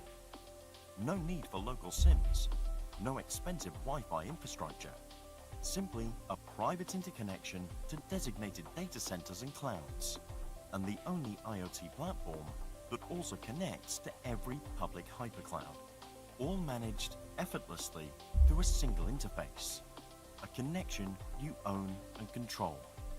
Made ubiquitous by our international IoT connectivity feature that connects everything on a global level. Whether it's monitoring traffic through connected cars, or ensuring global well-being with remote health monitoring, enhance your IoT experience with Console Connect IoT. If you're interested in the Console Connect IoT, contact us now.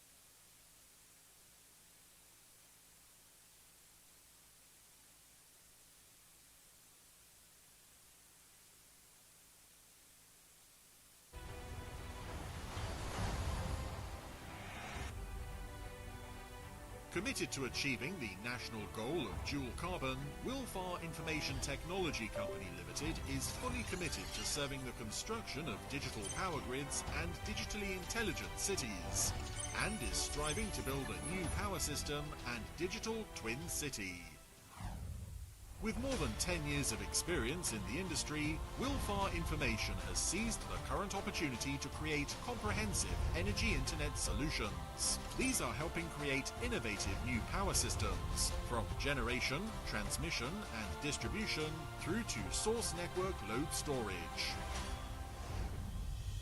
Advanced digital technology applications run across this unified energy network, from digital terminals for water, electricity, gas and heat, through to the one network for digitally intelligent cities that seamlessly extends through to the IoT and its many various sub-applications. We are building a digital energy system that can be monitored, measured and controlled to support more energy efficient management in cities, parks, enterprises, buildings, water and fire protection services and other scenarios. All this will stimulate the smart energy and data interconnectivity that is defining the future.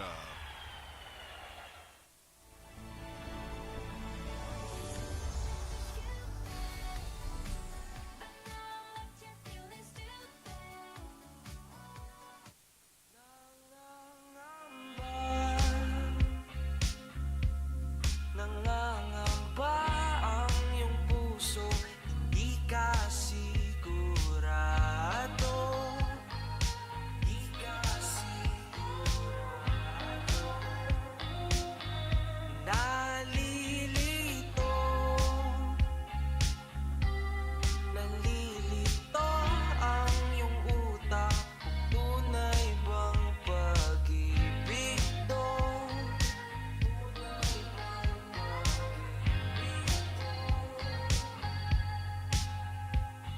Ano ba ang problema mo? Sabihin ang totoo. Sabihin mo na. Nilalaman ang puso mo. At nararamdaman dito. Kung di pa aminin ang gusto. Baka kasi mawala na ako. Nagulat ka. Nagulat ka nung may kasama na akong iba. Is it easy? Is it clear? Hi, it's clear. Can you hear me? Yeah. Okay. All right. Like this, okay? Like this? Yes. All right. Cool. All right. Good. This is good. All right.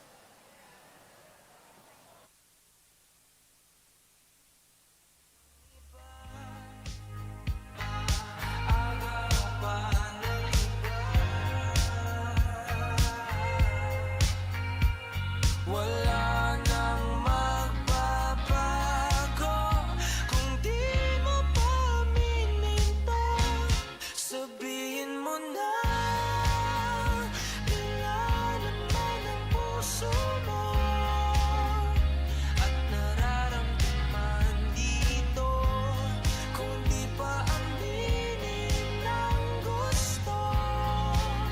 Baka kasi mawala na ako. Ito na ang pagkakataon. Wala nang titigil sa'yo. Huwag ka nang mahihiya. Sabihin ang totoo. Nilalaman ang puso mo. At nararamdaman dito. Kung di pa aminin ang gusto. Sabihin mo na. Nilalaman ang puso mo. At nararamdaman dito. Kung di pa aminin ang gusto. Baka kasi mawala na ako.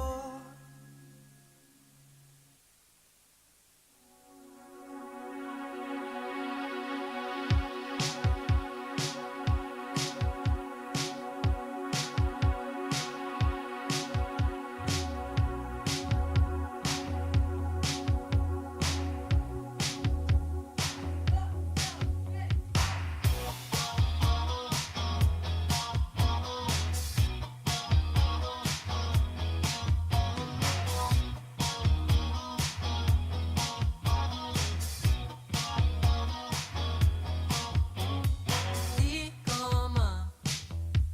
ipaliwanag ang nadarama.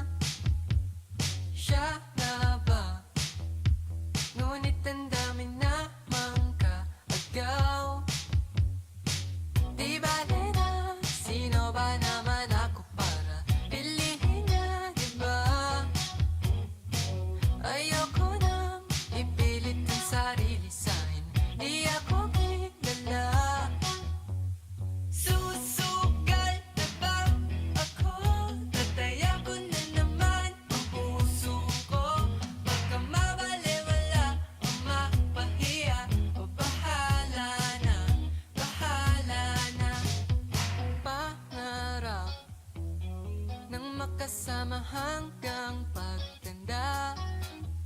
Kahit di ko ano rin naman siya kakilala. Yeah, di bale na, sino ba naman ako para pilihin niya, di ba? Ayoko nang ipilit ang sarili sa'kin. Di ako kilala. Susugal na ba ako? Tataya ko na naman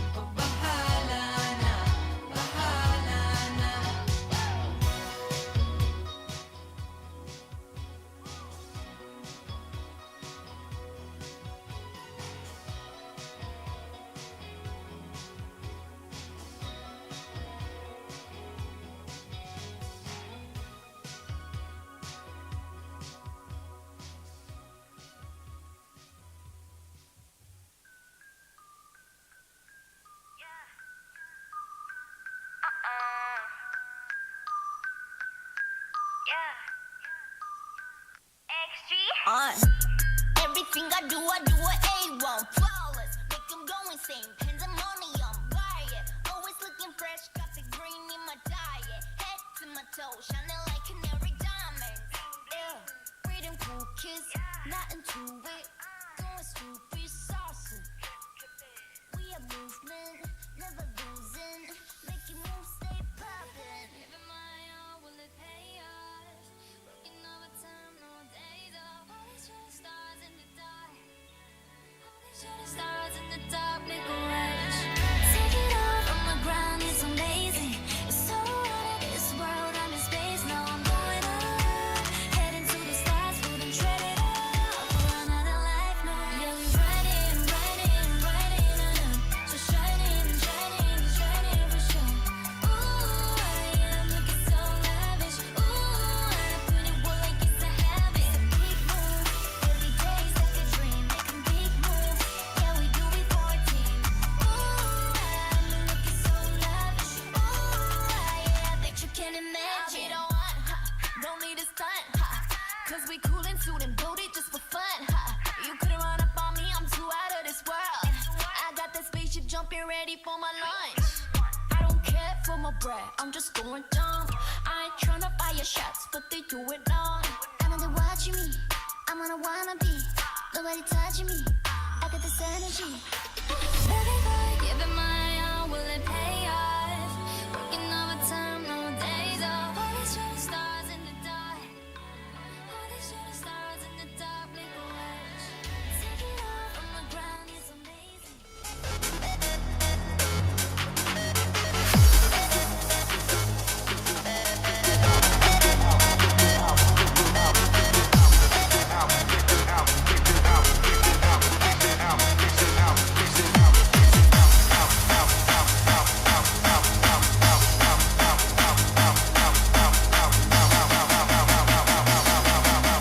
Welcome to IoT Conference 2023.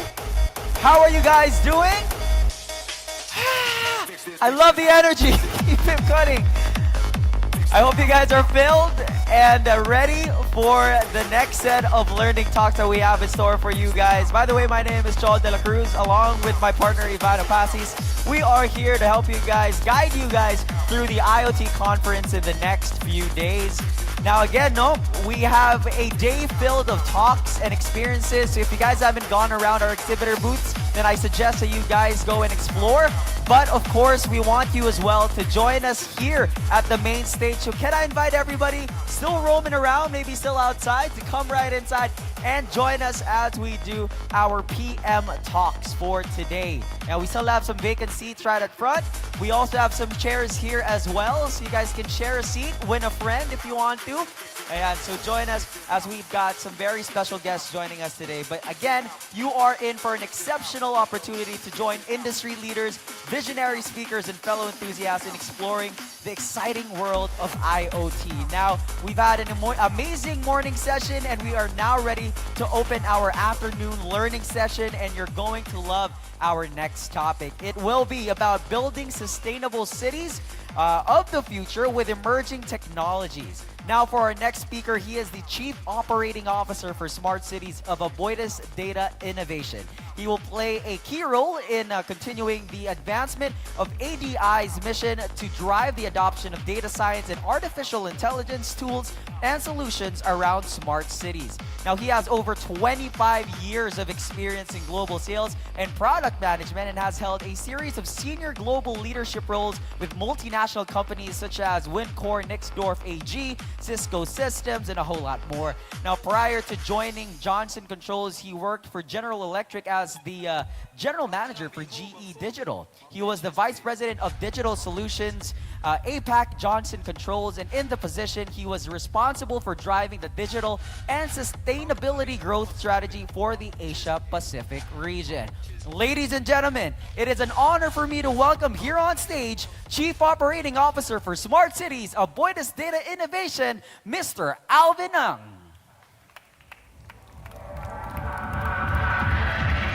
Hi, good afternoon.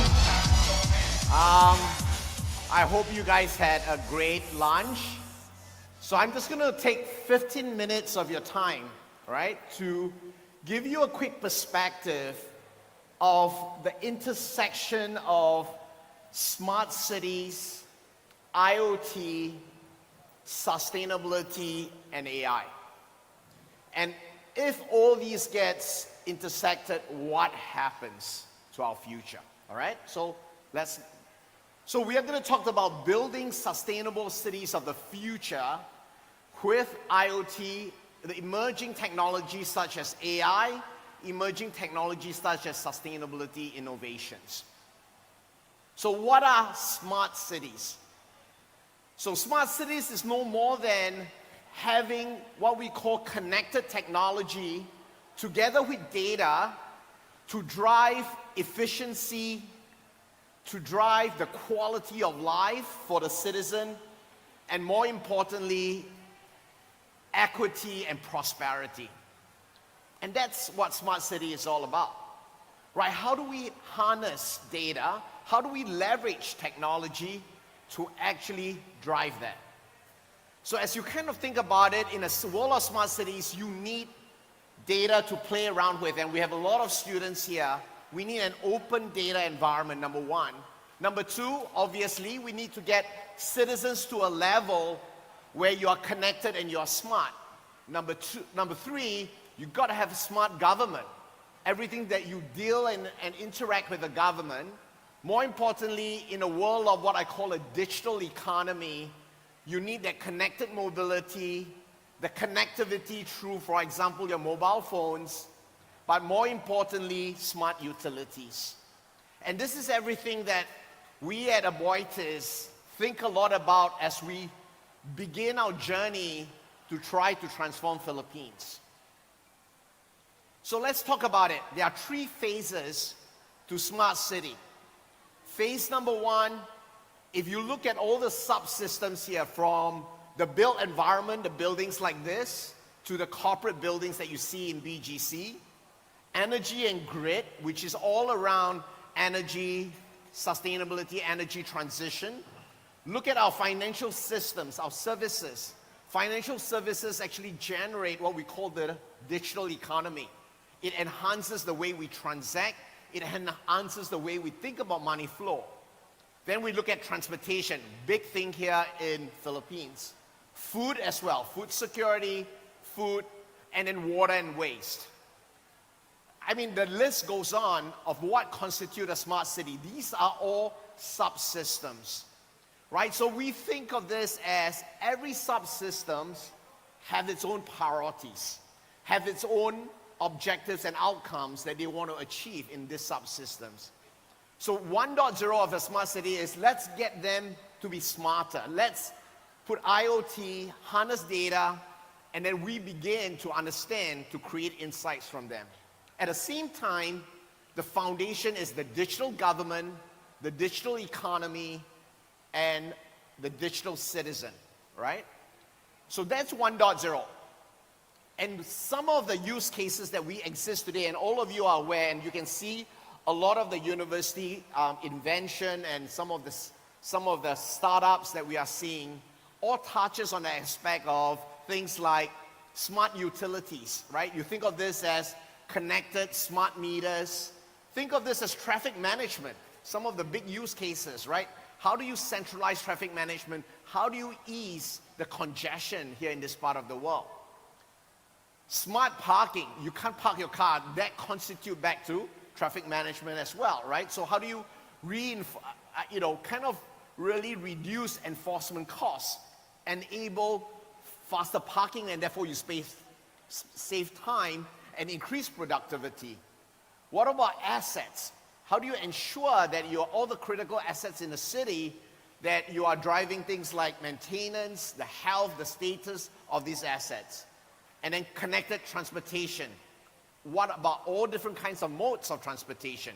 From bikes to buses to MRT to cars. How do we do that? And these are all the use cases that as we get our city to be smarter, by connecting IoT, we begin to see that data, or what we call a digital thread, that actually cuts across all these different subsystems. Now let's explore what I call the 2.0, the system of systems that optimize centrally.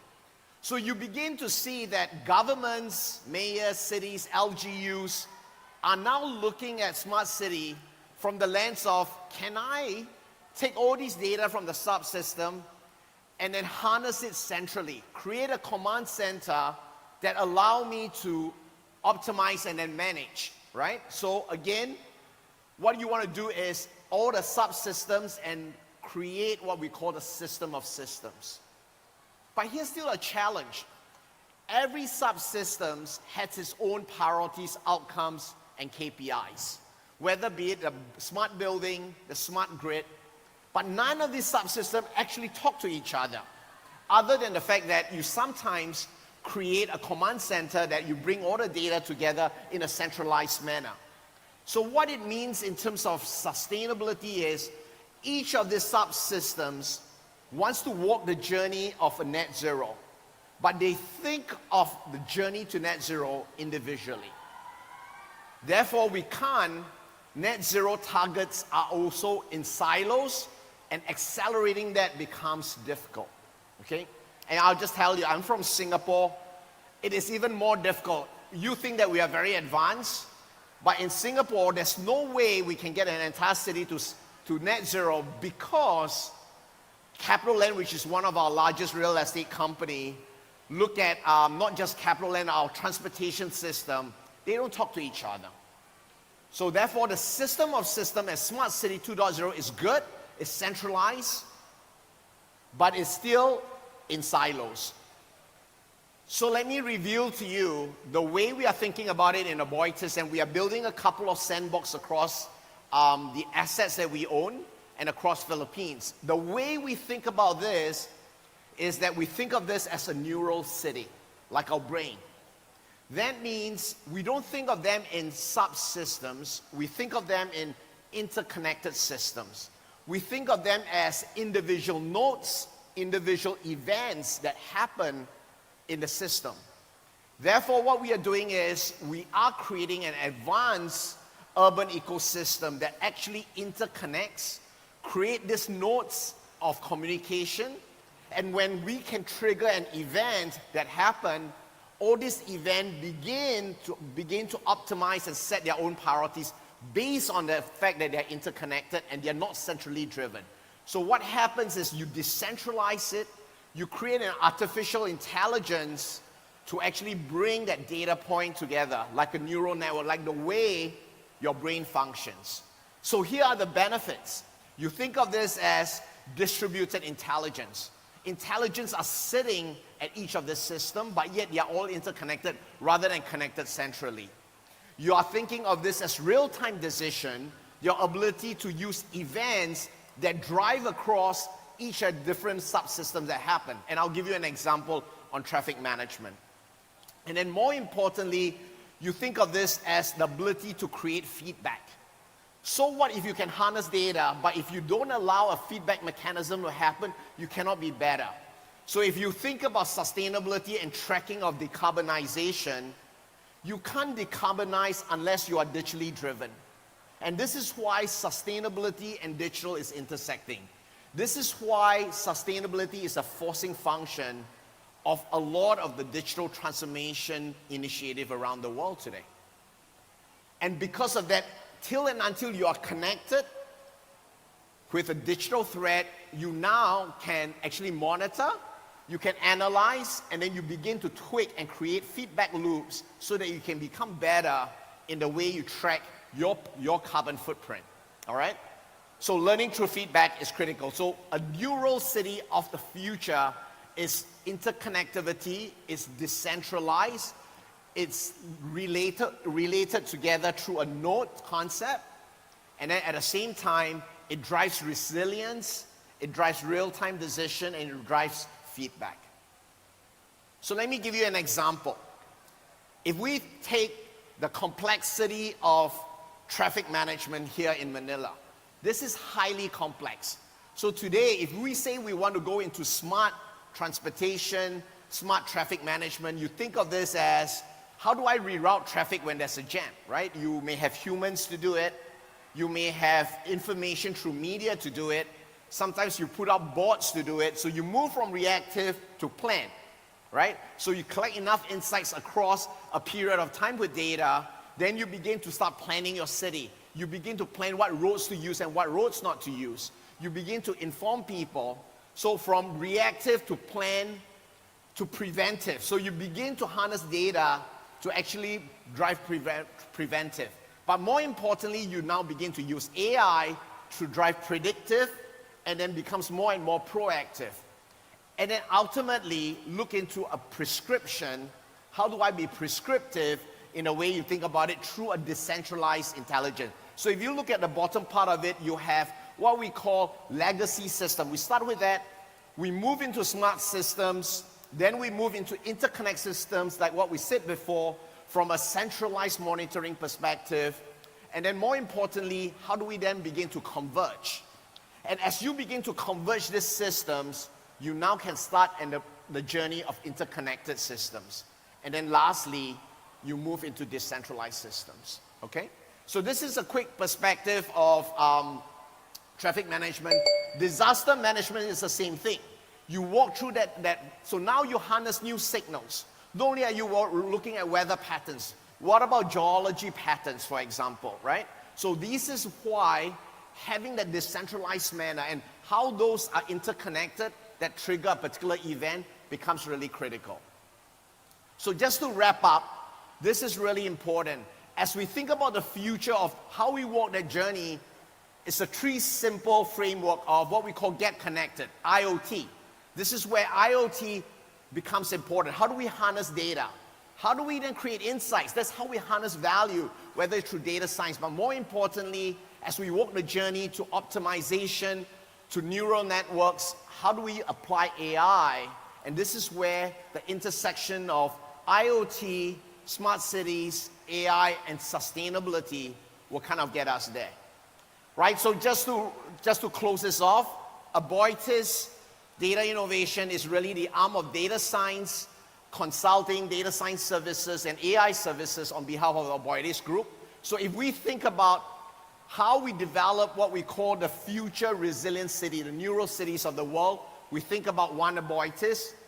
We see it as a framework of what we call sustainability, which is Aboitiz Power. We think of it as smart cities, which is our Aboitiz Infra Capital. We think of this as economic viability, which is Union Bank and is our subsidiary. And then we think of this as the foundation of IoT, data, and more important, artificial intelligence, and that's Aboitiz Data Innovation. And that's how we think about how do we bring this to life in terms of how we helping to accelerate the transformation of Philippines. With that, thank you.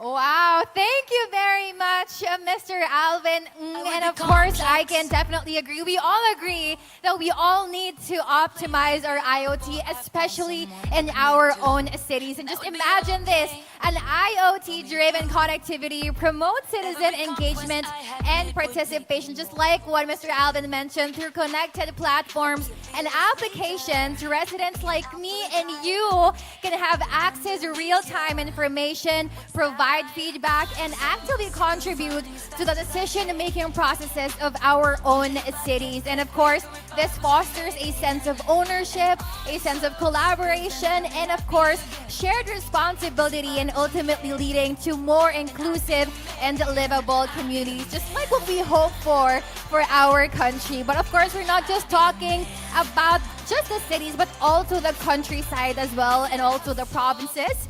And of course, the convergence of IoT and artificial intelligence, or AI, which has been, kind of trending recently, has the potential to revolutionize the agricultural sector, empowering farmers with innovative solutions to address key challenges and maximize productivity. And of course, by combining the capabilities of IoT and AI, agriculture can become more efficient, sustainable, and resilient. I am so excited to hear from our next speaker this afternoon, who will talk about how emerging technologies are transforming the agricultural industry right here, right now. Please welcome on stage the president of the Asian Institute of Artificial Intelligence. Let's all give a big, big round of applause for Mr. Dennis Franco Layud.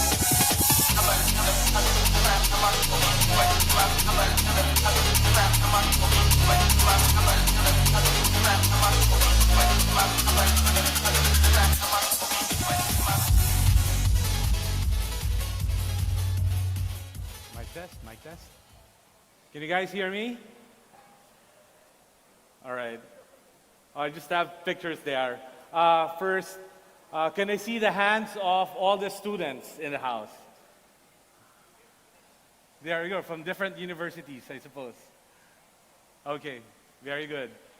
So, I'm here. By the way, I forgot to mention, I was just the director of the Department of Agriculture. So I recently resigned to go back to private. So balik na po ako sa private industry. But I'm also a farmer, by the way. I do farming. It so happens that my farm is run by a fully automated system. It's a digital aquaponics. And we are expanding that somewhere in the north side. So let me just discuss with you what I have experienced during my time in the Department of Agriculture as a director for ICTS. And also I was part of the Philippine Space Agency.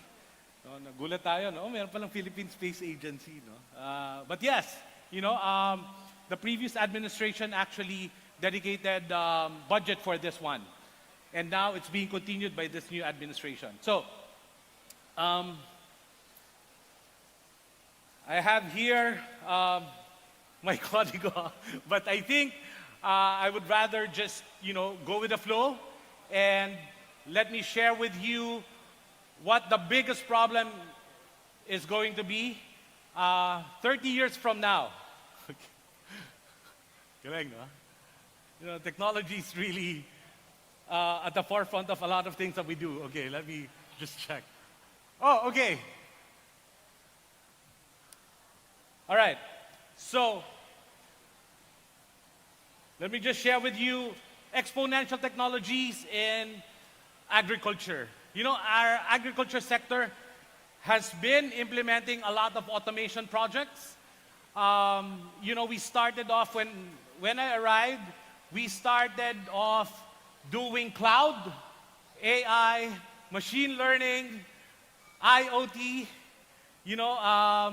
We started purchasing automated weather stations. We started implementing sensors. We wanted to implement drones to help our farmers. So these are exponential technologies. Of course, AI is at the forefront. Iba ang AI sa Department of Agriculture. Your AI is artificial intelligence. Sa amin, artificial insemination. No? Natatawa ako, parang few years ago, I met these wonderful school presidents, mga agriculture schools. Siguro mga 8 years ago yon, and we were talking about AI. And all the time, they thought that AI is artificial insemination. But the speaker was about, AI, artificial intelligence, technology. So medyo nahatawa siya, because it's something that is new to the agricultural sector. Now, the biggest problem of agricultural education is that there are less and less people now enrolling in agriculture schools. So actually, the secret now is how to make agriculture education a very sexy one.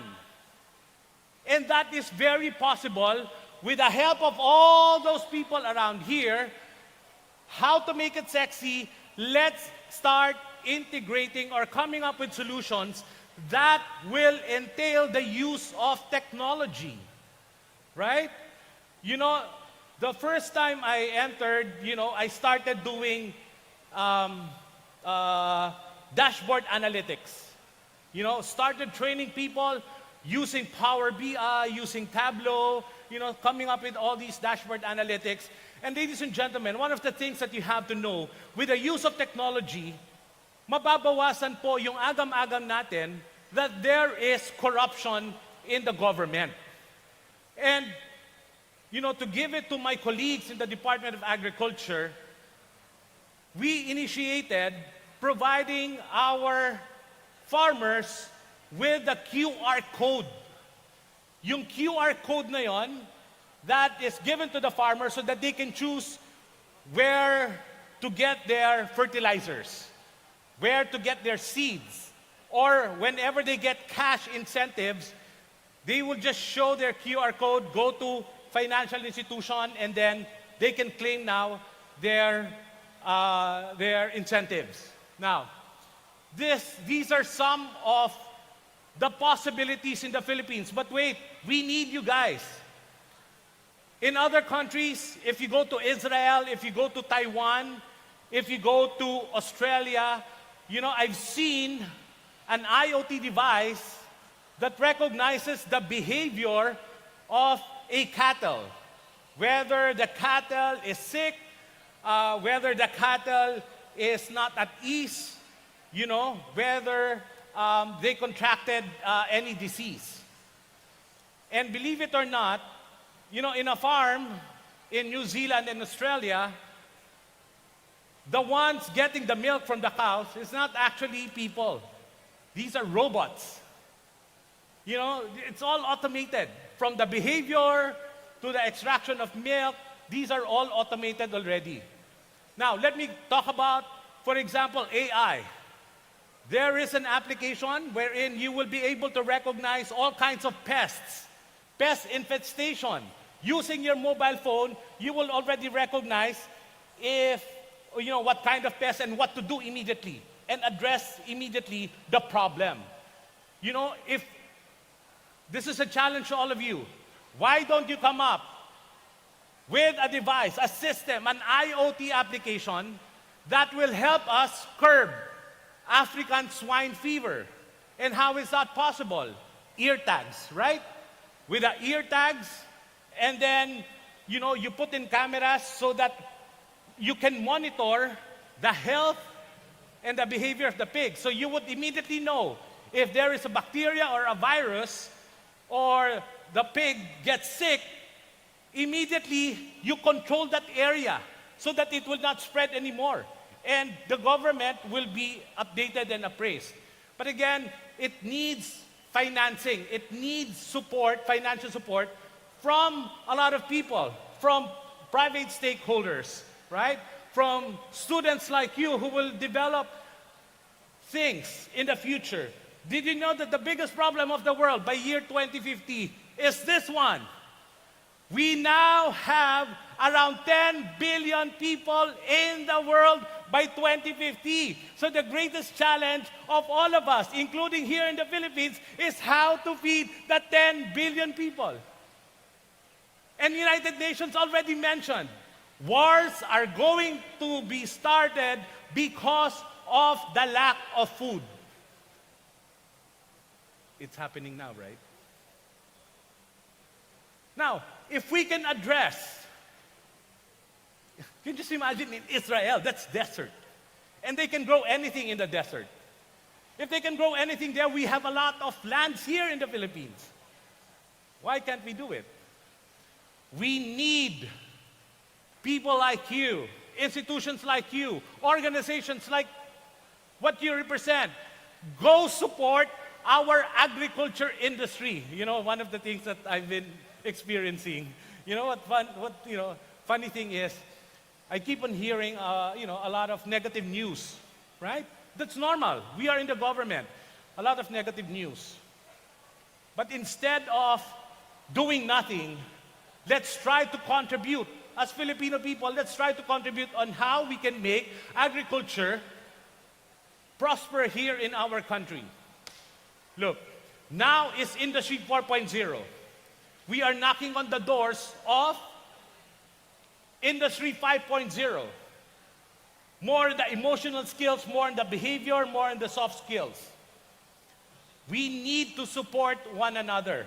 Because this is going to be the problem of the world. Lahat tayo, yung mga 20 years old, imagine pagdating natin ng 50, that is the problem. 30 years from now, where do we get our food? There are now less and less farmlands, right? There are now less and less people who go into agriculture, right? So why don't we come up with something that will help the agriculture industry? And it's a challenge for a lot of you. Are there students here from APC, Asia Pacific College? None? You know what I did when I was the director? I got them, asked them to develop another system for my next digital aquaponics. And they created for me a wonderful system. Later, I will be showing that to you. So again, to address food security in our country, we need to integrate technology. Digital transformation. We normally talk about digital transformation when it comes to banking. I heard a while ago, energy sector. Yes, you know, banking, they have a digital race, right? And we all know, I have here my good friend, you know, I saw Roger a while ago, AIDT. You know, together with Union Bank, you know, they are at the forefront of digital transformation, you know, all the advanced things happening. But not only that, you know, I know a bank, by the way, I know a bank, but I will not mention who. I know a bank, they invested in a service operations center for cybersecurity worth 1 billion pesos. 1 billion invested in cybersecurity because cybersecurity is one of the greatest threats to Filipinos right now. And that was already announced, right? We are ranked number 1. Congratulations to Philippines. We are ranked number 1. You know, when it comes to cyber attack. Pero kinonfirm ko, hindi pala tayo number 1. Number 2 lang tayo. In the world. Number 1 is Mongolia. Number 2 is Philippines. But look, we have all the talents. We have all the talents. But we need to work together. Just first quarter alone of 2021, we experienced 1.76 million cyber attacks. So in the agriculture industry, we have 10 million farmers and fishers in our database. And we spend billions and billions. Can you just imagine if we are not protected, right? I'm pretty sure you love to learn hacking, ethical hacking, right? Penetration testing, vulnerabilities, and all these things. You know, these things, these new skills are needed in the industry right now. So what do? We also address that by talking to all colleges and universities to strengthen, you know, cybersecurity, data science, you know, cloud skills, digital marketing skills, financial analytics and algorithms, you know. That is something that we need to start doing right now. All right. So, where does it start? It starts from, we talk about digital transformation all the time. But ladies and gentlemen, for me, we need to start with mind transformation. Kasi marami dyan, believe it or not, marami dyan Jurassic pa rin. People who do not want to go out of their boxes. People who do not want to embrace technology. Because they said, you know, technology, a lot of people will lose jobs. You know, a lot of people, you know, a lot of jobs are disrupted, which is true, you know, ladies and gentlemen. But you need to upskill, reskill, and retool yourself. For the industry practitioners and professionals, ladies and gentlemen, if you will not enhance your skills and competencies, if you will not think out of the box, if you will not transform your mind, your heart, then you will be left behind. And I'm sure you know that already. So to address the problem in agriculture, let's all work together. This is not only should be the efforts of the Department of Agriculture, the Department of Finance, you know, the Department of Trade and Industry, the Office of the President, even Congress, because we have to have new laws that will address. We have a procurement problem in the government because we have limitations when it comes to COA, right? So we cannot just purchase, we cannot just subscribe to cloud because there's limitation. So now the cloud providers, the private industry, will need to help us. You know, instead of having 3 years, 1 year cloud services. That's the only thing that we can do, right? According to the new laws. But again, the government and our Congress are all doing their jobs to be able to address all these situations, all these challenges. So again, let us try to support, give people in the government a chance to prove that they are also with us in the digital transformation, including in the Department of Agriculture. In the Department of Agriculture, we have a lot of good people, trust me. You know, the President is at the forefront of digital transformation. Kaya nga, i-download nyo na yung eGov, right? Sa eGov, you can apply, SSS, PhilHealth, you can apply for your passport, in eGov, and many more. Ang dami na, mag-expand pa yan. And thanks to my good friend, shout out to Undersecretary David Almirol. He's doing very well. He implemented that, right? So shout out to him and to the President, for making it possible. Dati akala ko sa Singapore lang meron, sa ibang bansa. Now we have that. We have to start appreciating what these people are doing in the government. In the Department of Agriculture, oh wow, our Undersecretary before, Roldan Gorgonio was at the forefront. Christine Evangelista now, our spokesperson, she's very techy. She wants to implement, digitalization in the Department of Agriculture. So sama-sama yan, from DepEd, dapat nga tayo ngayon, meron na tayong robotics, di ba? Part of the curriculum should be robotics, right? From basic education down to senior high school. Let's start introducing now data science, data analytics, cloud, aside from robotics, AI, machine learning. Dapat yan from the very beginning, from basic education. Because that is the very foundation when you go to college, tapos sa college pa na skills na. Let's improve our educational system. Let's help the government.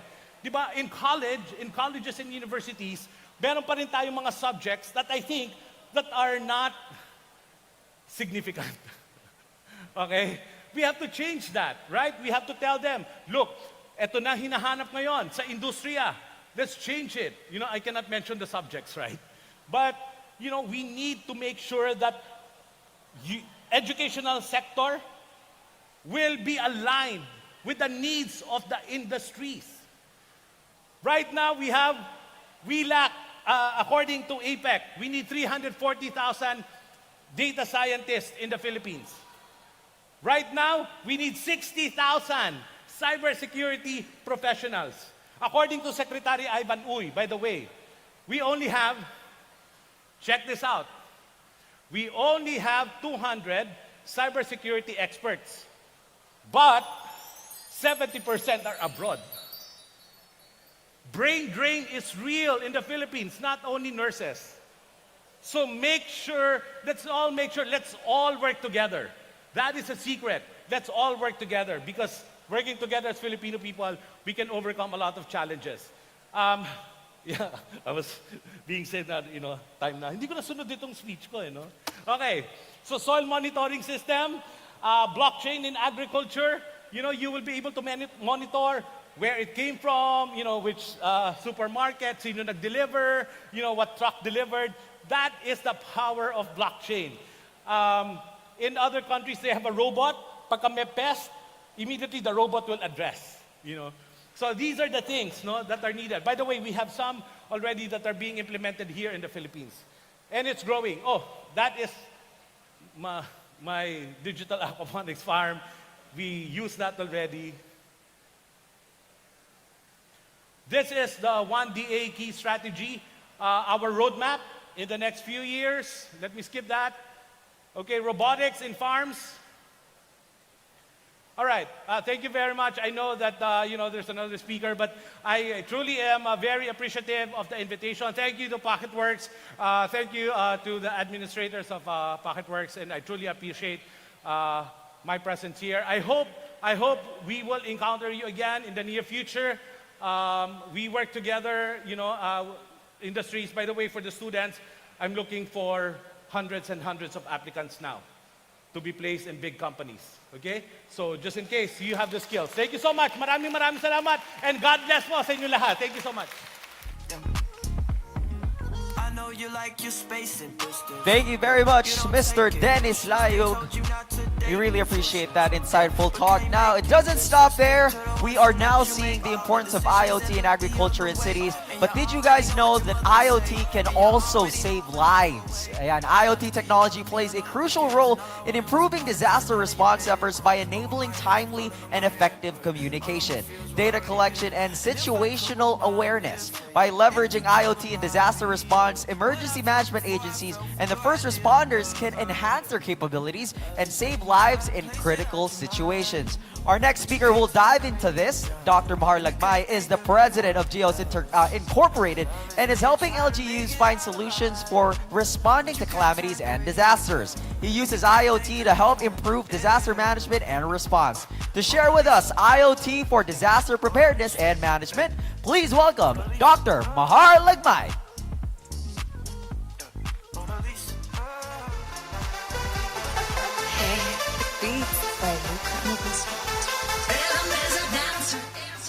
Good afternoon, ladies and gentlemen. I will tell you a story about an Internet of Things or IoT project which was part of a program of government which was the flagship program of government for disaster risk reduction. The IoT project was established on the heels of the Sendong disaster which devastated Cagayan de Oro and Iligan cities in Mindanao. Mindanao, which is not often visited by cyclones, was devastated by massive floods that caught everyone by surprise. There were almost 2,000 deaths, with many more missing and presumed dead. Tropical storm Sendong, which had an international name of Washi, was in 2011 the latest among a series of disasters that plagued the Philippines year after year. Before Sendong was Ondoy, which drowned Metro Manila, where the capital of the Philippines was located. Before Ondoy were the Ginsaugon debris avalanche in southern Leyte and the Riming Lahar disaster in Albay. Not only do we lose thousands of lives each year, it has stunted the growth of the Philippines, eating away on our economic progress, with loss of property amounting to about maybe 50 billion pesos per year. Through the IoT project, which was part of the government program on disaster risk reduction, and with greater disaster awareness amongst Filipinos, as well as the laws that were put in place, such as the Climate Change Act and the Disaster Risk Reduction and Management Act, or RA 10121, we were able to decrease loss of lives starting in 2014 from an average of about maybe 1,250 deaths per year from 1986 to 2013 to only 250 deaths per year on average from 2014 to 2022. How was this done? In my belief, it was because of the heavy use of the Internet of Things, or IoT. But to understand this, we must first understand that there are two important aspects of disaster prevention, which are warning and response. Warning is the responsibility of government and must be accurate, reliable, understandable, and timely. Response is more difficult to foster because it requires long-term education, awareness building, engagement of the community, and access to reliable hazard maps. That program of government, which was known as Project NOAA, did both warning and fostering appropriate response efforts. Warning can be several days in advance, which is done through weather forecasting. Through forecasting, we can determine the track of a typhoon, the wind speed of the typhoon, and the amount of rain that it can deliver. But in the Philippines, which is located in a humid tropical region, forecasting of rainfall amount is quite challenging, and its accuracy, according to our studies about a decade ago, it's a long time ago, was anywhere from about 60 to 70%. For example, you would hear on television a weather forecast saying that the weather is fine in a certain locality, let's say Mindanao, and in less than an hour, images like this would appear in the news. Baha ang Cagayan de Oro, which actually happened. Another example would be the forecast track, which is predicted to pass immediately south of Manila, but the actual track of the typhoon would deviate in the wee hours of the morning.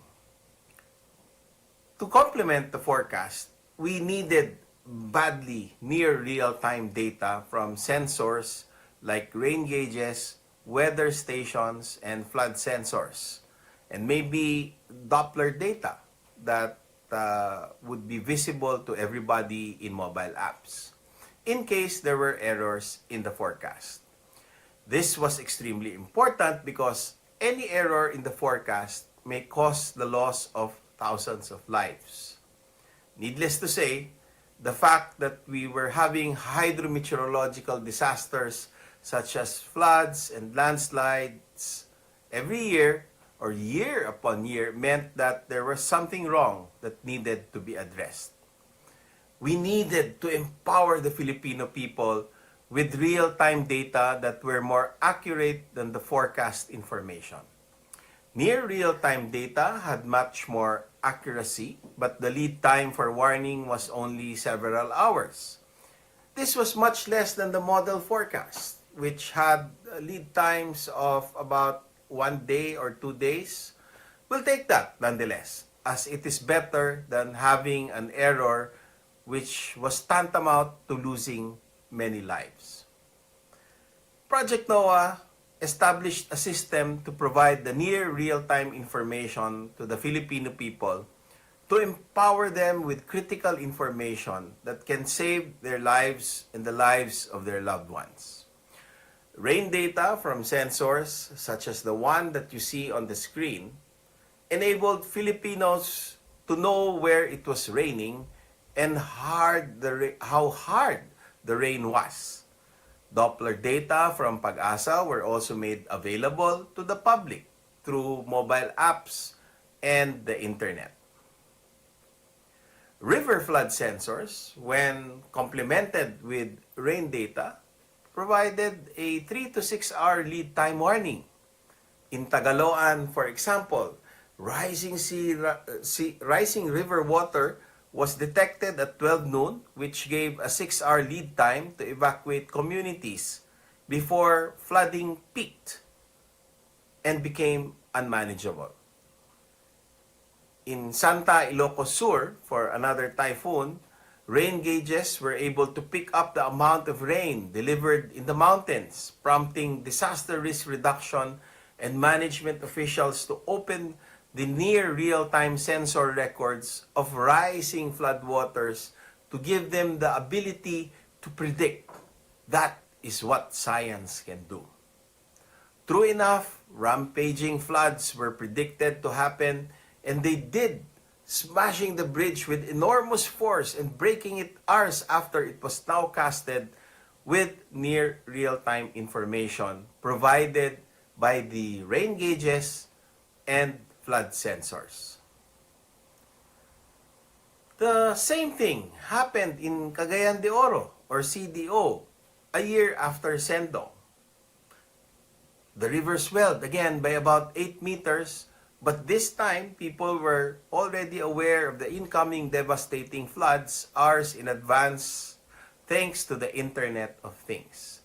By the time floods came, people were already evacuated and had their cameras ready to take photos of the incoming deluge. This system provided the NDRRMC, starting in 2014, the ability to provide hazard-specific, area-focused, and time-bound warnings through the newly established PIDRA system. PDRA stands for Pre-Disaster Risk Assessment, which apart from providing hazard-specific, area-focused, and time-bound warnings, also welcomed discussions on risk assessment immediately before a typhoon makes its impact with representatives from different sectors such as civil society, the academe, media, and other stakeholders. The results were outstanding. About 14 averted disasters were documented, which includes the Ruby storm surges in Daram resulting in 0 deaths, the massive Agaton floods in Butuan with 2 dead, the Senyang and Ineng floods in Tagaloan and Abra rivers, respectively, with 1 death. The world-class Lando and Nona debris flows in Gabaldon, Nueva Ecija with 0 deaths, the Nona storm surges in Legazpi with 0 deaths, and many more. This is what the Internet of Things can do. Unfortunately, the 2,000 sensors that were deployed all over the country are no longer usable to provide the hazard-specific, area-focused, and time-bound warnings that used to be provided by NDRRMC. Now, we have general warnings for floods and landslides. And I'm sure you are familiar with this because you read this as an emergency alert that would wake you up in the wee hours of the morning.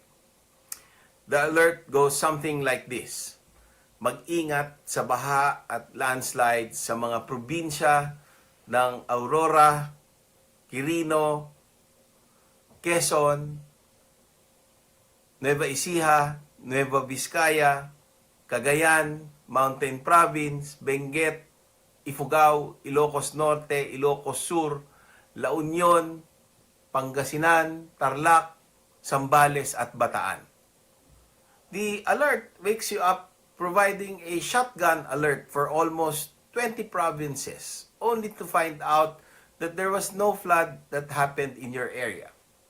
Seeing this message several times a year without any flood happening would desensitize people and generate the cry wolf effect. Based on the story of the boy who cried wolf, we would expect people not to believe the next time a real flood happens. About 40 or maybe 50 of the 2,000 sensors remain operational. It's really sad. Really very sad.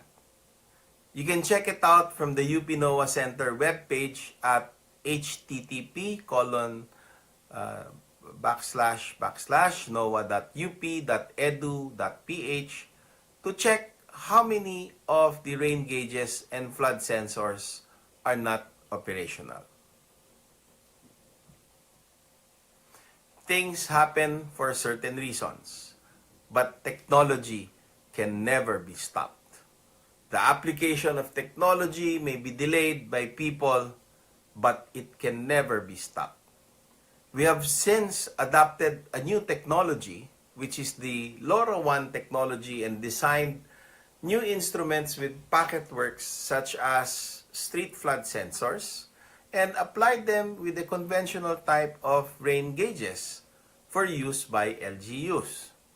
We have started it in Quezon City as part of their drainage master plan. The beauty of these sensors is that, unlike before, where the government had to pay per SMS message sent for every rainfall data packet and flood data every 10 to 15 minutes, Lora sends data packets to gateways in an economical way, reducing significantly fees associated with sending data through SMS as it was done before. Lora sensors are also low cost, which is very important. Hopefully, this will be benchmarked by LGUs and used on a nationwide scale by the LGUs to complement forecast information which at times turn out to be disastrous. I enjoin everyone to visit our booth to find out more about the Internet of Things and LoRaWAN as applied to Quezon City. Thank you very much for listening. There you have it. Wow, just imagine empowering all 82 provinces with IoT devices can really help in the safety of our people. And it's so amazing to know that it really is very, very possible to have zero casualties and calamities and disasters, all thanks to the implementation of IoT technology. Thank you very much once again, Dr. Mahar Lagmay. Again, don't forget to drop by their booth over there. But of course, I hope you guys are enjoying our learning session so far. Are you guys still okay? Yes, but wait, there's more for our afternoon learning session. Our next speaker is currently heading Product and Innovation Division of Eastern Communications and is accountable in formulating solutions, portfolio strategy, and a roadmap, creating programs to achieve product performance and executing every phase of a product's life cycle, from ideation and development to market positioning. A true business chief with a can-do attitude and a sustained passion for extreme customer delight. Let's all welcome Mr. Edsel Paglinawan. Thank you. Thank you, and magandang hapon po sa ating lahat. All right, I am Edsel, and I am a geek. And I guess everybody else in this session is also a geek. Geek, not on the traditional sense, but probably or certainty nobody would call me an uber geek, but a geek that would make technology matter to our business, that would make technology matter to our country. I love technology like everybody else does here, and I guess everybody is also fascinated as I am. It drives our life, it drives our career, and that is exactly why we are here today. In the next few minutes, I would like to invite everybody to join me in a very exciting experiment today. In the next few seconds, I'll be playing 2 audio clips. So for those who can recognize those audio clips, please raise your hand and simply say I. Okay? And it's just a bit fair of warning though. These clips may represent pleasures to many millions of people around the world, or it may also represent torture to some of us. Depends on which side we are coming from. Okay, are you ready?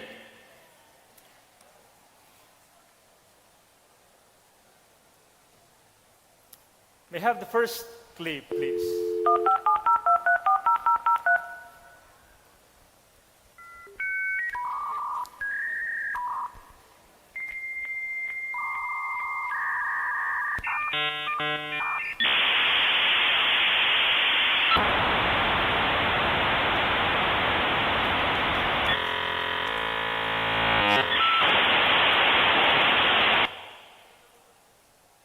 All right. Who can recognize that sound? Really now? 5%, 10% of the crowd? Okay, anyway, for those who can't recognize that sound, that is a sound, ito mga estudyante, that is a sound of Star Wars.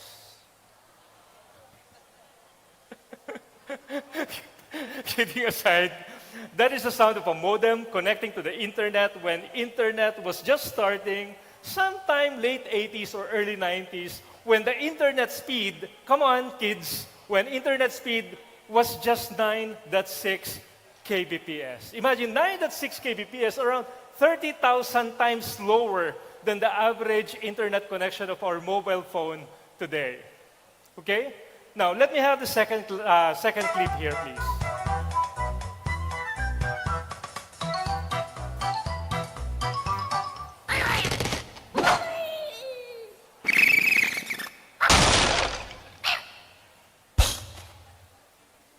All right. So who can recognize that naman? I guess mas marami dito. mukhang ito yata yung totoong digital divide, no? Ito yata, I guess this is the real definition of the digital divide. Okay, anyway, this is sound of an angry bird flying off, hitting the evil pigs, trying to recover the stolen eggs, right? Again, from a very popular game called the Angry Bird. Now, the thing here is, we've seen the transition.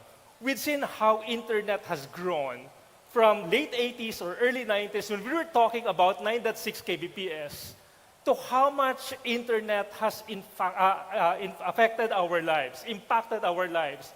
Not only how the way we do things, but how way we conduct our business, how we support the country.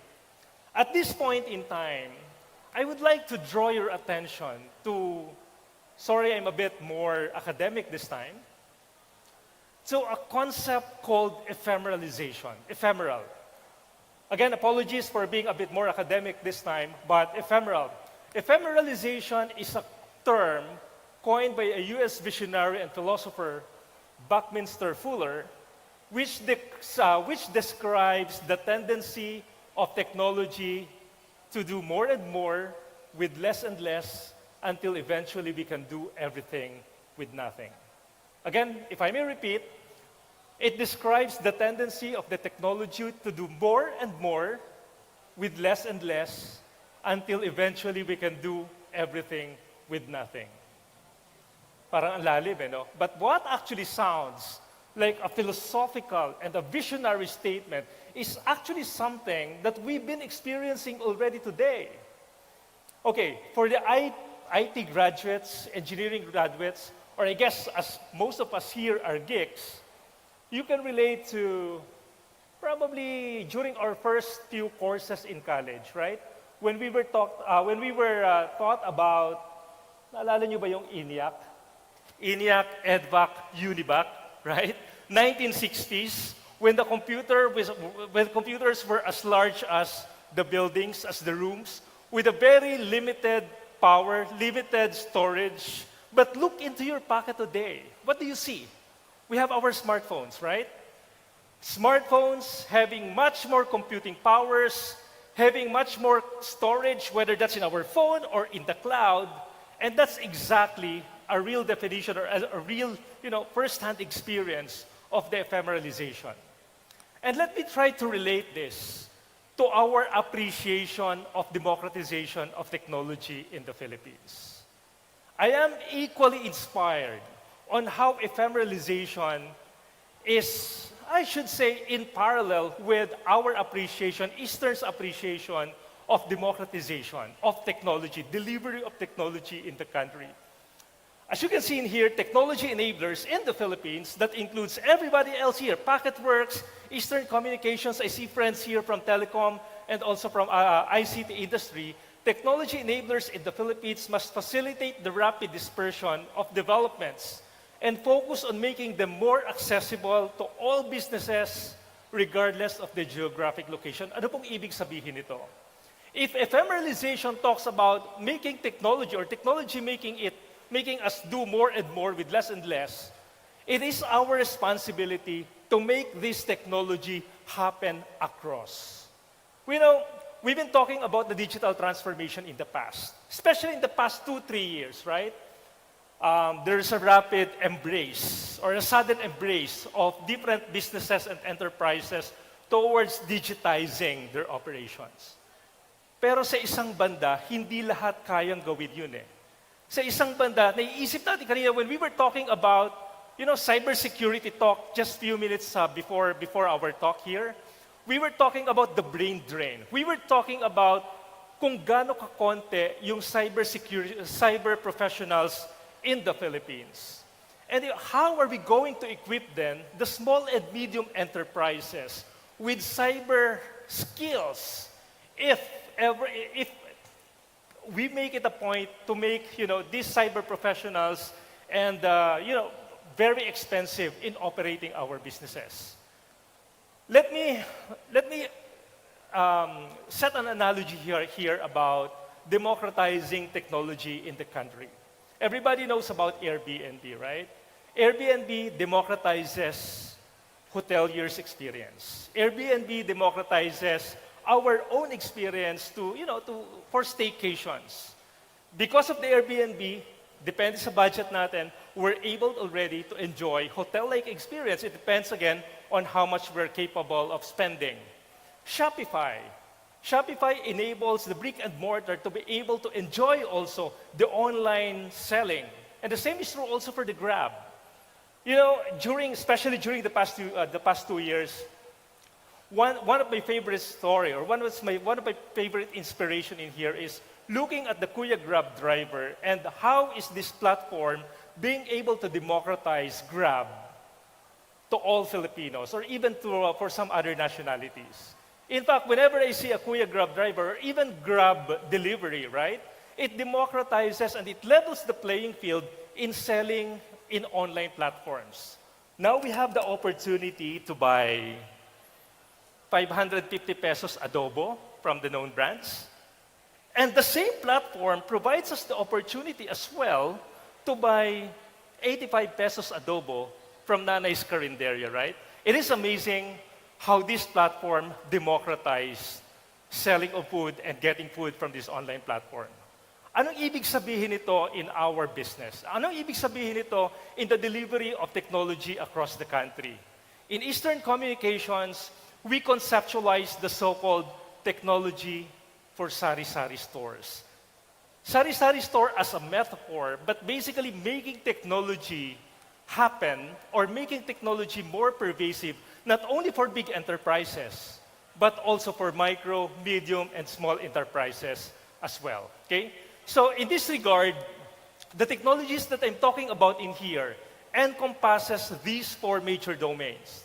Democratizing technology through our connectivity, democratizing technology with our security portfolio, democratizing technology with our business applications, and democratizing technology through our cloud. Best example, why do we say that cloudification of our infrastructure is actually democratizing or is part of the democratization?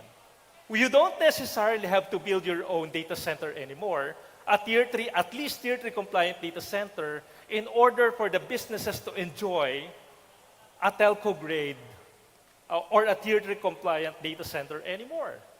You may actually enjoy this by simply cloudifying your infrastructure towards the cloud. The same is true for cybersecurity. I remember 2-3 years ago again, there was a report from Fortinet saying that 70% of the attacks are targeted towards the SMEs, right? Only 30% of the attacks are targeted, geared towards the big logos, the big enterprises. Kung iisipin natin, anong gagawin natin dito sa 70% of the market? We should be able to equip them, as students, as geeks, as developers, as technology partners all around here. It is our responsibility to make these small and medium enterprises also enjoy the benefits of technology. And that's actually part of the calling that Eastern Communications has been embarking on in the past 2 years.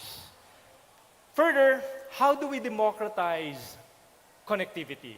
We were talking about Internet of People. That has changed the world. And now we've been talking about a new internet. It has emerged so that it is now poised to change the world again. That's how we make things talk to another things. That's how we make things collaborate, listen, and interact with other things, right? And that's actually where the Internet of People and the Internet of Things interact or intersect each other. Now, going back to the business, going back to the pain points of the different IT professionals, in my previous conversations with the CIOs of our customers, we've been talking about, or we've been receiving concerns about connectivity being expensive, internet being expensive, especially when you talk about connecting one branch to the other. It's always expensive. That's always a common concern of our customers. Security as well. Security as expensive. And how do we connect the internet to global branches, global head office in a more efficient manner? how do we equip our hybrid workers, our teleworkers remotely with our remote access or work from home environment? How do we do the cloud migration? Everybody wants to embrace the cloud, but not everybody knows how to do it in the cloud. And overall, all of these different applications must have a simple management. And in fact, that serves as our inspiration to launch a new solution. Way back 2 years ago, we called that as the Secure Access Service Edge. This provides an avenue for our connectivity among the different branches, including the different things, to connect from one branch to the other, either via internet or via lease line or via MPLS. And that is actually security and networking in a cloud. There are actually 3 generations of connectivity. Connectivity of the enterprises. The first generation, that's when internet is being used or MPLS is being used or lease line is being used. Way back 3 years ago, 2019 or 2018, we heard about SD-WAN. That's when we put the networking in the cloud. And that promised us to save more on connectivity. Sometime in 2020, we launched SASE in the Philippines first. That is when we put connectivity, we put the networking, and we put the security, everything in the cloud. And that supports, or that addresses the different pain points I mentioned a while ago when we were talking to the different CIOs. Sorry, but I guess it was given the time's up already. Anyway, again, this is about the Secure Access Service Edge. SASE, if you're interested knowing more about our solution, please do not hesitate to approach our booth in there, Eastern Communications, and magandang hapon po. Thank you very much. And again, let's continue inspiring each other. Let's give it up once again for Mr. Edsel Paglinawan. Wow. I hope you guys would be able to drop by again. The Eastern Communications booth right over there across our hall. We have so much information, so little time. But then again, this is your opportunity now to pick the brains of our panel, because later on we will be having one. But also we would like to invite everybody as well who are roaming around still to join us here at our main stage, because in a few minutes we will be having another panel discussion. And so we still have a lot of space actually, Yes. Cholo, right over here in front. Feel free to accommodate or occupy these seats right in front of us so you can have a good access, good view of our panel discussion later on. That is right.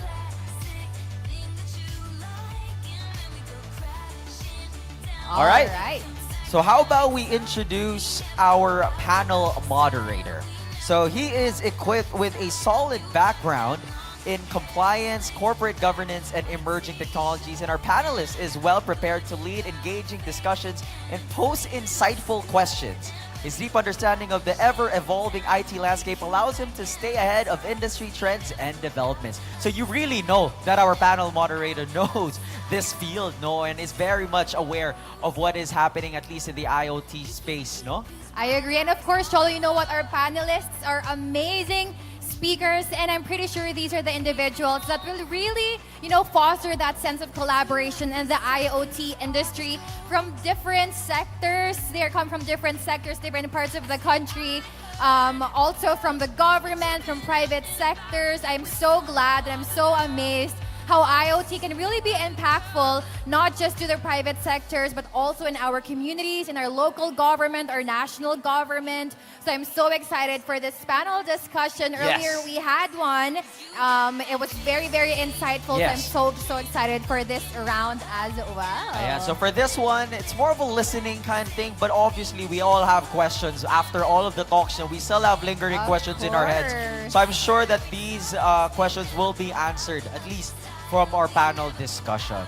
All right, so let's see if everything is ready. Again, everybody, we invite you here in front. You still have a lot of seats to occupy. I love our chairs, by the way, Packet Works. So this is amazing Yes. setup right over here in front. Feel free to occupy these seats so you can have good access in our panel discussion right now happening in a bit. Ayan. So we have a bunch of booths as well around. So after our panel discussion, it's best that you guys can go around and of course see what we have to offer. But it's not just for today. We are going to be here for 2 more days up until Wednesday. So make sure you guys come back tomorrow, come back on Wednesday, listen to the talks, but at the same time, please do experience the booths that we have here in store for you guys. All right, and now, moreover, his extensive network within the IT industry, our moderator right now, including collaborations with top vendors and suppliers, further enhances his expertise. And of course, by actively engaging with industry leaders, he ensures that he remains at the forefront of the latest advancements in the field. And of course, we will be hearing more about him and more from him later on. Yung ganda ng ano natin, no? Pagbitin natin, suspense.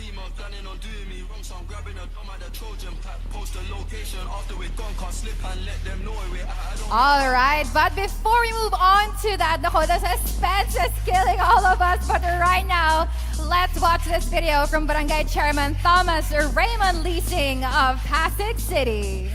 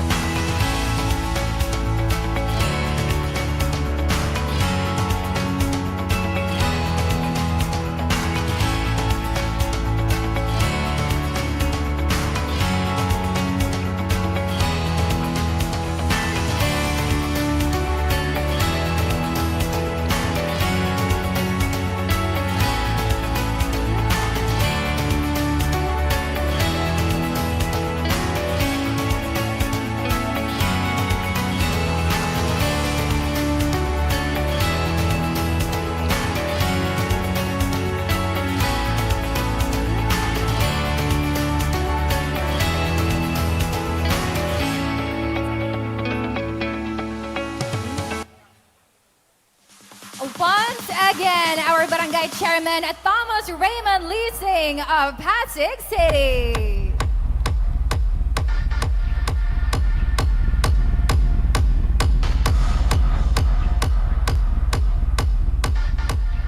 Also joining our fireside, we have again Director Emilu Delfin of DICT.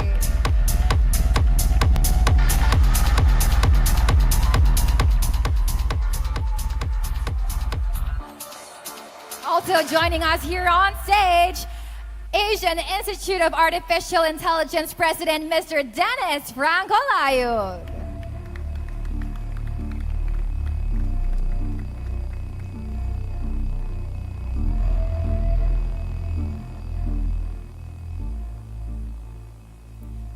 And of course, lastly, joining us for our fireside chat, we have Mr. Ferdinand Perry Ferrer, the Chairman and CEO of EMS Group of Companies. Good afternoon, Sir Perry. And we have been hyping him up since earlier, but it's now time to reintroduce our panel moderator. He is equipped with a solid background in compliance, corporate governance, and emerging technologies, and our panelist is well prepared to lead engaging discussion and pose insightful questions. His deep understanding of the ever-evolving IT landscape allows him to stay ahead of industry trends and developments. Moreover, his extensive network within the IT industry, including collaborations with top vendors and suppliers, further enhances his expertise. By actively engaging with industry leaders, he ensures that he remains at the forefront of the latest advancements in the field. We are privileged to have our panel moderator, Mr. Hodon Elicano. Good afternoon, Mr. Hodon Elicano. and we can't wait, Mr. Houghton. We are turning over it to you. Thank you. Let me start with asking the first question. Unahin natin the only rose among the thorns. So, Director Emmy, in all of this that's happening, no, IoT and especially in agriculture, what is the role of DICT? What role does it play in this scheme of things? Yeah, thank you, sir. First of all, good afternoon to all the participants who are here. Earlier, I joined the press con and I observed that kanina pa ako lang ang only rose among the thorns. So I'd like to encourage all the women students here, of course, to please, itayo naman natin bandera. But yeah, it's actually a challenge, no, that more men join the IT industry, and I hope that should not be a challenge now. But anyways, we're going back to your question. I know that still a lot of people are aware that the only mandate of the ICT is digital connectivity and e-government. But you know, there's an equal mandate of the ICT, which is about ICT industry development. So I mentioned earlier that one of the missions, we have 5 missions in the ICT to ensure the growth and competitiveness of the ICT-enabled industries that will result to the creation of jobs, more jobs, particularly bringing those jobs to the countryside, and then encouraging Filipinos to not only become employees, but really also embracing to become entrepreneurs through technology. So that's one of the missions of the ICT. So I head the ICT Industry Development Bureau, which should be able to help fulfill that mission. So that's why I'm here, because since last year, we've been working closely with Packetworks. So part of the major initiatives right now that we have is really, of course, helping grow the ecosystem, particularly for this industry. That's why I'm here supporting, of course, the emerging tech. So last week, we just had our National AI Summit because we're also supporting AI. And next week, or tomorrow, we also have another event supporting the blockchain industry. So there's. Thank you. Now, the next question, I've actually been itching to ask, or to talk about a little bit. Because when the list of panelists were given to me, his title was Institute of Artificial Intelligence. And I was saying, what does artificial intelligence have to do with agriculture? But apparently, you came previously from agriculture. Now, you talked earlier about, and I agree with you, our biggest problem will really be how many people are still interested in agriculture, and we need to address this. But how do you make it sexy? That caught my attention. The word sexy, yeah. Thank you so much, Sir Licano. Good afternoon again to each and everyone. In the agriculture educational system, I think we need to start introducing digital subjects. Like try to incorporate or integrate in the curriculum digital subjects like AI, introduction to AI, introduction to cybersecurity. These things, because if we want to make it really sexy, let's introduce coding, right? It's something that the other countries are already doing, because we all know that automation in agriculture is one of, should I say, one of the priorities of the other countries. Introducing new technologies, because we have a lot of limitations when it comes to farming here in the Philippines. Very traditional pa rin. So once we start introducing these technologies or these digital skills in the school, that might change the landscape, because kids now are, young people now are very, very interested more with technology-driven courses, even health is now into AI, into robotics, different courses are into AI and data science, so even in agriculture, we have to start doing that. Now, I remember when the former Secretary Dar mentioned we need data scientists, and we started looking for data scientists. There's no applicant because there's no supply of data scientists in the Philippines. But in other countries, it's a course, So I think we need to start introducing these digital courses or digital subjects in the curriculum. Thank you. I'll go back again to director, no? Since she's right beside you. Does the DICT influence, or can the DICT influence education to start becoming more technology-oriented? Well, in a way, yes, but I would say that, education, upskilling and reskilling is a whole of nation approach. But yeah, actually, DICT's mandate also is capability development or ICT capacity building development, wherein we have actually a separate bureau that's taking care of that.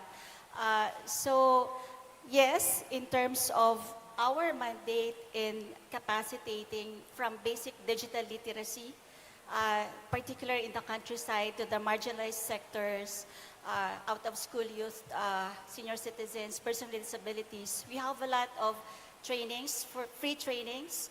Yes, free training scholarships from basic digital literacy up to upskilling.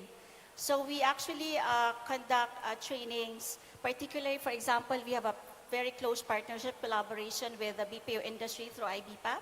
So we conduct animation trainings, game development, and even analytics.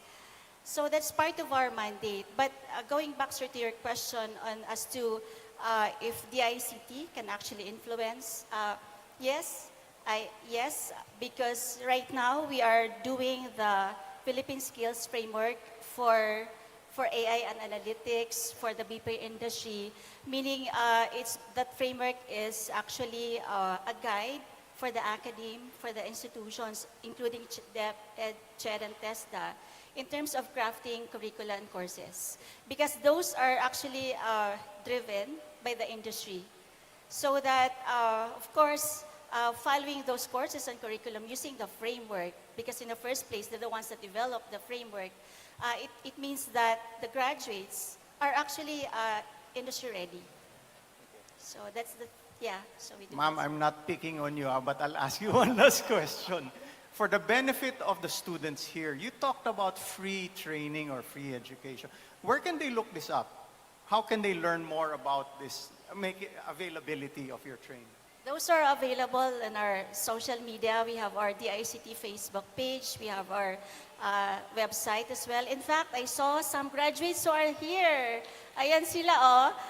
These are actually graduates because we're implementing our online digital jobs. So this one is really for those who would like to venture into becoming freelancers. So we do a lot of free trainings for them. So it's from web development to content writing to e-commerce and digital marketing. And of course, we would like to encourage Filipinos, instead of going abroad, if they can stay with their family and they can actually earn dollars wherever they are in the parts of the country. Okay, that's good. So take note, students. Go to their social media website and check out what is available. And they actually have proof here already of people who are successful in learning new skills. So after they graduated, a lot of them are having their own freelancing companies already. Galing. They're earning, Very good. dollars. Okay. Let me now turn to the gentleman beside me, Cap. I've actually heard you speak before, and I was already very impressed before. Can you share with the students and with the rest of the audience, what are the exciting projects that you have implemented in your barangay? Yeah, well, okay, good afternoon. Good afternoon to everyone also, to my co-panelists.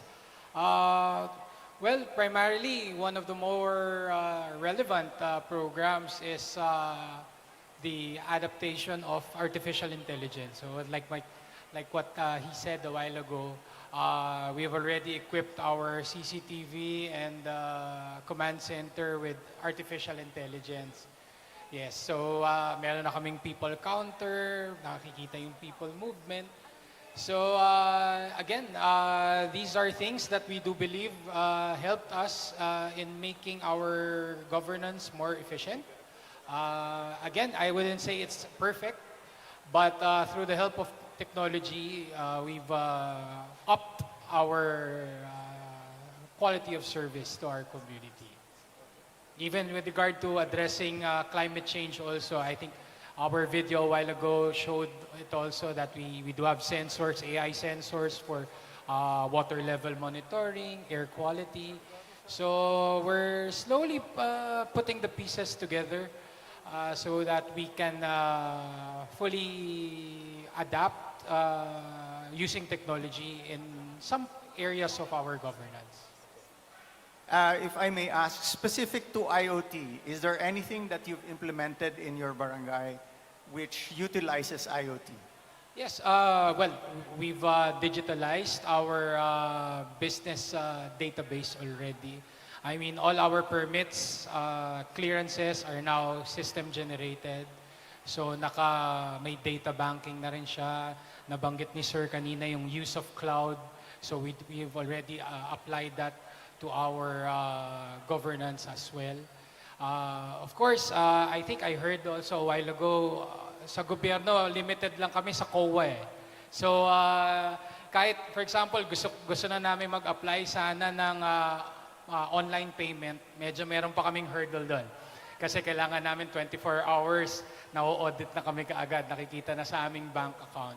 So hopefully, sumabay din naman ng legislation ng ating bansa para yung mga barangays mas ma-empower to go digital. Nabanggit rin ni Ma'am kanina, kausap ko siya, na meron palang Digital Governance Awards. And she was telling me also how come Barangay San Antonio has yet to join. Sabi ko, Ma'am, hanggang municipal level lang eh. So sabi ko nga, I think baka yun na yung direction natin na since, especially the Metro Manila barangays, no, na kailangan nakaka-keep up tayo. I mean, the CBDs are in Metro Manila. So siguro dapat na-empower na rin digitally ang ating mga local government units, particularly the barangays. Okay, thank you. And now let's go to Mr. Perry. Your turn. Is there anything you can talk about how IoT can be used in agriculture? Good afternoon, everyone. Thank you, Hotan, and to our co-panelists here. You know, I'll start off. I'll start off for all of us. All of us here are Filipinos. But it is sad. It is really sad that tayo mga Filipino, we have to import most of our agriculture. We are an agricultural country. We should be exporting our agricultural products. Ito para sa atin lahat. So, the good thing is, Hoton, is, you know, when I walked in here, it really gave me a smile on my face. I think the future of food security, which we heard from Mr. Layog this morning, the future of food security is in this building. Through the technology that you have shown here, we have a good chance that the Philippines can one day, very soon, be an exporter of agricultural products rather than importer. And that's where IoT comes in. I have been to different countries. Imagine Israel, puro desert. Puro kalaban pa nila ang katabi nila.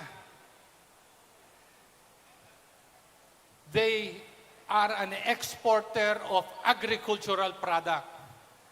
Israel also is an exporter of water. A desert country exports water. This is all technology. And I'm surrounded by technology people. So I believe with this, congratulations Arnold and congratulations Al for putting this together. Putting all technology brains together. Using technology, I believe the Philippines can leapfrog. In relation to agriculture, imagine being able to understand when we will irrigate what part of the farm, when are we going to fertilize what part of the farm, and only IoT and technology will be able to give us that data. We waste a lot of water just because we need to delig our farms. In reality, we only need to use 20% if we had IoT and sensors. The same with fertilizers.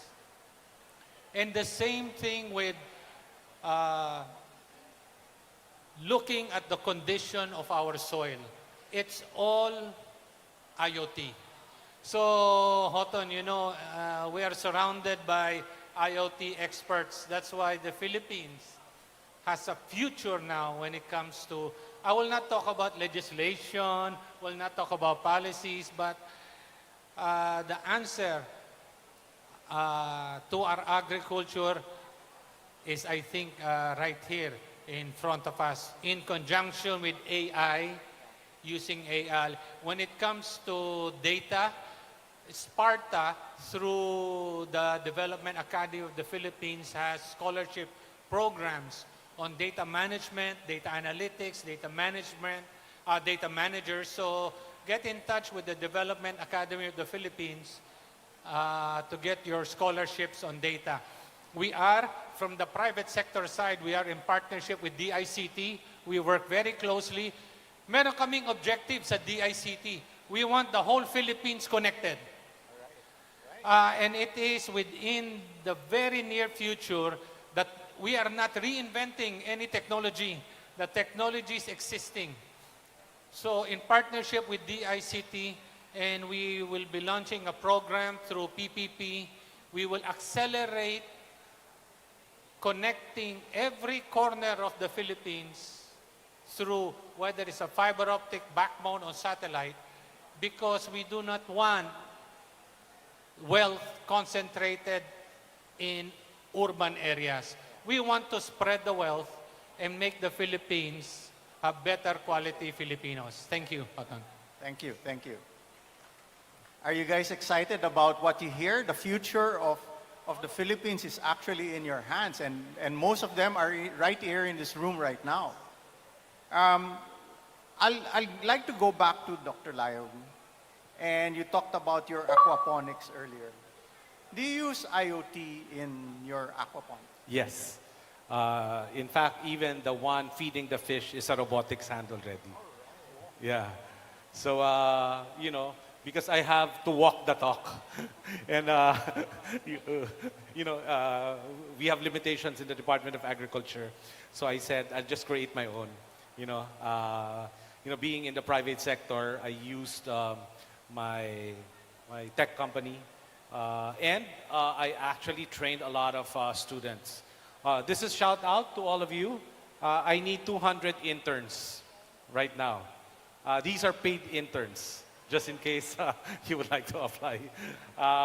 We train them in the fields of front end, back end, Java full stack, AI, machine learning, data science, digital marketing, the different fields. So giving opportunities to students now. Okay, we got the warning sign. Maybe we can get a parting word from our director. Any parting words for our student? Yeah, so first of all, again, thanks to Packetworks for inviting DICT to be your partner government organization. The DICT would like to be, we're actually part in the forefront of, for the Philippines to be a relevant, significant player in the global digital economy. That's why a lot of our initiatives really, we make sure that those initiatives are the ones needed by the country in terms of ICT policy, in terms of cybersecurity policies, in terms of data privacy, because that's also part of our initiative. And of course, as I mentioned, thank you, sir, for your support, for your collaboration in making sure that we have a really interconnected Philippines by having our, of course, strong digital infrastructure. And of course, again, as I mentioned, of course, improving, making sure that we are competitive in the ICT industry, in the field of IoT, AI, blockchain.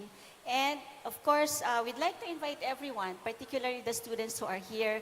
So either you want to be an employee in the BPO industry, in the emerging tech industry, or if you want to become an entrepreneur using technology, and of course, in making sure that your ideas will become, of course, will turn to realities and becoming successful startups. We also have a lot of initiatives for you, acceleration program.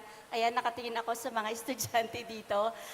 So, you know, the entire startup journey from idea development up to, you know, marketing their ideas. So, kasama po yun sa support namin sa estudyante and of course, for all the Filipinos. So the DICT will always be here to support, of course, the industry.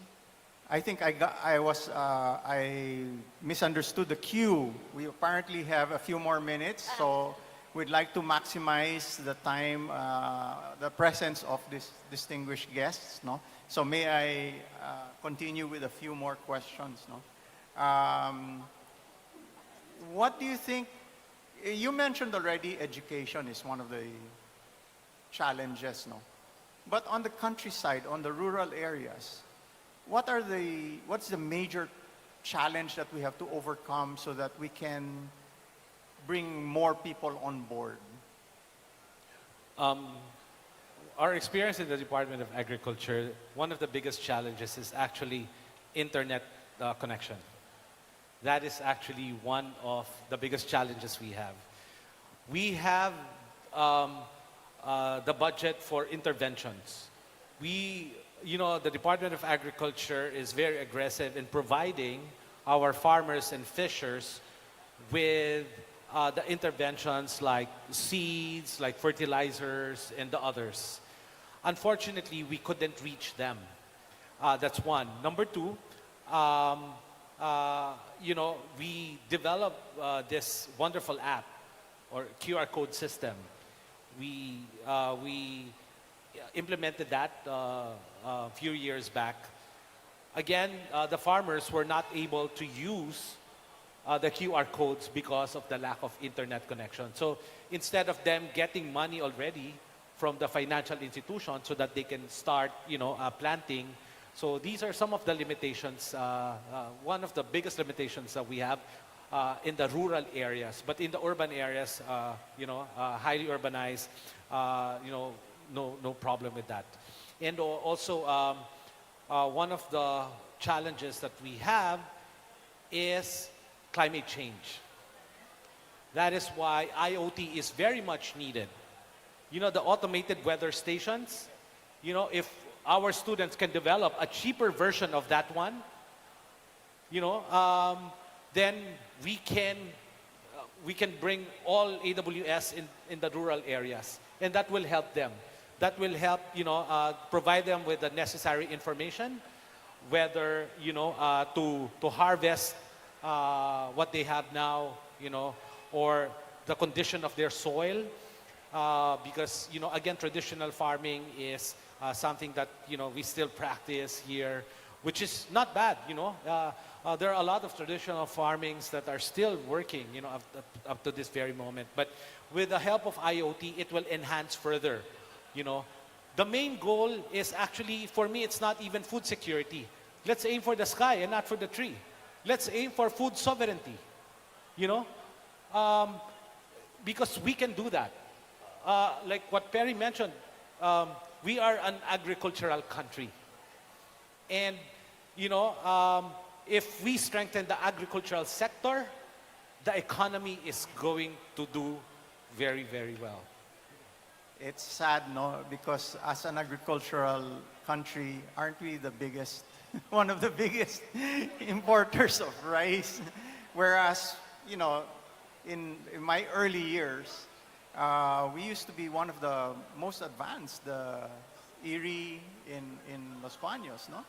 So it's sad. But, we talk about all of these things about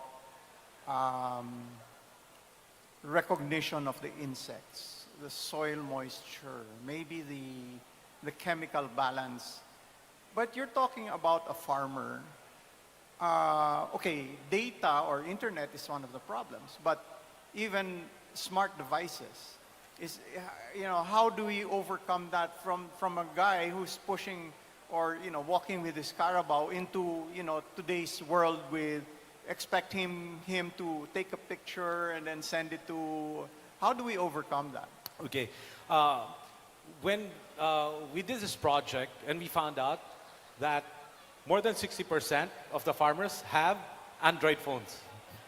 Android, And hindi believe iPhone. it or not, they watch Netflix. That's very interesting. These are provinces, far-flung areas they have signal.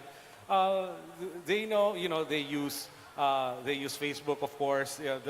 That's the number one application that they use. That's why I'm not surprised that we are ranked number 1 when it comes to the use of social media. Average person is using social media for 4 hours per day. That's the average, according to studies. Congratulations to us again. I hope we use that to our advantage. They have Android phones. But my suggestion, even before, for these farmers, if the government can provide additional support for them to convert their phones, their analog phones, into Android phones, then that will be so much better. Yeah. Aside from making our internet connectivity more available to the rural areas. You mean cheaper? Cheaper, yes. Perry, you're going to say something. Yeah, when it comes to, you mentioned the word, how can we make agriculture sexy? The first thing we need to do is remove all the posters that meron magsasaka may kalabaw. The young people do not want to do that anymore. In other countries, they use their iPads to run the farms. Now, that one the young people would like to do. So, drones and robotics. They like to use that. Sensors, drones looking at farms. But it goes back to what DICT and our team are working on, connectivity. For our country to grow exponentially, we need to connect the whole country. Imagine a micro business in Malayong Island. How can that business have a chance to grow and survive kung ang binebentahan lang nila, barangay nila? So through connectivity, and really it's very near, it will happen soon, through DICT's program of connecting the Philippines, our MSMEs, which is 97% of all our businesses in the Philippines, will have a chance in the global market, will have a chance to sell their product, to sell their services locally and globally. Now, once you connect the Philippines, we have a chance to have educational parity. Imagine, dito sa urban areas, we have all the schools, advanced and all that. But look at the probinsya sa mga island. Wala na silang libro, nabaha pa. So, through the connectivity, satellite or fiber or microwave, all the students, whatever is being taught here in Manila is being taught in that probinsya. So we will all have equal access to education, and all 40 million students will have equal access to education, and that will bring the Philippines. We are projecting, the private sector is projecting that by 2040, yung mga kabataan dito, kayang-kaya pa. Kami mga senior, baka ako, mahirap na. By 2040, the Philippines will be the 16th largest in GDP globally. And by 2050, we will be a first world country. By 2050. And that will only happen through, we'll not talk about legislation, that will only happen through technology. Let's connect the Philippines. Let's use all your devices to make sure that we have a lot of data analysts, scientists, AI, and we are on our way to being a first world country. Thank you.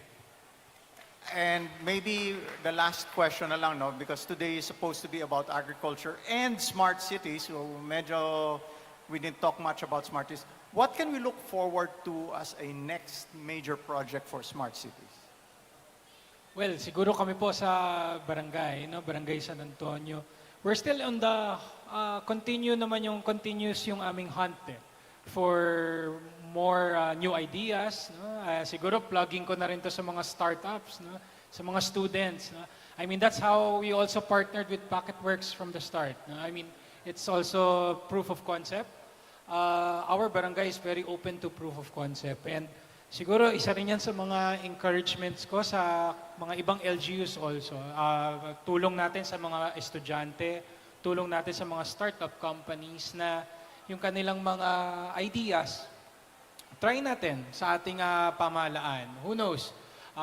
It may help our governance, it may help our delivery of services, and at the end of the day, no, it's every citizen na makikinabang sa anumang technological advancements na ating ma-apply. Okay, thank you. And there you have it, students. Andyan na yung free training, and you heard it from the industry leaders, the opportunities, even, there are opportunities even for startups. What are you waiting for? Let's start moving and get some projects going. And with that, ladies and gentlemen, I'd like to thank the panel again. Thank you very much for sharing your time with us.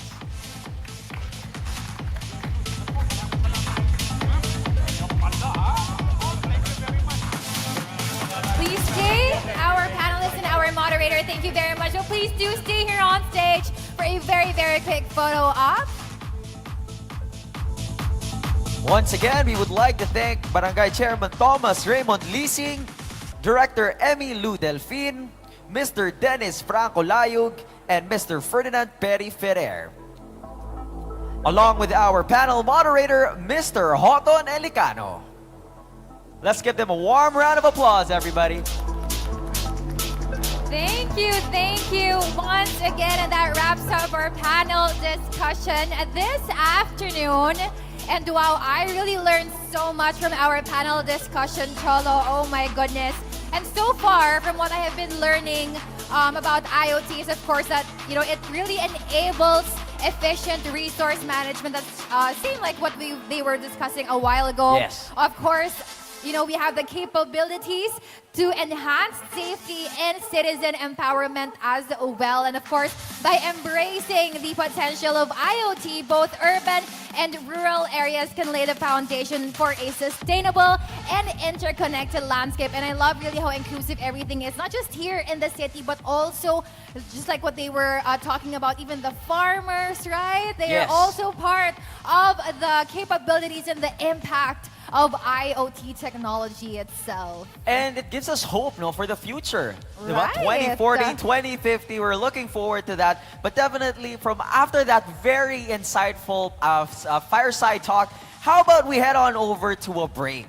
But the question is, who's here up for exciting prizes? Woohoo! Grabe Who talaga wants yung our energy ng crowd natin. prizes? Sobrang Of nakaka-engage. course, I think our students will love this round because right now we are looking for 10 players for this game. All right. All right. We need 10 players. 10 players for this game. And Shalo, this is a very, very easy and super, super interactive. Of course, we're all about innovation today. So we are going to apply IoT technology through augmented reality gamification. So it's very, very easy. We all have smartphones. We all have our phones. So this only requires us to use our phones, Okay. technically. And so, if you guys were addicted, ikaw ba, Cholo, did you like Pokemon Go before, right? Dati, And nahilig everyone din. was so addicted to that. So, it's just basically playing that same game. So, of course, all you need to do is to scan a QR code, and at our count, we'll only give you 3 minutes to roam around at the exhibit area to look for these icons. Yan. You will which see them on screen. You can see right now Yan. over there in our screens. But of course, guys, you have to find them through your phone as you scan the whole wall. So parang Pokemon Go, but this time around, we're not looking for the Pokemons, but we're looking for these logos of our event partners. The following clicks Logic, Converge, DICT, PCCW, Eastern Communications. We also have the logos of PLDT, Source Telecommunications, Blast TV, and Rack Wireless. There you go. Ayan, so nandito na ba yung ating 10 contestants? Are they complete? I think they're here, mga students sa ating mga ayan. players. Ready na yung mga cellphones. Now, it's very easy. One with the most number of icons collected in 3 minutes will win. And we also have our drone to capture our contestants. Of course. Exciting. All right, let's join All right. them, or let's invite them here on stage. Please join us, our 10 players, all right? All right, How come many? here. Come up here on 2, stage. 4, 6, 8, 10. There you go. So you need to find the icons. All right, guys. Are your iPhone or your smartphones or iPhones ready?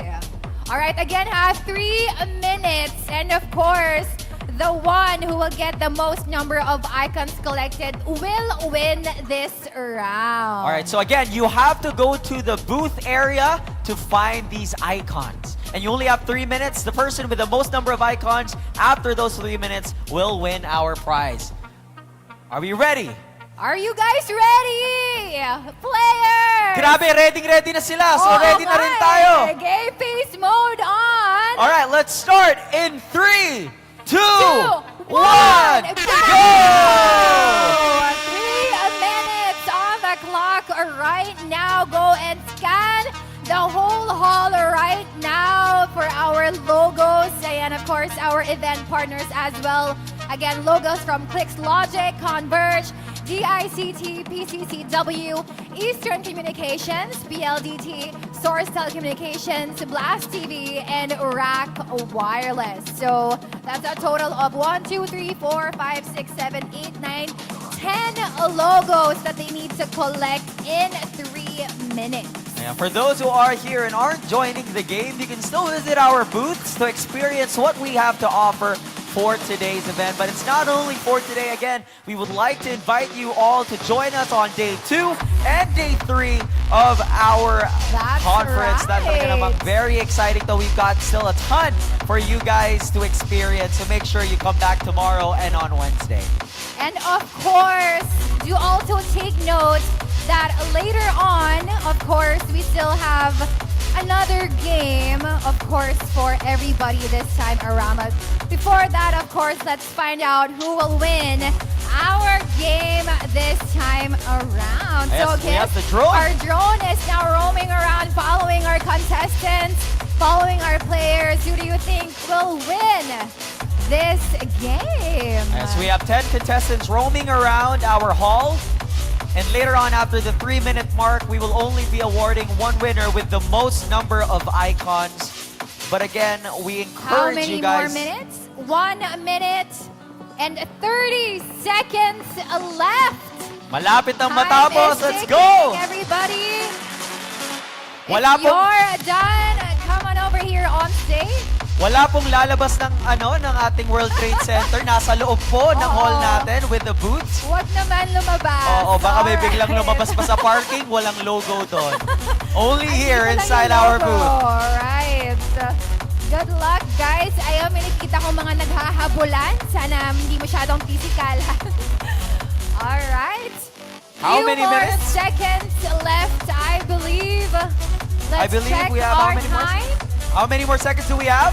Wow, I'm so excited for the prize for this one since we're just choosing one winner for this game.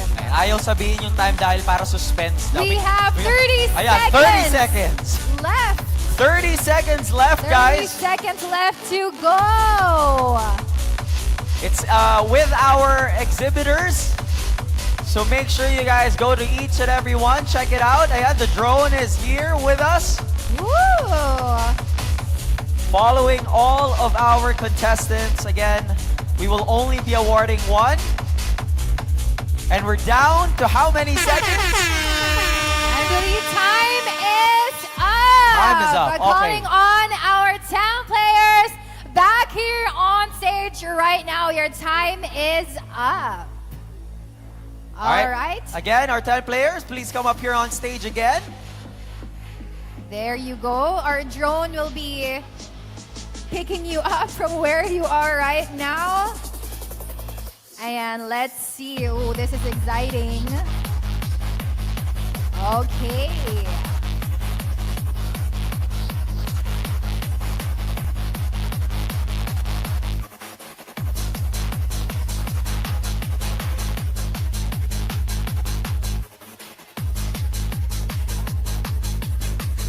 Okay.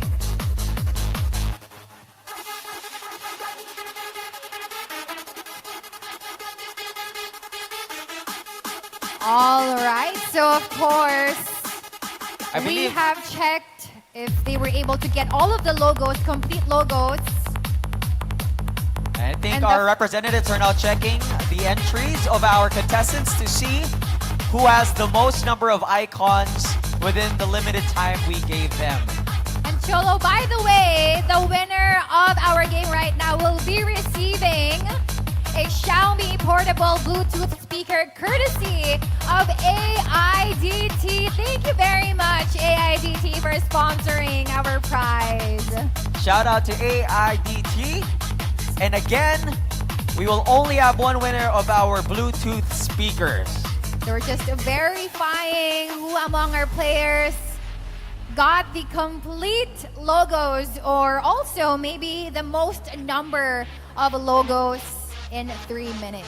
Ang intense ng laban dahil Oo nga. hindi pa tayo makapag-decide ng winner.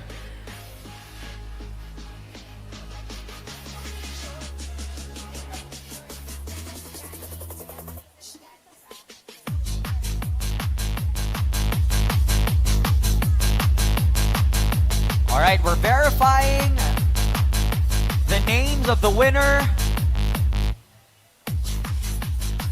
But for now, again, we'd like to thank our exhibitors for participating in our giveaway. Clicks Logic, Converge, DICT, PCCW, Eastern Communications, PLDT, Source Telecommunications, Blast TV, and Rack Wireless. And again, we encourage you to come back tomorrow, day 2 and day 3 of our conference, because we still have more in store for everybody. That's right. And if you haven't checked out our exhibitors booth, go ahead and do so. I believe they're all giving away so much stuff just by dropping by their booth. So they're very, very generous today. And just right now,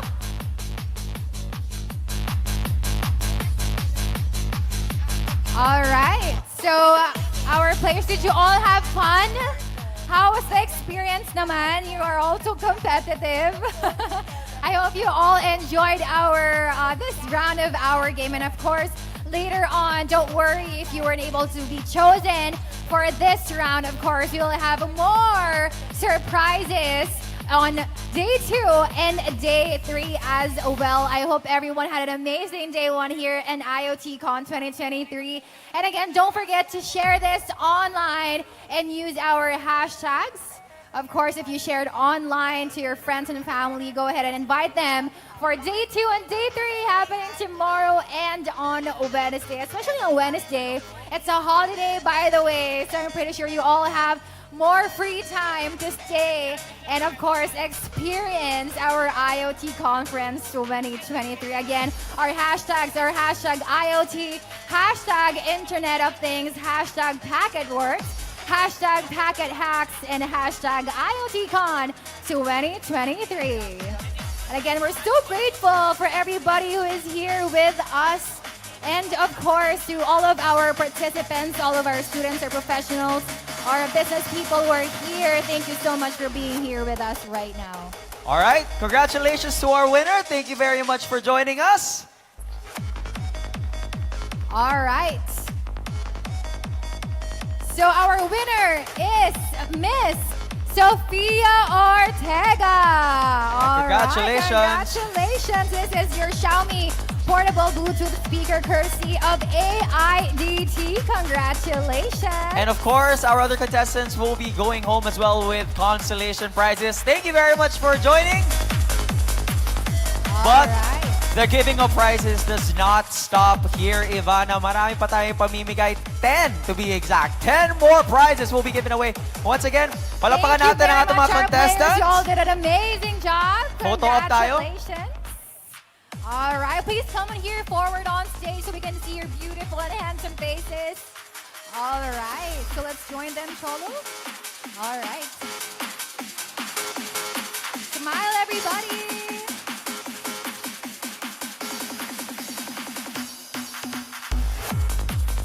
Thank you very much once again to our 10 amazing players. But of course, Cholo, we are feeling very, very generous right now because now we want to make this game inclusive. So we invite everybody to do this same. You're all part of the game. Again, all you need to do is to scan the QR code on the screen. Again, all of you who are using smartphones right now, you're all part of this game already. So again, all you need to do is to scan the QR code on the screen right now, and we will give you 15 minutes to go around and find these logos. And if within 15 minutes you have completed it, you can visit our registration area to claim your prize. All right, Ivana, I have to explain the game so that everybody can get it right. So again, you have to scan the QR code that you see right now on our big LED screen surrounding us here on stage. Again, scan the QR code. And again, lahat po kayo pwedeng This sumali. is for everybody can join this game and claim your prize. Now, when you scan the QR code, you will be introduced to a new page wherein the game will be played there. Okay? So, now when you open it, it will show you the icon you need to look for in our exhibitors area. So, once you see that logo, scan it. And then after that, it will introduce a brand new logo that you have to look for, and then you scan it again. Now, the first 10 with the complete or the most complete logos will win the prizes, but you have to get them sa registration area na natin. So again, just to be clear, you have to scan the QR code that you see right now. You will be introduced to a game, and then you have to scan the logo that you see on your phone screens. So we'll give you a few more seconds to scan the QR code so everybody can join. Nakikita natin pati yung mga exhibitors natin sumasali na rin. Competitive ang lahat ng tao dito sa World Trade Center. All right, I think, does everybody have the QR, does everybody, RF, ano ito, nalilito na ako sa sarili ko. Are you guys in the game already? Natataranta na ako Alright, dahil I see exciting them ito. scanning. Again, guys, first step is to scan the QR code first, okay? Alright. The game is on that QR code. Alright, scan it first.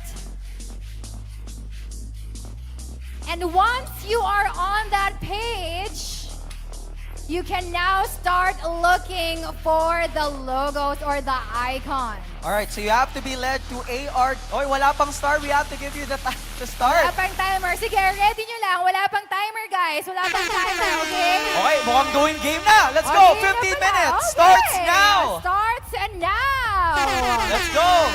All right. Again, the first 10 winners who will be able to find all of the icons or all of the logos complete po dapat will win our prize, and all you need to do is to claim them at the registration area. All right, so once you are done with all of your logos, it will have to say you completed the IoT AR Visual Hunt experience. Once that is shown on your phone, you may now go to the registration area to hopefully claim your prize. You will only be getting 10 winners for this round, and you have 15 minutes to look for those logos in our exhibitors area. Pati ako na-excite, na kinabahan, na hindi ko alam. Grabe ang ating very innovative game. By the way, of course, we're all about innovation here in IoT Conference. All right. And so again, again, good luck to everybody. Again, for those of you over there, you can also join this game. This is for everybody right here, right now. So again, all you need to do is to complete the icons and the logos within 15 minutes. so it's not late. It's not too late to join our game. You can still scan the QR code and join us right now. I hope I have my phone on me, Cholo, so I I can actually have. also I was planning to join leave you. this game. I was planning to leave you and join. Wag naman, later on. I hope there's still a chance. I hope IoTCon gives us a chance to scan this QR code later on. But yes, this is for everybody. Good luck, guys. Go ahead and scan this QR code. You are a part of this game. And again, first 10 winners will be getting our prize right over here. Right over there at the registration area. So again, it has to show a prompt that says that you are done with the IoT virtual game. Once you see that, you can show it to the registration area and hopefully win our prize. So you guys can look for the logos at Clicks Logic, Converge, DICT, PCCW, Eastern, PLDT, Source Telecommunications, Blast TV, and Rack Wireless. 15 minutes is very long. I feel like there's gonna be matatapos na tayo even before the 15-minute mark. All right. Good luck, everybody.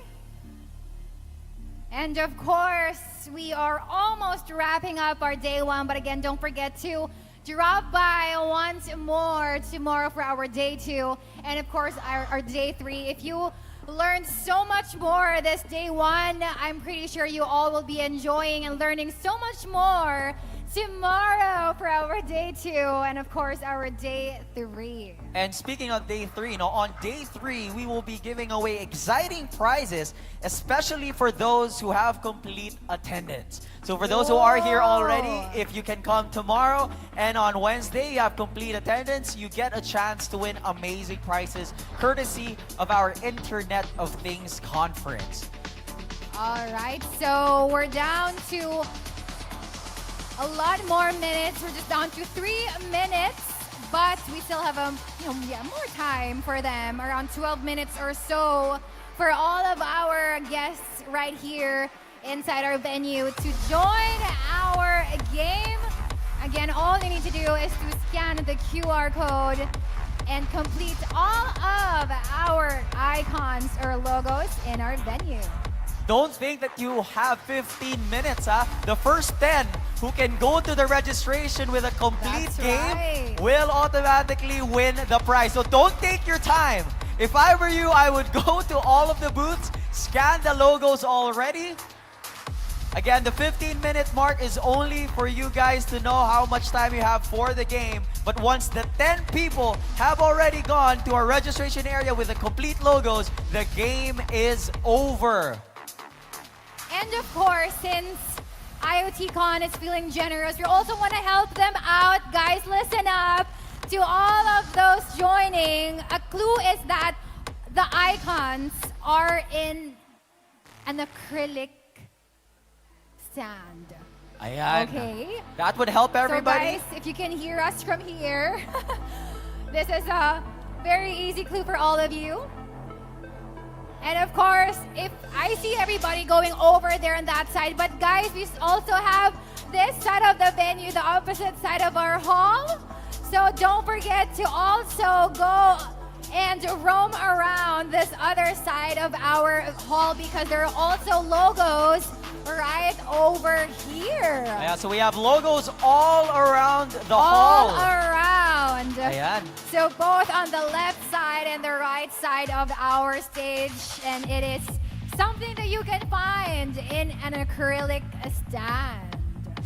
The drone is following our competitors, our contestants. So let's see if we have the 10 winners already. We have 9 minutes left. 9 minutes left, everybody. Minutes. I see people running around.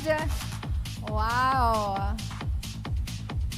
So not only do you learn things here at the IoT conference, but you also get a chance to win prizes. And that's not that's not the only thing we have for this conference. We also have 2 days left, so you guys can join the games in the succeeding days as well. 9 minutes left. We're almost done with the game. And again, if you have all the complete logos, or if you have the complete logos already, head on over to our registration area so you guys can claim your prize. And also, for everybody's information, you're all competing. You are all 113.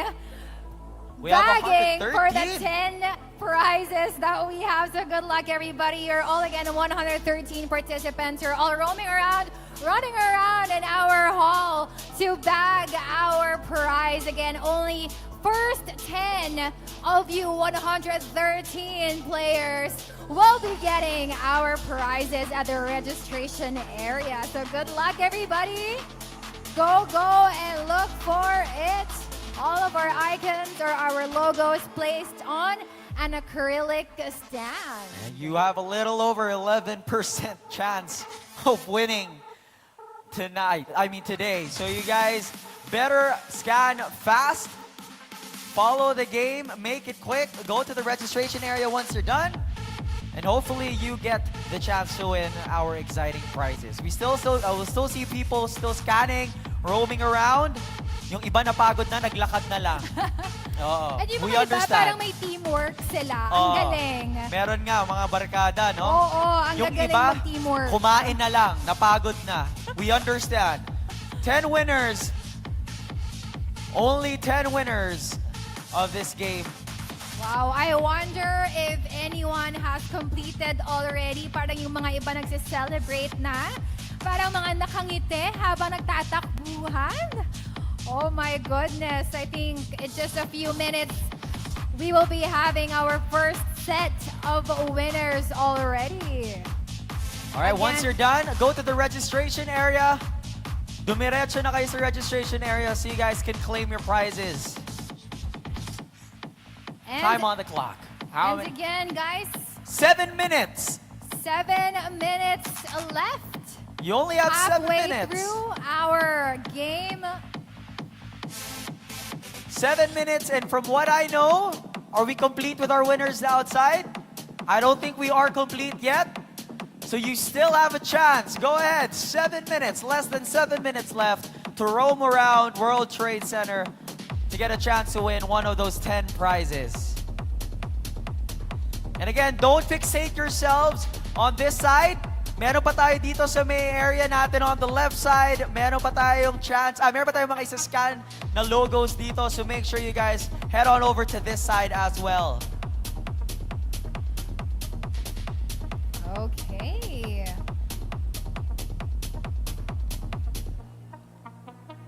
We're almost done with the game. 6 minutes. 6 minutes left. 6 minutes. A You have little bit longer, yeah. 160 Still have time. seconds. Grabe, ang exciting na itong game na to. And even in games, we can use IoT, right? I know. And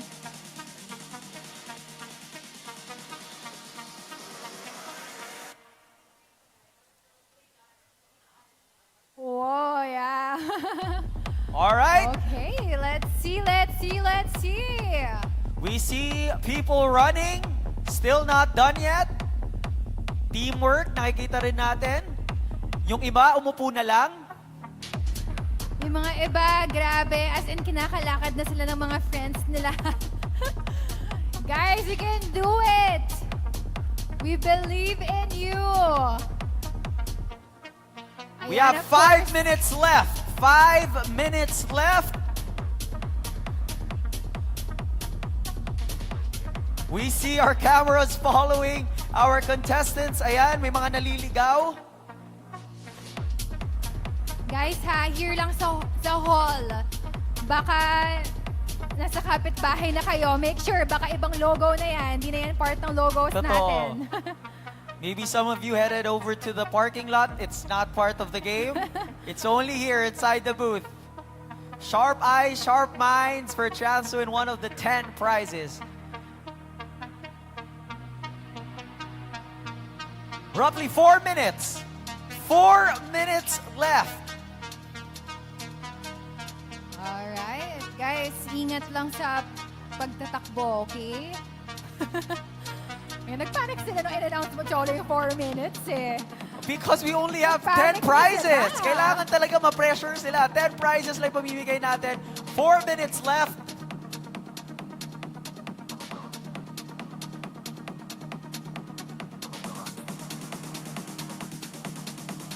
And once again, we invite you guys to come back tomorrow for day 2 and on Wednesday for day 3 of the IoT Conference 2023. We still have more learnings to be had. We also have more games probably.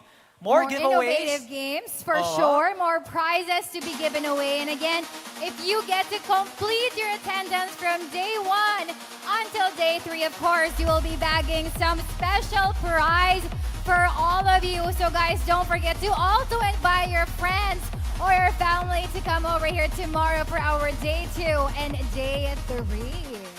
We have last 3 minutes. 3 minutes left.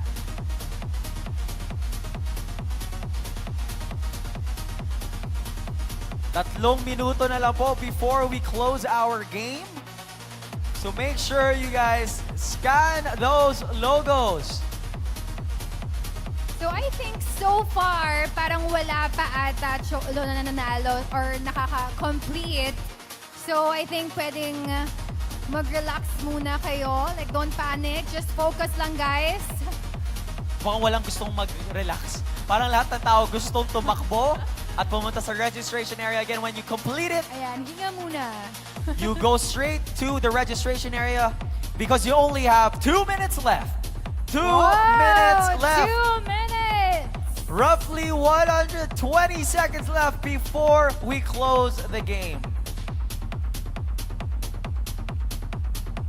Of course, we want to thank our event partners Clicks Logic, Converge, DICT, PCCW, Eastern, PLDT, Source Telecommunications, Blast TV, and Rack Wireless for helping us mount this game.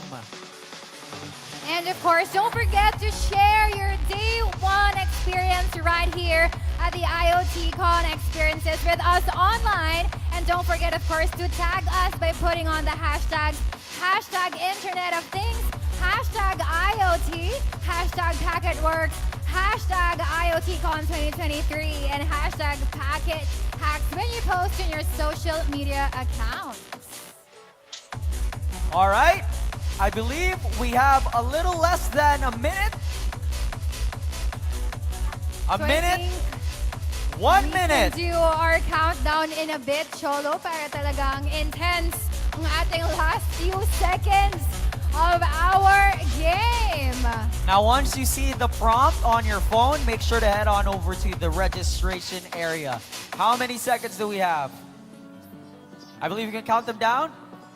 50 seconds.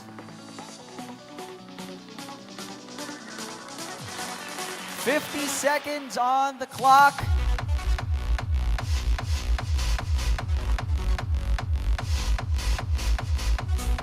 "30 seconds. 30 seconds left. You have 30 seconds and it's dwindling down to 20. 20 seconds left. And we have 4 winners so far. Apat pa lang. Whoa! 4 winners. 6 more slots to You go, have 10, guys. 9, 8, 7, 6, 5, 4, 3, 2, 1. Game is over. Is up. Wow, grabe naman. Akala ko alarm. Talagang Akala ko time's alarm. up na time's up talaga. Nagpanik ako na konti. Congratulations to all of our winners, by the way. And they will all be getting their prizes right there at the registration booth. Congratulations and thank you so much for joining us as well. You guys can take your seats and breathe and get some water. Thank you guys so much for joining our game, our augmented reality gamification right here at the IoT conference. And of course, Cholo, you can also check out our booth because we also have our Packet Hack booths, which will be presenting their technologies on day 3. So don't forget to watch that out. And of course, who will be the next Packet Hack winner and bring their pride to their school? That we will discover on day 3 as well. And of course, again, day 3 is a holiday, wala pong pasok, so let's all bring as many friends or supporters for our team. Again, congratulations to all our winners, and we would like to thank all of our panelists, all of our guest speakers for giving us a very insightful talk this day. Now, we had such a fruitful day 1 here at the IoT Conference 2023. And again, we want to thank PacketWorks for leading IoT adoption here in the Philippines and enabling the future of IoT in our country. We would also like to thank our partners, ClicksLogic, Converge, DICT, PCCW, Eastern, PLDT, Source Telecommunications, Blast TV, and Rack Wireless. And of course, to recap what took place today, let's all feast our eyes on the screen as we show our Day 1 SDE.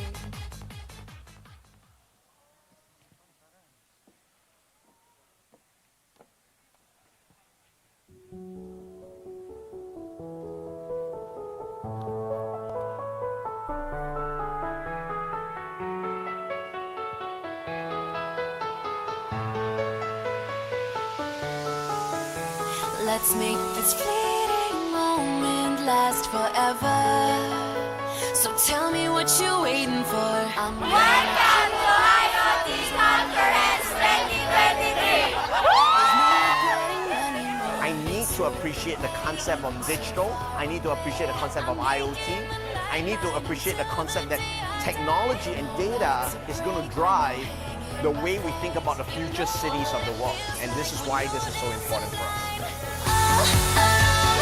Just the beat inside my soul. Take me home, where my dreams are made of gold. In the zone, where the beat is uncontrolled. I know what it feels like. Come on, make me feel alive.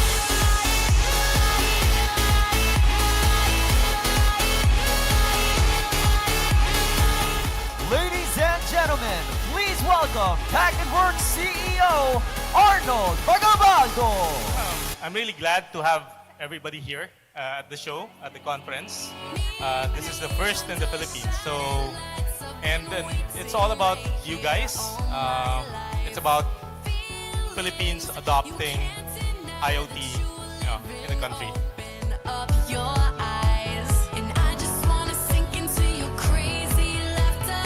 Come on, make me feel until the pain don't matter. Every second here makes my heart beat faster. Finally think I found what I'm chasing after.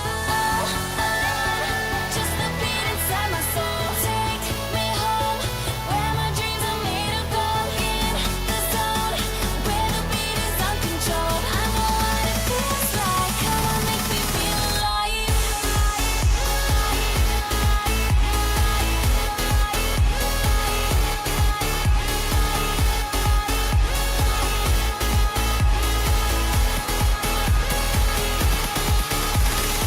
Hello from SDI Las Piñas. Welcome to IoT Conference 2023. Today at IoT Conference 2023, I will be unstoppable. Today at IoT Conference, I will have fun and join other people. Agriculture is a big need right now in the Philippines, and I believe IoT implementations will have a great impact on the agriculture sector of the Philippines in a positive way. IoT makes everything easier, talaga.